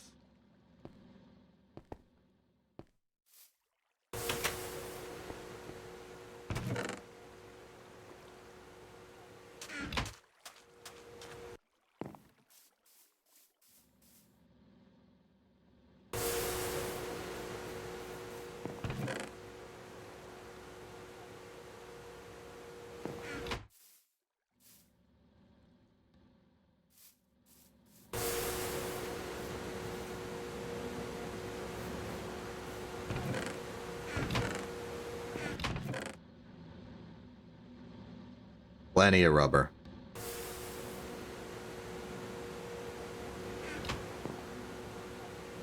I think one of the first machines we should make after we make the stack and assert dominance over the notion of technology is probably a chemical reactor. The more efficient acquisition of rubber is going to be a high priority for us. As will some other important things that a chemical reactor unlocks for us. So let's just look at some of the recipes that a chemical reactor can do. Well, we can make some mash out of some fruit. Paper and string plus some glycerol tritonate can make some dynamite. Sulfate, potassium with chlorine can make some rock salt. This is like an entire different tech tree we've been completely immune to for the past while, and now we need to think it through. Charcoal can be combined with oxygen to make CO2 gas. Why would you want to directly make CO2 gas? CO2 gas is like a byproduct in most situations. Carbon monoxide might have some application somewhere. Mercury, chlorine, and water can make hydrogen and hydrochloric acid. I wonder if there's like some cycle there that uses mercury as a catalyst.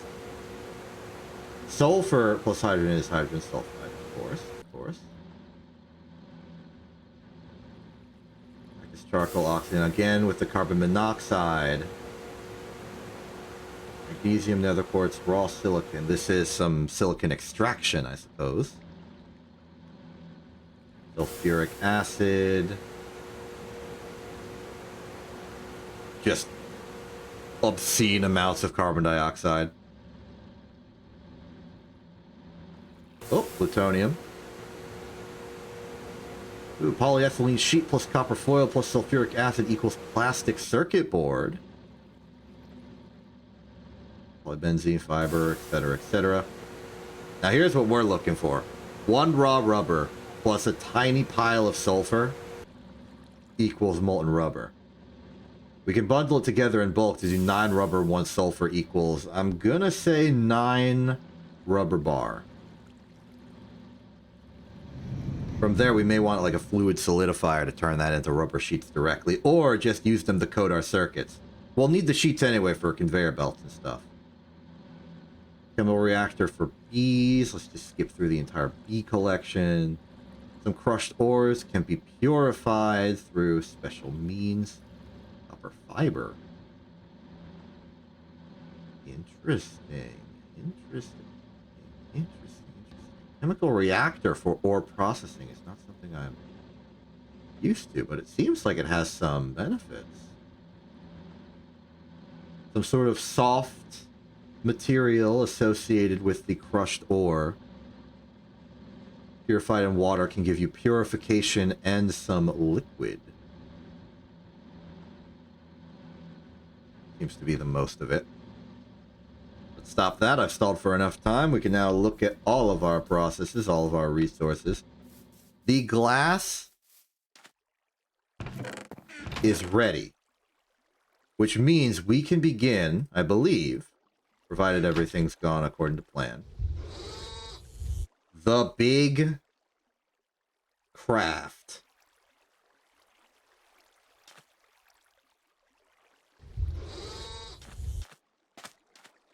What is the big craft? Well, we're going to make all the vacuum tubes, is what I'm saying.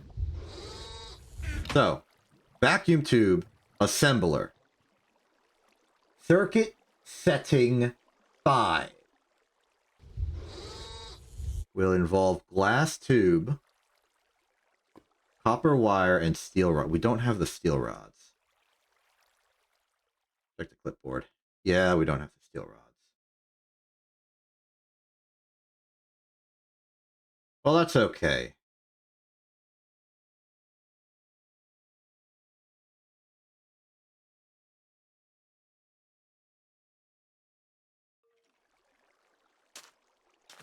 The stack of steel is unavailable. So let's just work on the resistors instead. It's a very similar recipe. Except we're using glue instead of the red alloy, which actually makes it more convenient. So, circuit setting 3. Coal powder. Fine copper wire. Copper wire. Circuit setting 3. Coal powder. Fine copper powder.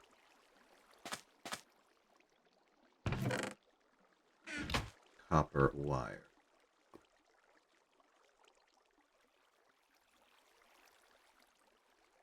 Holding out for another stack of fine copper wire. There it is.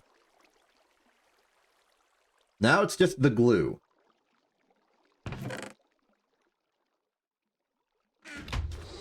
I'm just going to take this large steel fluid cell, bring it on over to this massive tank.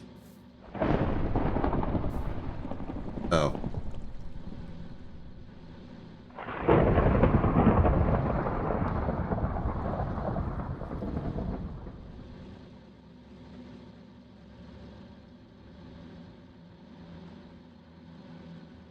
Well, it would appear that my own hubris has gotten the best of me, and that using this tank has actually made the rubber more inconvenient to extract. There is fortunately a solution to this. All we gotta do... okay. All we gotta use is do the small cells as a intermediate step. We take it all out of there, and then we put it all in here. And here it goes. And then, when there's only a little bit left, we can pick it up with the large steel fluid cell. Beautiful. Beautiful. This is the kind of bulk processing I was looking for. I think I'm pretty confident to say that we have not processed electronic circuits at nearly this level of volume or convenience ever before. This is new territory. This is new levels of power. And really, the thing holding us back now is the dang steel.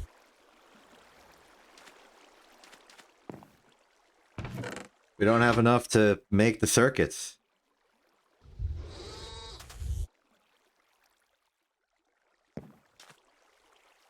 Alright, wire mill's done making 3s. Let's go back to making 1s. We're going to need a whole pair of stacks of copper ingot for the vacuum tube. Fortunately, these are not taking too much out of the electricity budget. Beautiful, beautiful.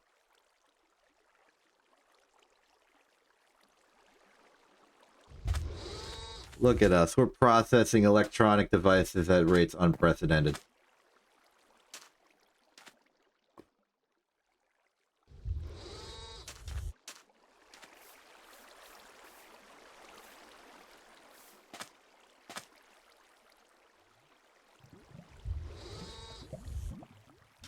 I do want to finish up today by accomplishing my goal. My goal being the perfect realization of making the stack of circuits. Because in my mind, that's a demonstration of my mastery over this stuff. Let's drink some purple. Oh yeah, I forgot. It gives us free bottles. Also, why am I slow? Did it make me slow? Are the consequences of drinking the purple drink random? Is it like a suspicious stew in that regard? Curious. Well, according to my math, it's going to take us approximately 20 minutes to get the steel we need. And if we want to do this in a timely manner, we may have to start lathing early. Unfortunately, I don't think we have the voltage to lathe early.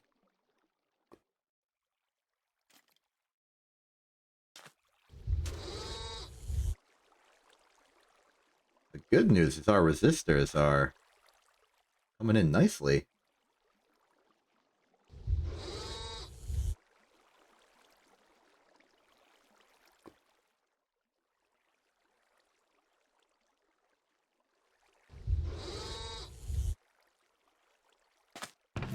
Clear the inventory of that a little bit. Start preparing this part. Circuit assembler is not yet available, so we will have to suffer through just doing it manually. That's fine. Okay, we got the stack of casings. We don't have the stack yet, but we're working on it. 3 stacks of red alloy cable. This is going to hurt. It's not even enough red alloy ingot to do it. We need more cable.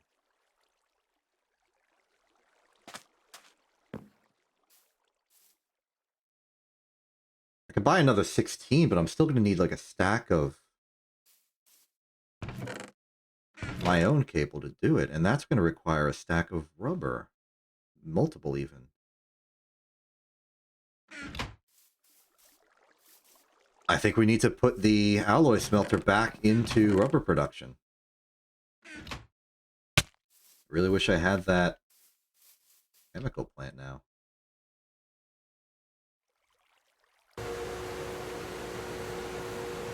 Part of me even wants to dedicate a hopper for this. I don't know if I have a spare hopper around, and I don't want to go through the effort of making it, so I'll just do with it manually. Meanwhile, are we past the stack threshold? Yes. In that case, put those in here. Good. You're done with the first stack of cable. First stack of wire. Put that ready to go. We'll get the second stack. This is 4, this is 16. We can deal with the 4, but the lathe is going to require pretty much full power. And we'll need to go through an entire stack of steel.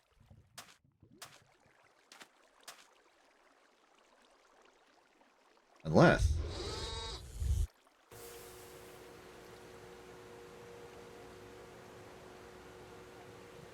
Not these, not these. Steel... No. Steel ingot. Wrong steel ingot? Steel ingot. Steel ingot. There's a shape crafting recipe to make it into a rod. Steel rod. Okay. What do we have to work with? A saw on a long steel rod, which can be made in a fluid solidifier with molten steel. Medium voltage. This is just redundant circularization. Okay. A lathe does this, as we know. A cutting machine takes long rods. Work with that. Again, fluid solidifier, medium voltage. Extruder, medium voltage. Okay, there is no better way to do this. But there is the hope that maybe I messed up the recipe. I did not. It's 1-to-1. Wait, what? Oh, this doesn't need fine copper when done in an assembler. It needs it for the regular recipe, but not this. Interesting.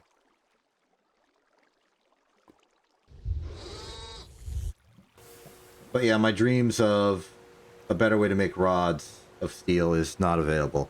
I was hoping maybe I could use like the stick mold to get a rod out of the smeltery. It's not going to work. We can at least assemble the steel a bit faster because we've got some extra there. We just need to get this up to 64. Feels like maybe the assembler's done by now. Not quite. Those in there. Wire mill's done at least. Those in there. Get ready for the crafting of the vacuum tubes.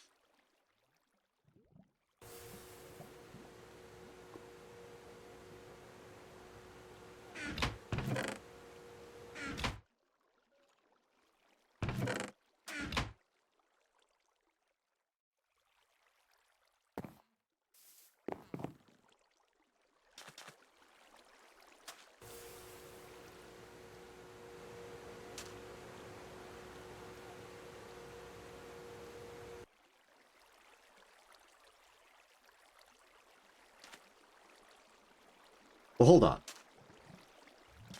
The assembler is not being used right now.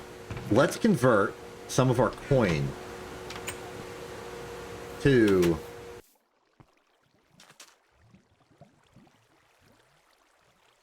buyable, so we can buy more red alloy circuits.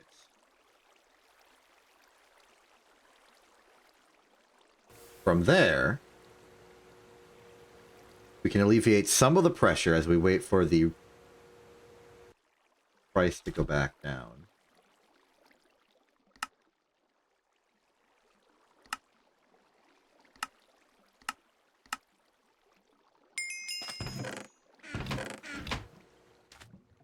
little bit of alleviated pressure.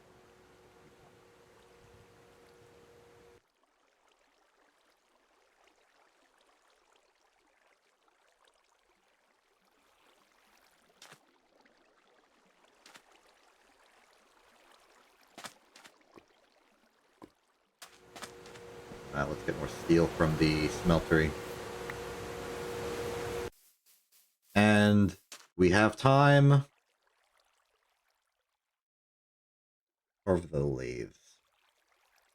Oh, this won't even be enough because we need the 2 stacks of rod, so we're gonna have to go through like the eternal recycling loop with this one.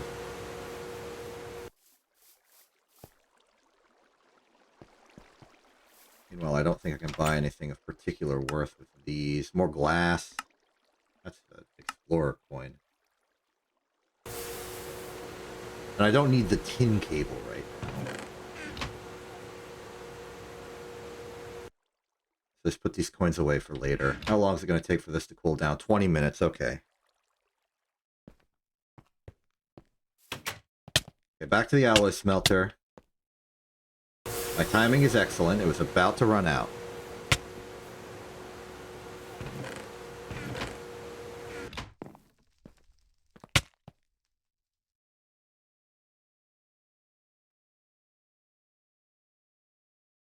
This is gonna be tough.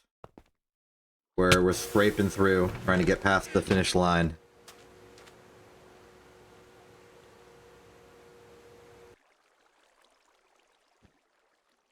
And this is gonna take a while, and it's all gonna take a while. Let's just go on like pure steel duty. Just process as much as we can. How much do we got in here? 15.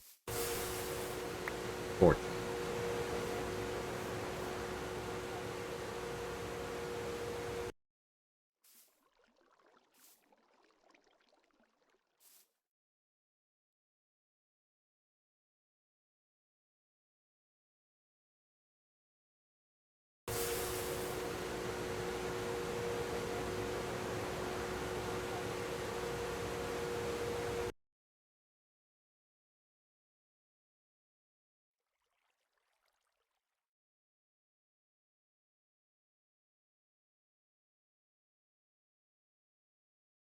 Yeah, these are medium voltage recipes for steel. I can't do it with steel right now. But maybe a fluid solidifier would let me do it with some of the basic materials like bronze. It might make it worthwhile.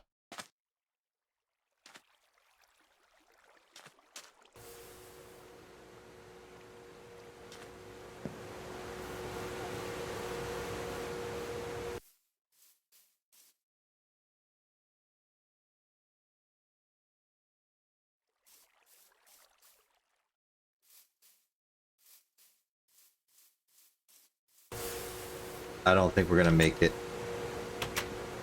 Not on time, at least. What haven't I eaten in here? Pineapple. Bad. Beef jerky.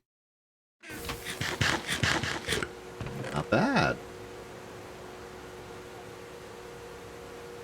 Got a cantaloupe.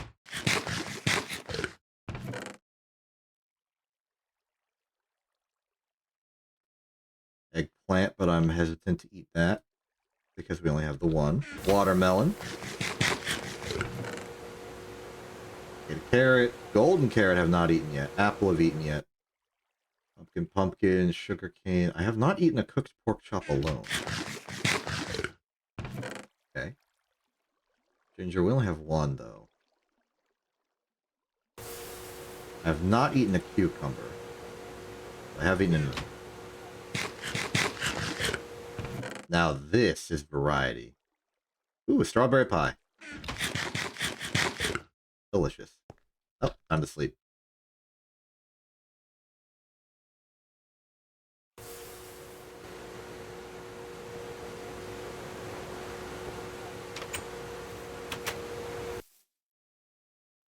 Oy.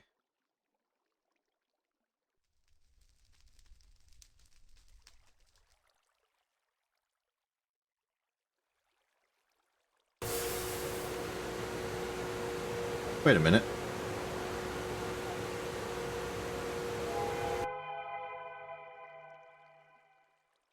A very well-timed dramatic noise, because I have realized that this is actually a little bit better for us. We don't need the sheets anymore.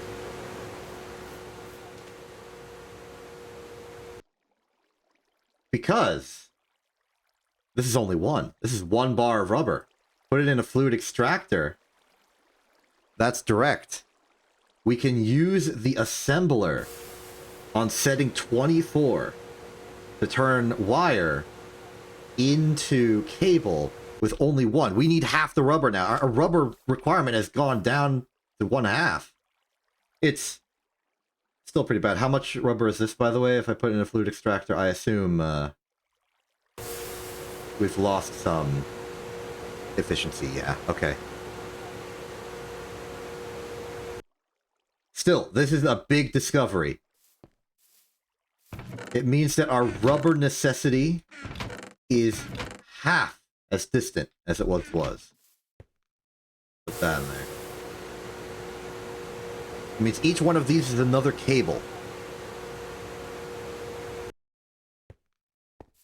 Alright, then let's do this.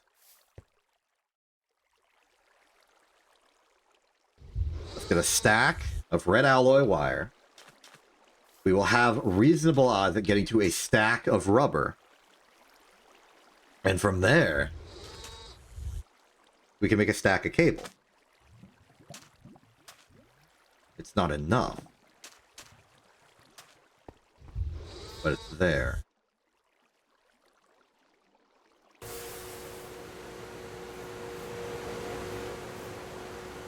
How are the rods going?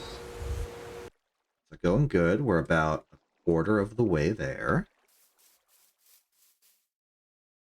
Putting more steel in here. Grabbing more steel out of here.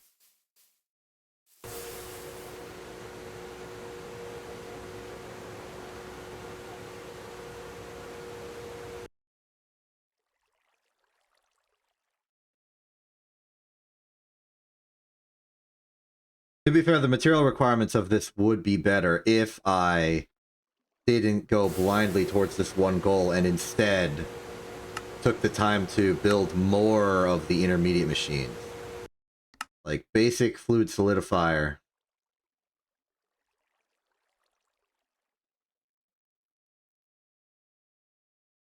Maybe there'd be some efficiencies here. I don't know. Let's check some of the rewards available for us. Maybe we have more we can reason with.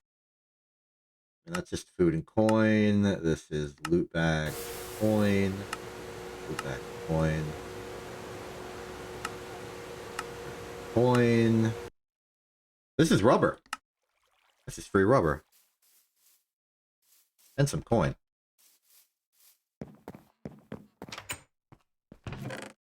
Let's stand here if we're doing more quest rewards. Okay, that's oil.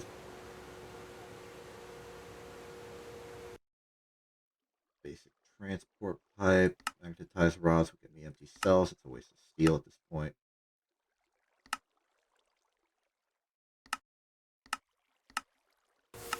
I could open loot bags and hope I get something interesting.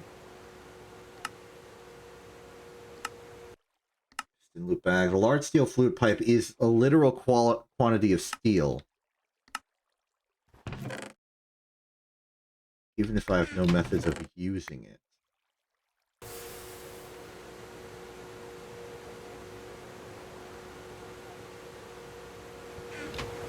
If I get to a stack of rubber, I'm going to stack of rubber.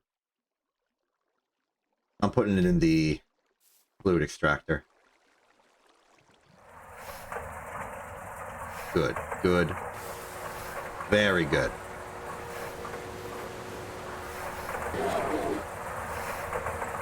Oh. Okay, yeah, we're utilizing too much power. Unfortunately, it seems to be prioritizing the lathe over the fluid extractor, which is the correct choice for our needs.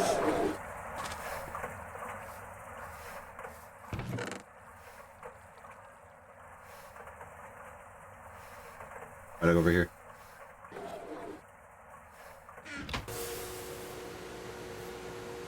Right, take more steel. Maybe put this into the smeltery. Didn't we just get like 6 large steel fluid pipe? Did I not pick that up, or am I just unable to see it? Yeah, I know we only have one steam generator. I get it.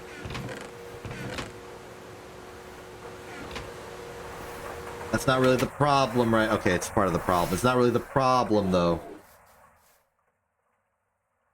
Chunk that thing.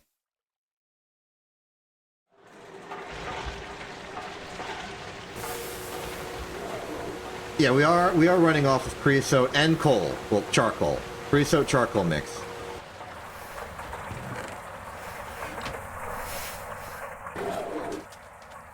Oh, these have run their course.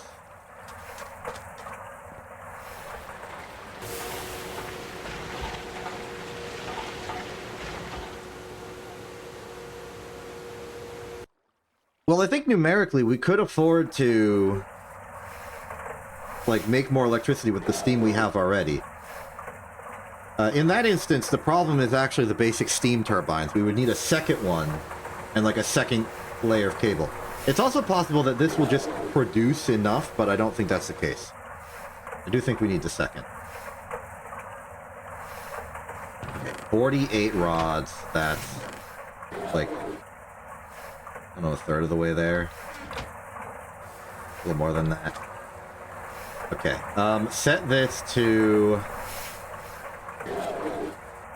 24. Put the red alloy wire in, and then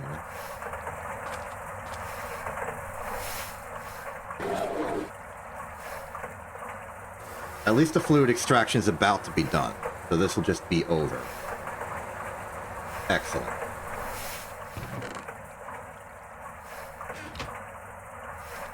Want to explore because it'd still be fun to try other boiler types. Yeah, I would like a creosote. Well, I don't know. That is the Railcraft boiler. Like, that is it. That's what it is. In case you were confused. Seems like you were.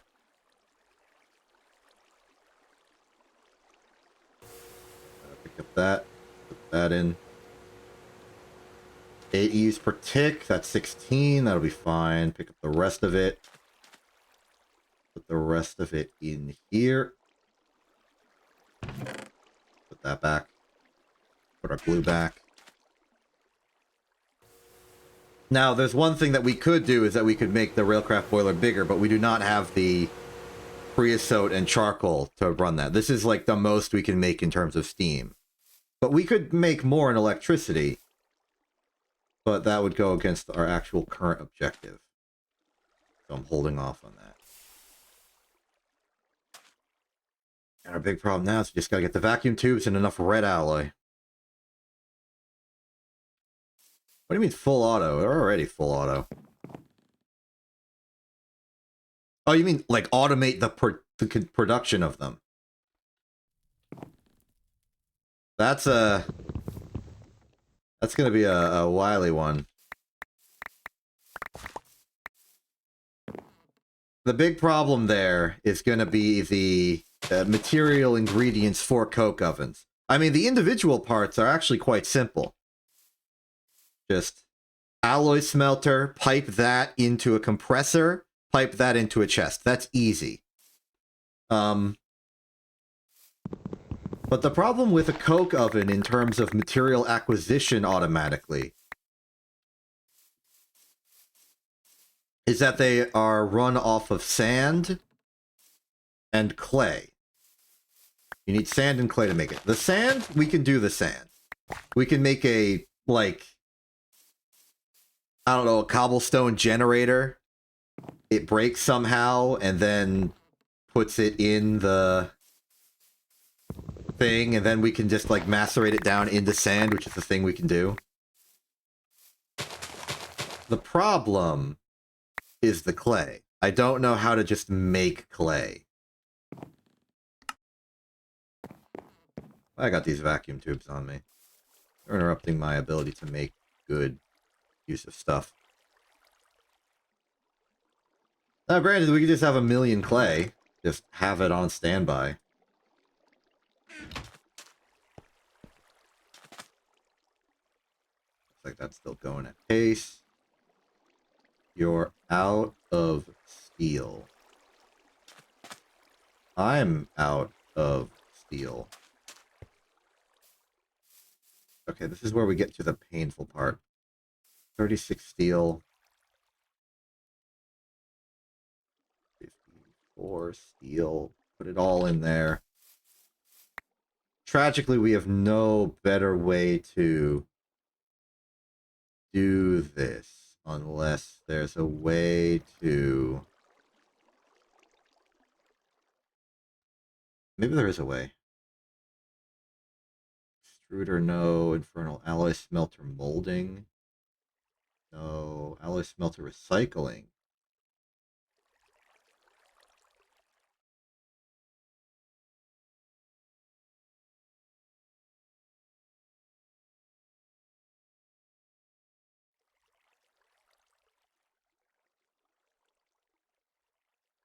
Arc furnace recycling, no. Arc furnace recycling, no.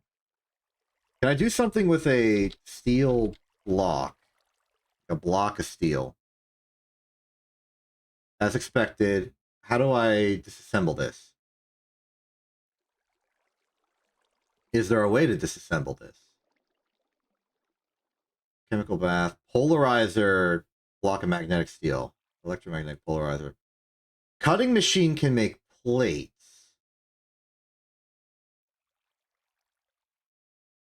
Extruder medium voltage can make that thing.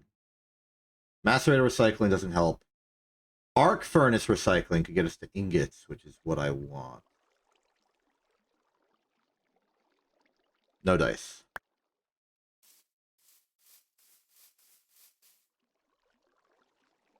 We are officially on manual labor for the time being.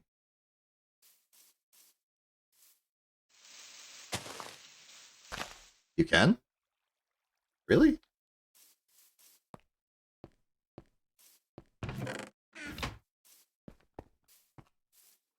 Will that keep pouring this, though?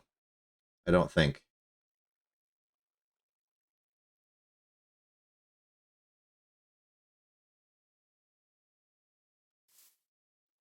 Oh.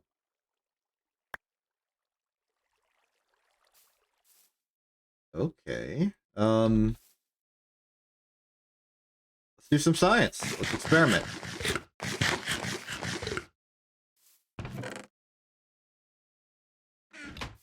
I don't have a lever, but I do have a redstone block.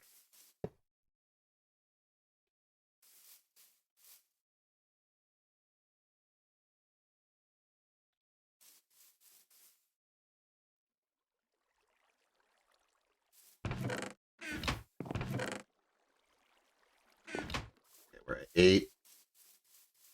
Yeah, then we need the hopper. I don't know if I have a spare hopper, but I can make one.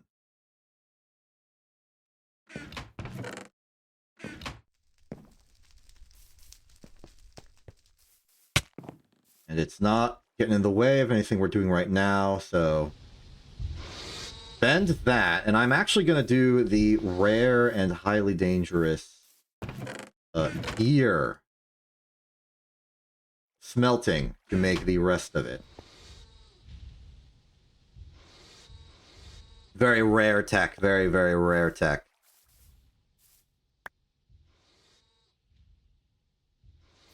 It's not working.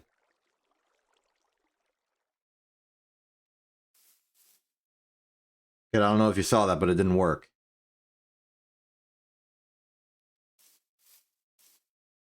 Unless you need the hopper to extract it.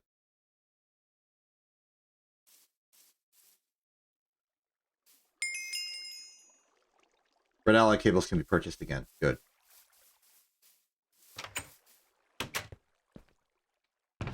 We gotta buy those. They are critical to our plans.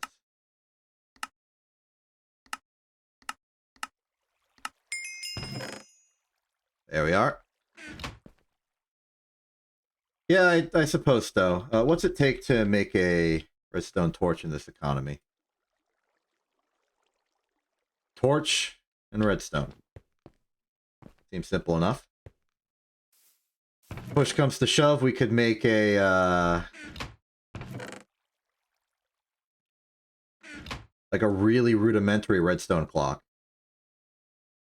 That might work.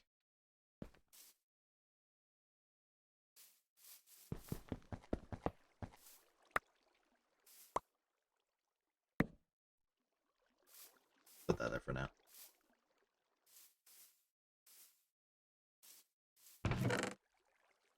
Here, no.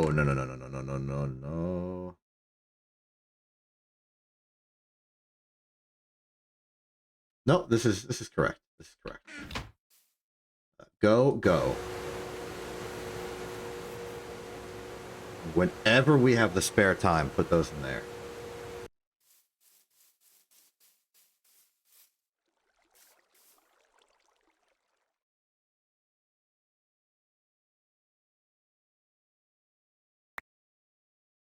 Nothing. I'm gonna go with Operation Make a Clock.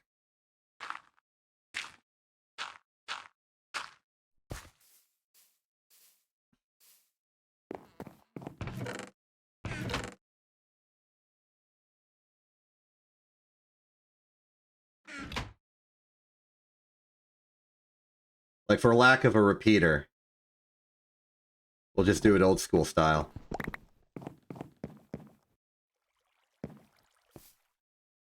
Wait, I need redstone dust.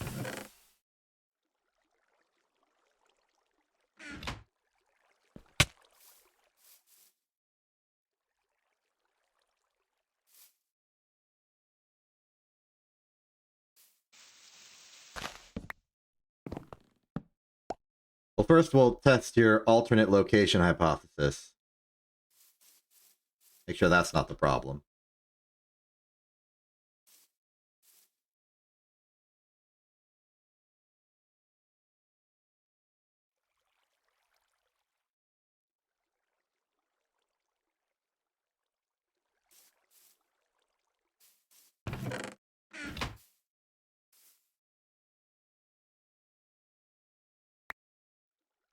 Oh, okay. We're making the clock. Yeah, the hopper, we have the gear. Wait. We have the gear, we have the plate, we just need the chest. Take this one. The saplings, take the chest. This should be everything we need. Okay. Hopper.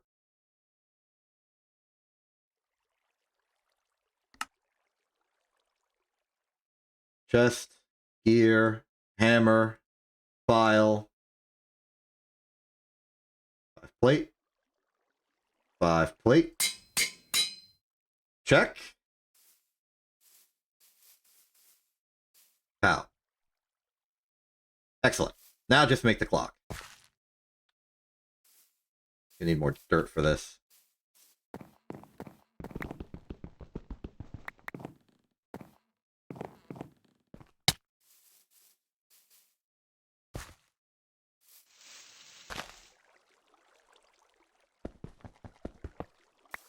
Okay, this clock is going to be absolutely nothing special. Just your standard run of the mill 3 redstone timing mechanism.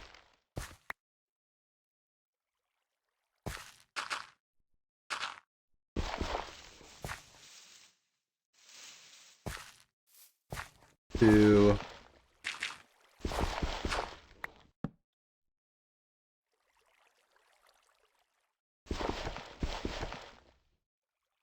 I haven't made this in a very optimal way. It's okay, though.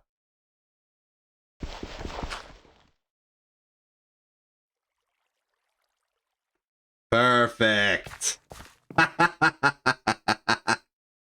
Automation.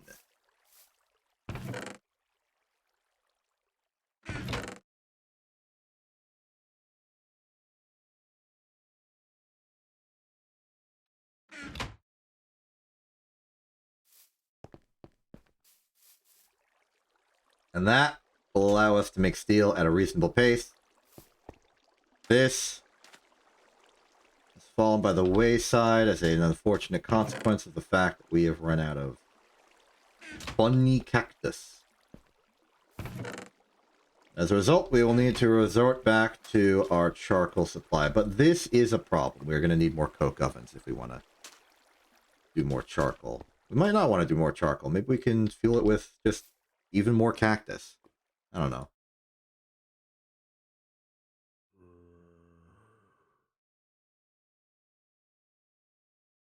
Okay.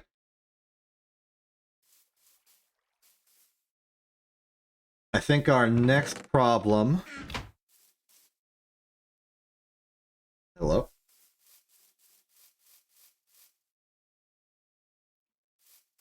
We'll need to ferry the steel back and forth. Our goal is 2 stacks of rods.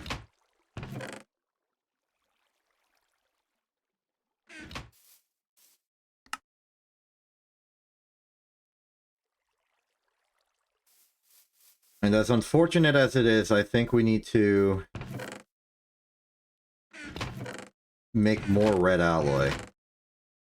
I'm as unhappy about this as you are. Just, you know, just keep that in mind. I ain't pleased. But it needs to be done.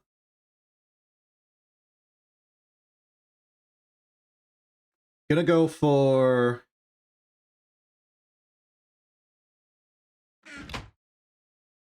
Let's just say 16 more.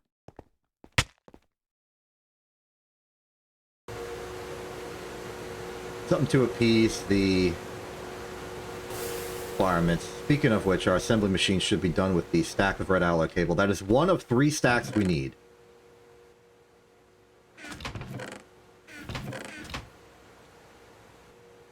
Of which... Scratch that. We are almost at 2 of the 3 stacks we need. Which means... this little bit... wire mill it.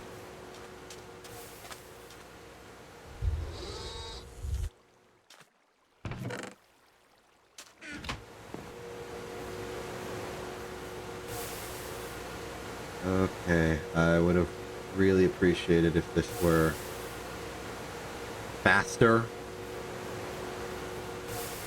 I really want to keep pace with the speed at which we can lathe, but no such luck.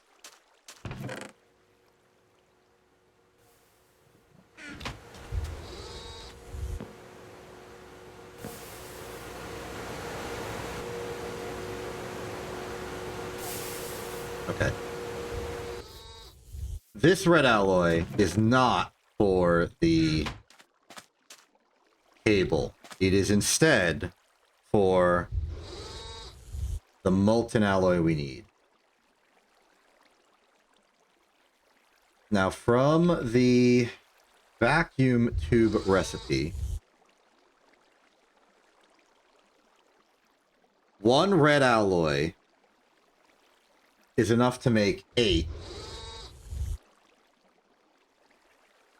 So we're going to need, for 2 stacks, 1/4 of red alloy. So a stack would be 1/4 of a stack. So that's 16. We have 1 in there already. So this would be the remaining 15.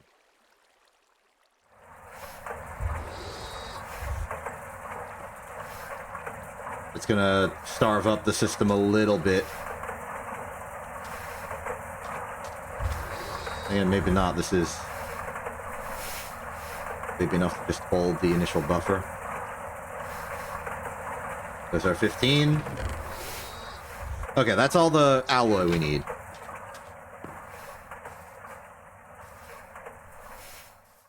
Now it's just the steel and the rubber. We need a stack of rubber. We need a stack of rubber. We need a little more rubber. We need a stack of it. A little more.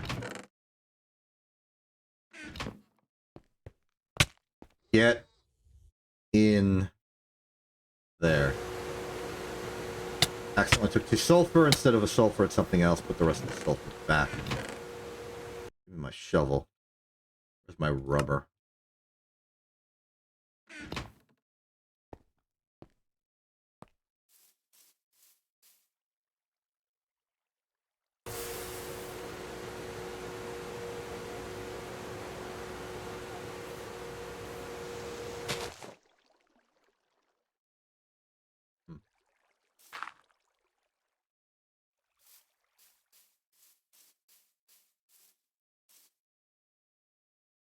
Well, that's 6 more. Need more food. Let's go eat.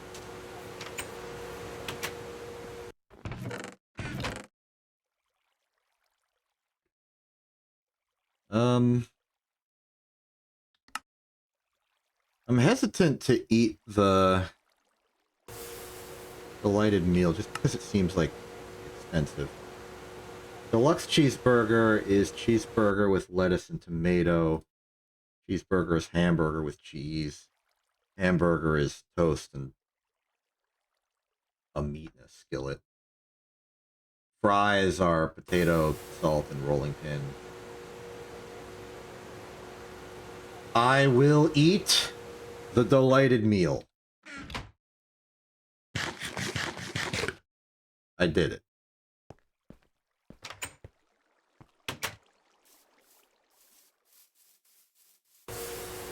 Back over here. Got 3 more steel in this. Has it been 6 minutes? Maybe we got 2 more steel back here. 4, 5. It's holding, but it's not really holding. We are not producing steel as fast as we're consuming it.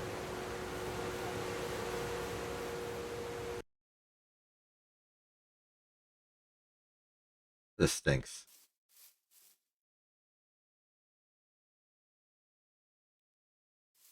And all of our steel is stuck in the smeltery, taking a long time.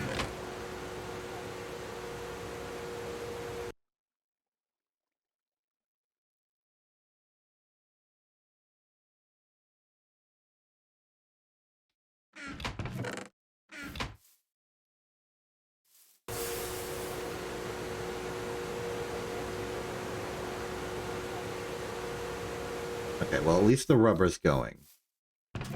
We will be getting close to our required quantity of red alloy cable.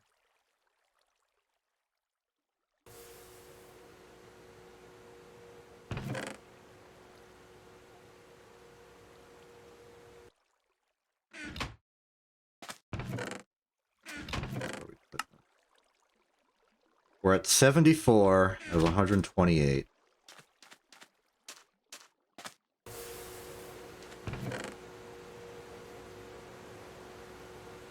We're at 91 out of 128.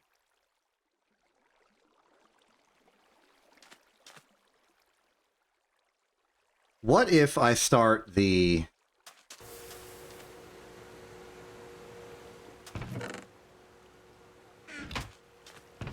process now? Almost.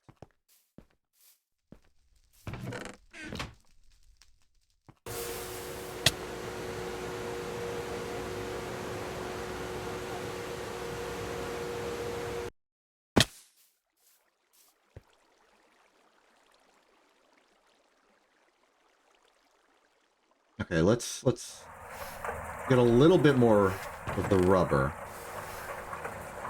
Get ready to move it from here to there. Setting 24. Half a stack of red alloy wire, because that's all that's ready so far.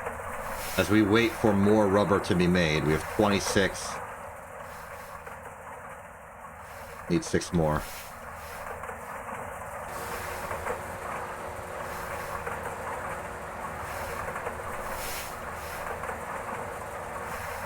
And I will sacrifice the rubber sheets for this if I must.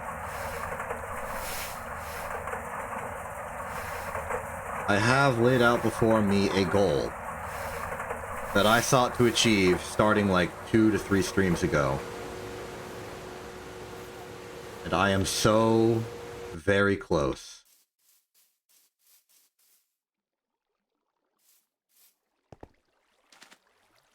I just want to reach the finish line.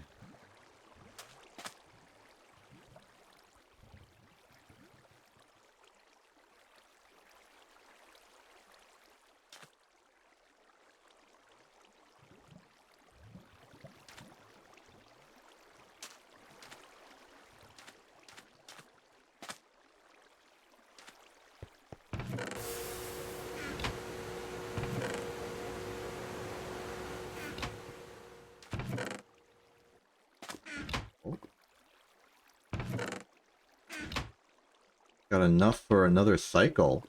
Weekane Turbo.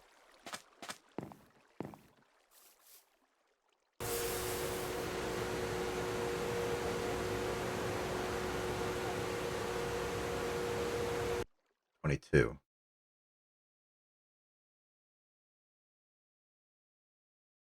Oh, I think I was 10 off from my calculation earlier.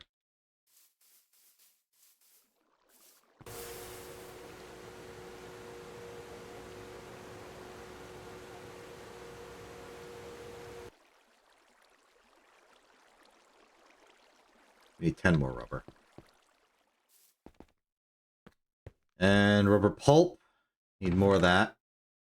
Sorry, raw rubber dust. It's basically the same thing. It's not rubber pulp's an actual material that we could be making but aren't. And right now we would have 13 more rubber to work with for cable if I didn't make them into sheets. Preemptively. Prematurely. Irresponsibly. 25. We need to be here for the conversion to the next step. That'll be done in 15 seconds. This will be done in 10. These are going to switch over to using Cactus Coke, which will save us a minute per steel.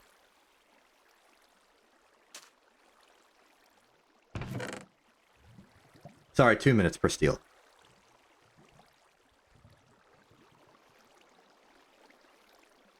Well, 2 minutes per individual crafting time for one construction of steel. But in terms of how many steel per minute we're making, it's going from 1 minute per steel. 1 minute. No. 1 steel per 3 minutes to 1 steel per 2 minutes. Is the conversion there. There's another 6.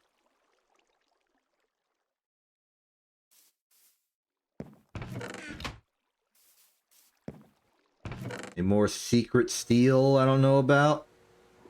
These are just ashes. These are just ashes.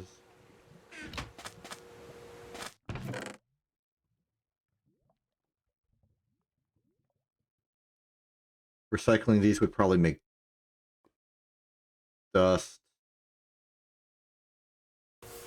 Arc furnace would get us the steel back, but that doesn't help. That's tin.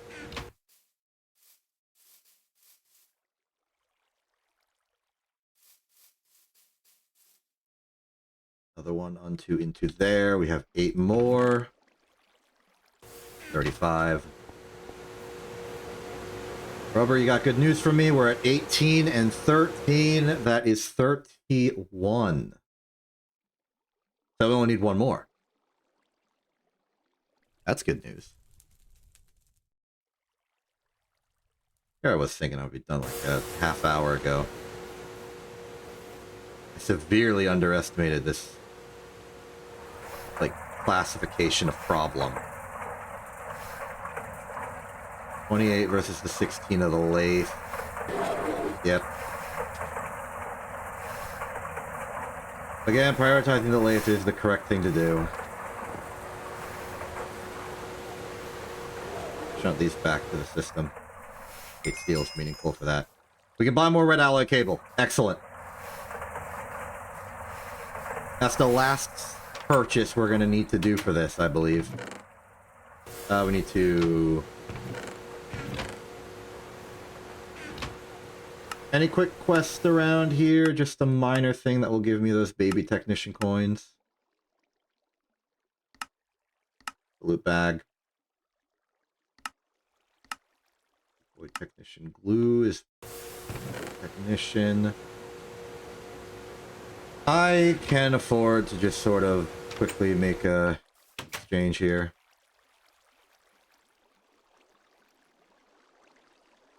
Set this to 1. Put a tenner in there. It's expensive, but it's fast. From here, buy the red alloy. Check.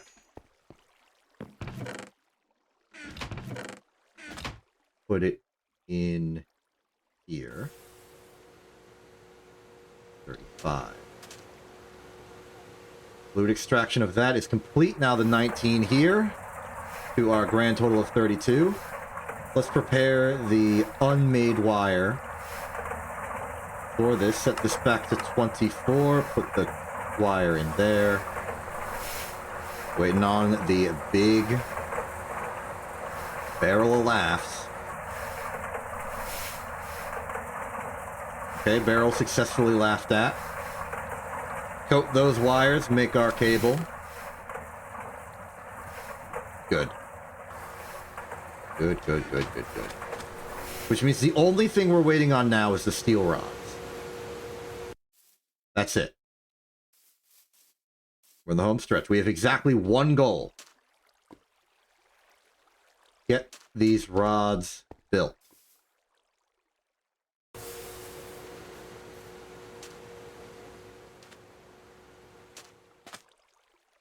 $48, $16. The turbo will not last long, but it will exist.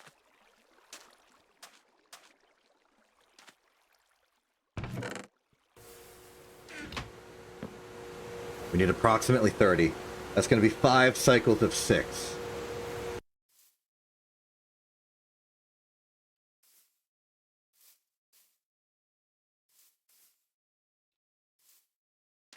Give them 4 cycles. Given what we've already made. Oh, we don't need more rubber, but I'll take more rubber. Rubber will be useful as a material going forward. Just generally speaking. Is there anything more I can do to assist? I don't think so. Aside from the possibility that I have neglected steel. This is Damascus steel, it's different. That's seared brick, not steel. Yeah, I got rubber trees, they're right here. I got like a whole collection. Here they are.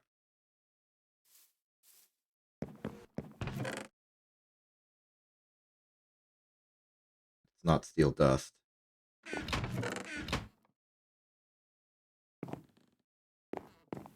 of logs there. I have an anvil. Steel dust. We sorted. There is nothing remaining. All that I have is already... Oh, I know what happens when you wrench the logs. When you wrench the logs, the sticky resin inside returns to being inside it. You can just extract it. That's not a problem, and I feel like it's a little cheaty. But the big problem is I would have to make like 1,000,000 tree taps. Or...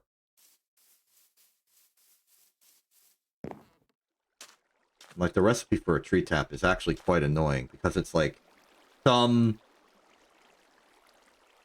very irritating conglomeration of, like, different sized pipe of wood.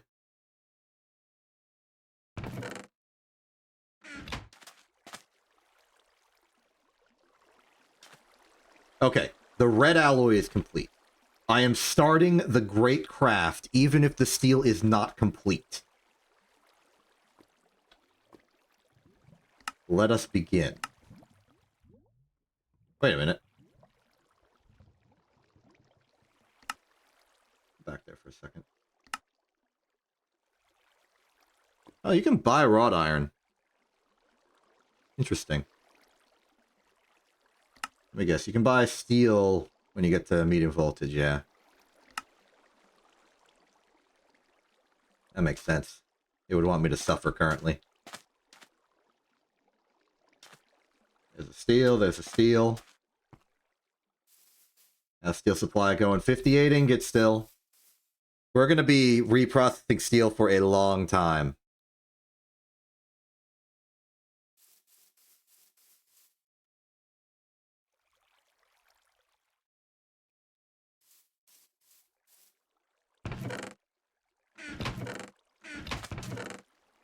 Kind of a nightmare.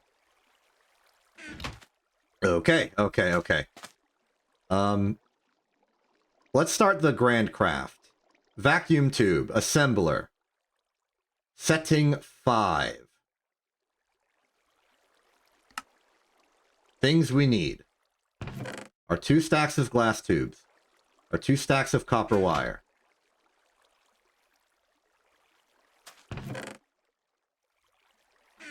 are 16 molten red alloy cells,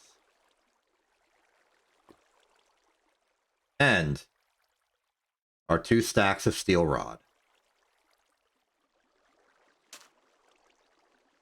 To cause a craft of 8 EUs per tick. I forget how much the lathe does. I think it's 16.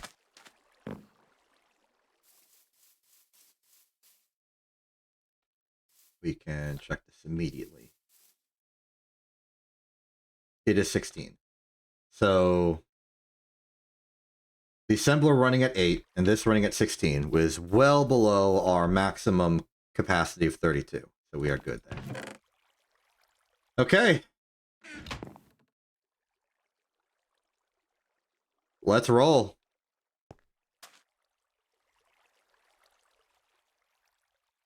One stack. There it goes. The vacuum tubes are constructing.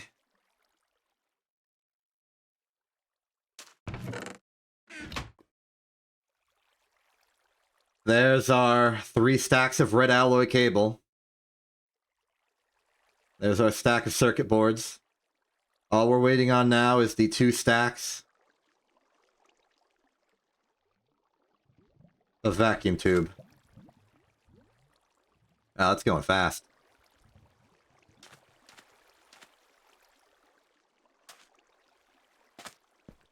Okay, we need 8 more rods, which means we need 8 more steel. There's 2.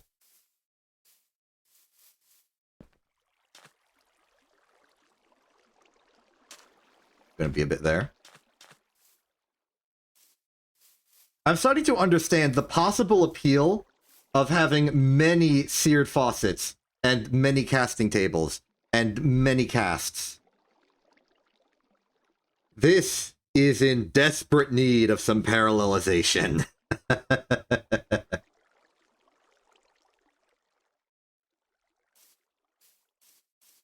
Anyway, I'm starving. That's my nutrition. Let's eat 2 of these.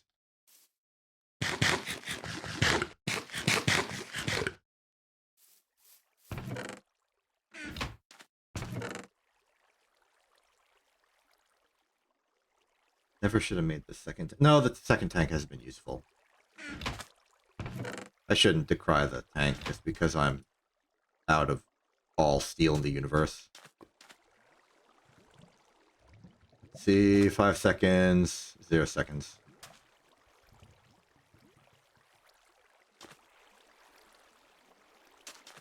For steel, 4 to go. And then we will be free. 2 steel to go.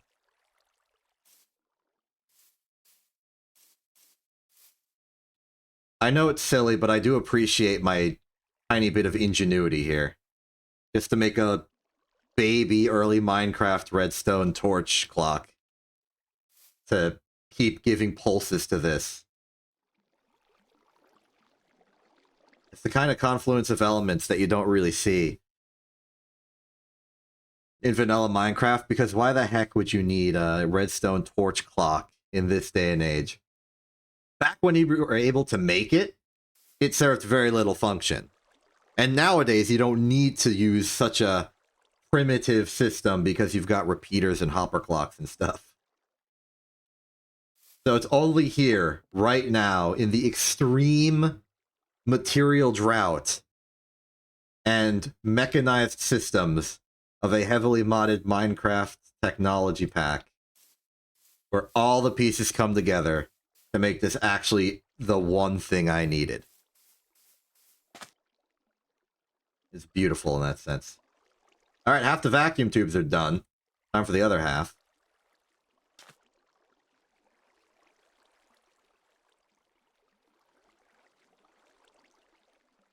We're free. We're gonna be free. We have everything we need. We have everything we need. We're gonna do it. My goal of a stack of electronic circuits to mark my mastery of production is finally upon us.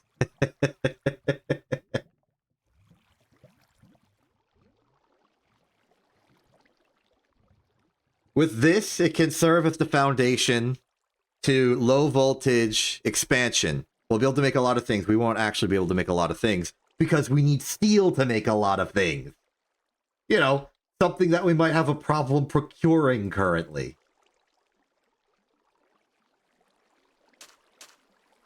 But that's beside the point. The point is, it's all going through.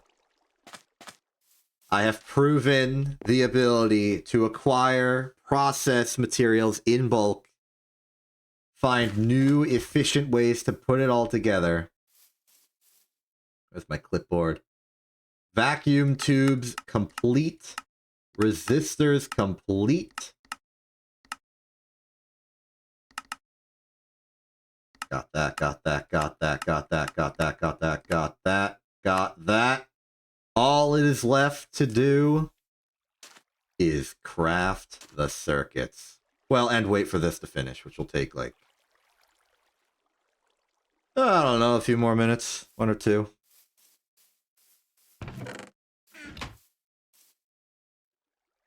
Oh, wait.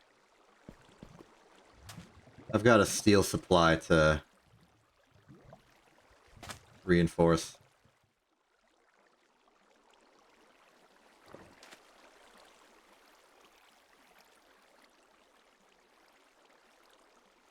Take the ashes out. You know what? Can I dolly the... this? Not what I meant. Can I dolly the this? No, but surely I can simply pick it up. Yes. I've had a thought.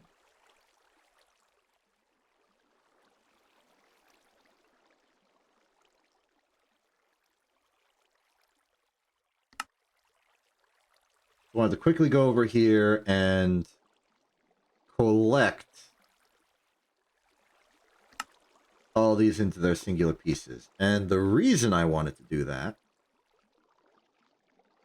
was so that we would have a nearly full stack inventory of dark ashes to go put through the centrifuge and liberate the carbon dust from it. Bonk. Just because we've poured almost all of our materials into this one objective doesn't mean we don't have other objectives and other resources and other capabilities. We are actually quite capable of doing things.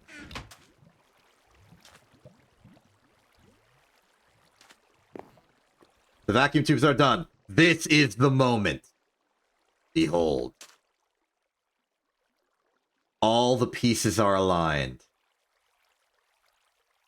1 stack of steel casings, 2 stacks of resistors, 1 stack of circuit board, 2 stacks of vacuum tube, 3 stacks of red alloy cable for 1 complete stack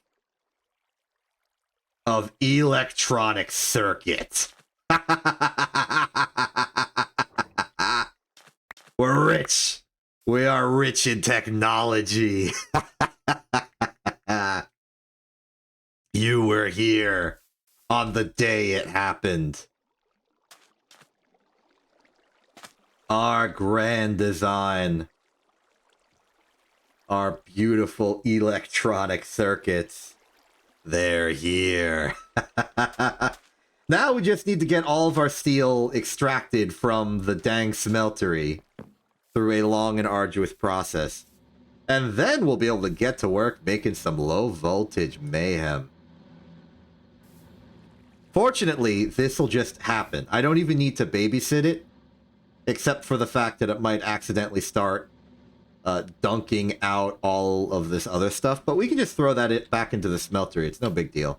We've got plenty of lava now that the nether's been conquered. It has not been conquered. A tiny small portion has been settled, colonized. The rest of it is still extremely dead. Let's take that steel. Let's just collect some of the outlying steel we have in dust form around the factory. Coalesce it together, throw it in here, and just let it smeltery out over the course of whatever time happens next. There's some 7 steel right there. There we go. 21 steel. That seems like an appropriate amount of steel. How's the separating going? Excellent! We now have ashes and carbon dust. This is not done through... Oh, it is. Okay, we can get a lot of this junk. Mostly the benefit of that junk is to electrolyze it for oxygen, which we can then use in a hypothetical arc furnace we do not currently have. But at least some of it can be used immediately to get some free iron.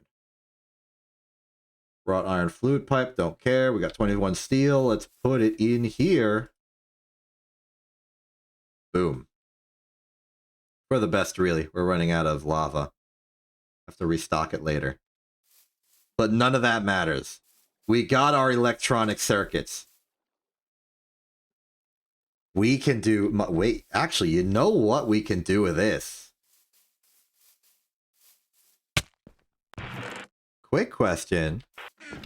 Quick question. Somewhere in the giant collection of raw ores, do we have a diamond? We have diamond dust. We have a diamond.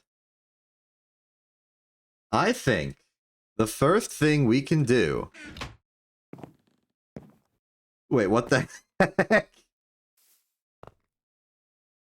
Who the heck are you, and why did you subscribe on an absolute immediate whim? Also, hi.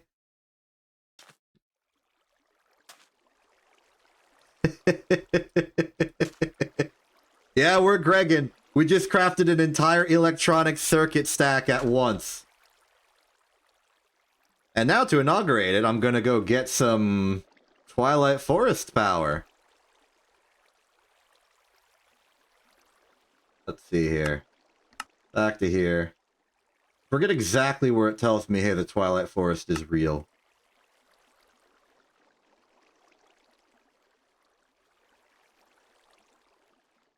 Ooh, searching for answers sound. Quick and dirty portal generator. Fantastic. I don't know why this hasn't unlocked to us. Why is it assuming I can't do this? What's that? What is what's that?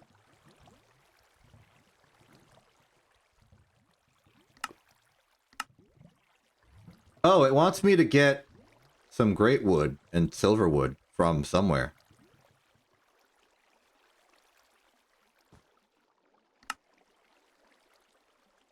I don't have to care. I don't have to care. Where am I going to find a great wood and silverwood sapling? If I am going to do this properly and get the quest going, and not have to arbitrarily make another portal generator. Where's some great wood? Where's some silverwood even? I don't actually know.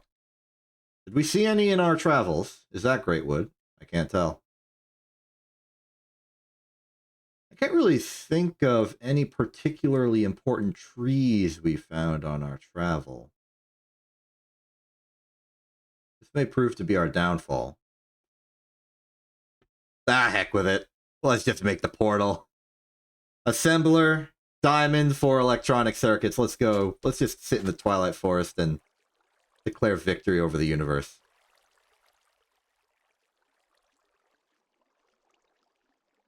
Give that 30 seconds. Well, now that we've dumped all of our material possessions into making steel, well, into making steel rods and making those circuits, we're going to have a bit of a material deficit for the next few thousand years. Steel is always a struggle. In order to make more steel at this moment, the best option would be brick blast furnaces. We have 2. We can go up to 4. Material requirements for that are going to be more gypsum and calcite, which I'm going to have to go mine at some point. The fortune pickaxe will make acquiring a good bulk supply a lot easier in the future, but the other problem is that we do not have the fuel to cook them anymore. All of our charcoal is being slowly siphoned into our boilers. All 4 of them. At a ratio that only barely allows for extra charcoal to exist after the conversion. Which means in order to make more steel, we need to, 1, get the fire brick technology, and also we need more coke ovens. Which means we need more sand and clay. So as we wait for our portal... Actually, let's start preparing the portal. If I recall, we need an arbitrary amount of flowers encircling a 2x2 puddle of water. I don't know if they have to be alternating red and yellow flowers or something. We've got yellow flowers, I don't know about the red.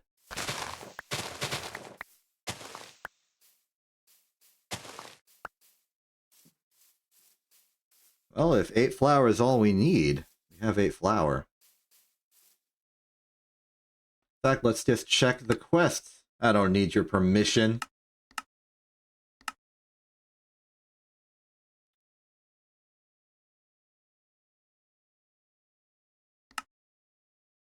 Okay. First place water on 2x2 grid with 12 flowers surrounding it. Okay, 12. We need the corners then. Then toss in a portal crystal to open up, and no, a diamond is not enough.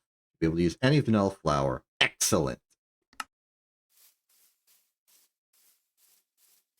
We get 4 more flowers, we get the portal to the Twilight Forest, we win. This is not a condition for victory, it is simply a condition for my satisfaction, which I am calling winning for convenience. Any vanilla flowers will work. I could use these, but I'm going to stay consistent and use only these lovely little dandelions. Excellent.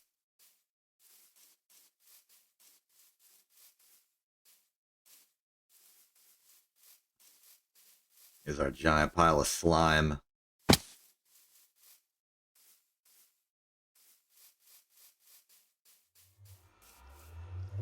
There's an anticipation here, which I don't really know how to describe. Where do we put the portal, by the way? Another portal's here. Lava conversion center's over there. This is over here. We could put it in this shallow over here. Fill it up a little bit with dirt. Put the portal in that sector.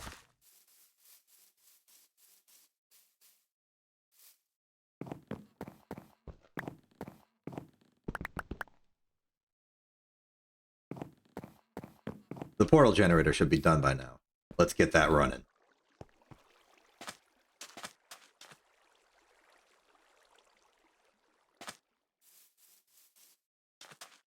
Even more convenient, the water is already there. We don't need to bucket in any. We've inadvertently just made it as simple as surround a little square with dirt. Doot, doot, doot, doot, doot. Want to sort of convert this into a proper flat plane. As we extend our factory into blocking off the river even further. I wonder if we could maybe do a hydroelectric dam for some of this. I've been told that those are extremely dangerous. Capable of corrupting your world by the sheer power of their ridiculousness. So I'd rather not. We can generate power through regular old mundane methods.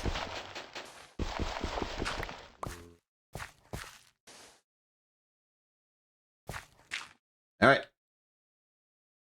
Separate.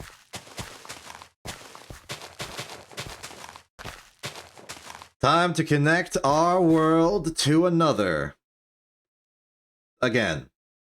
In 3, 2, 1, go. A little bit worse for wear, but it worked.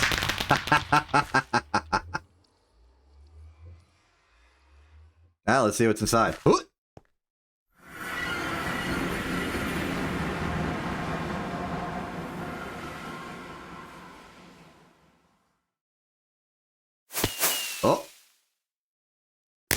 Oh.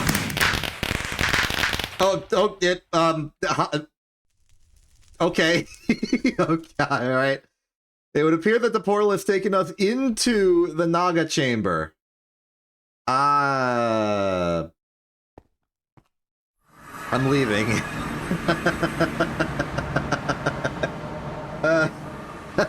Okay.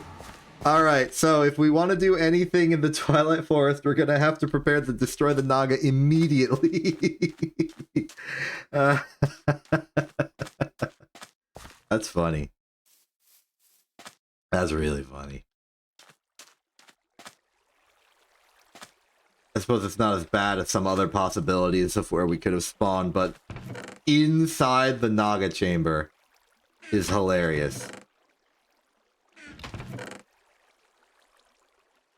But okay, I'm gonna officially... Wait, how the heck are we supposed to centrifuge? We don't have 6 output slots. We can't centrifuge ashes right now.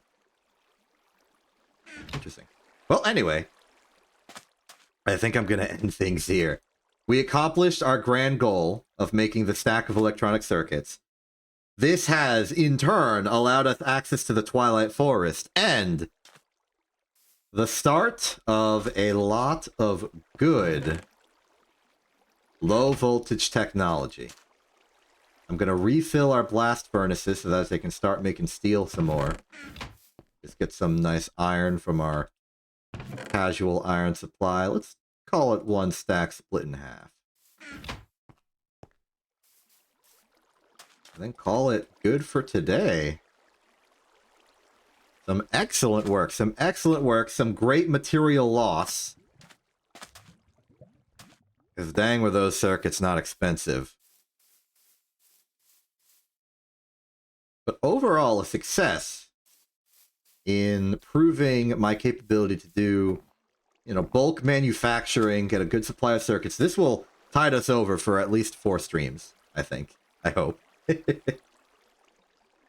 And we can now extend properly into low voltage technology, taking advantage of its better fuel efficiency,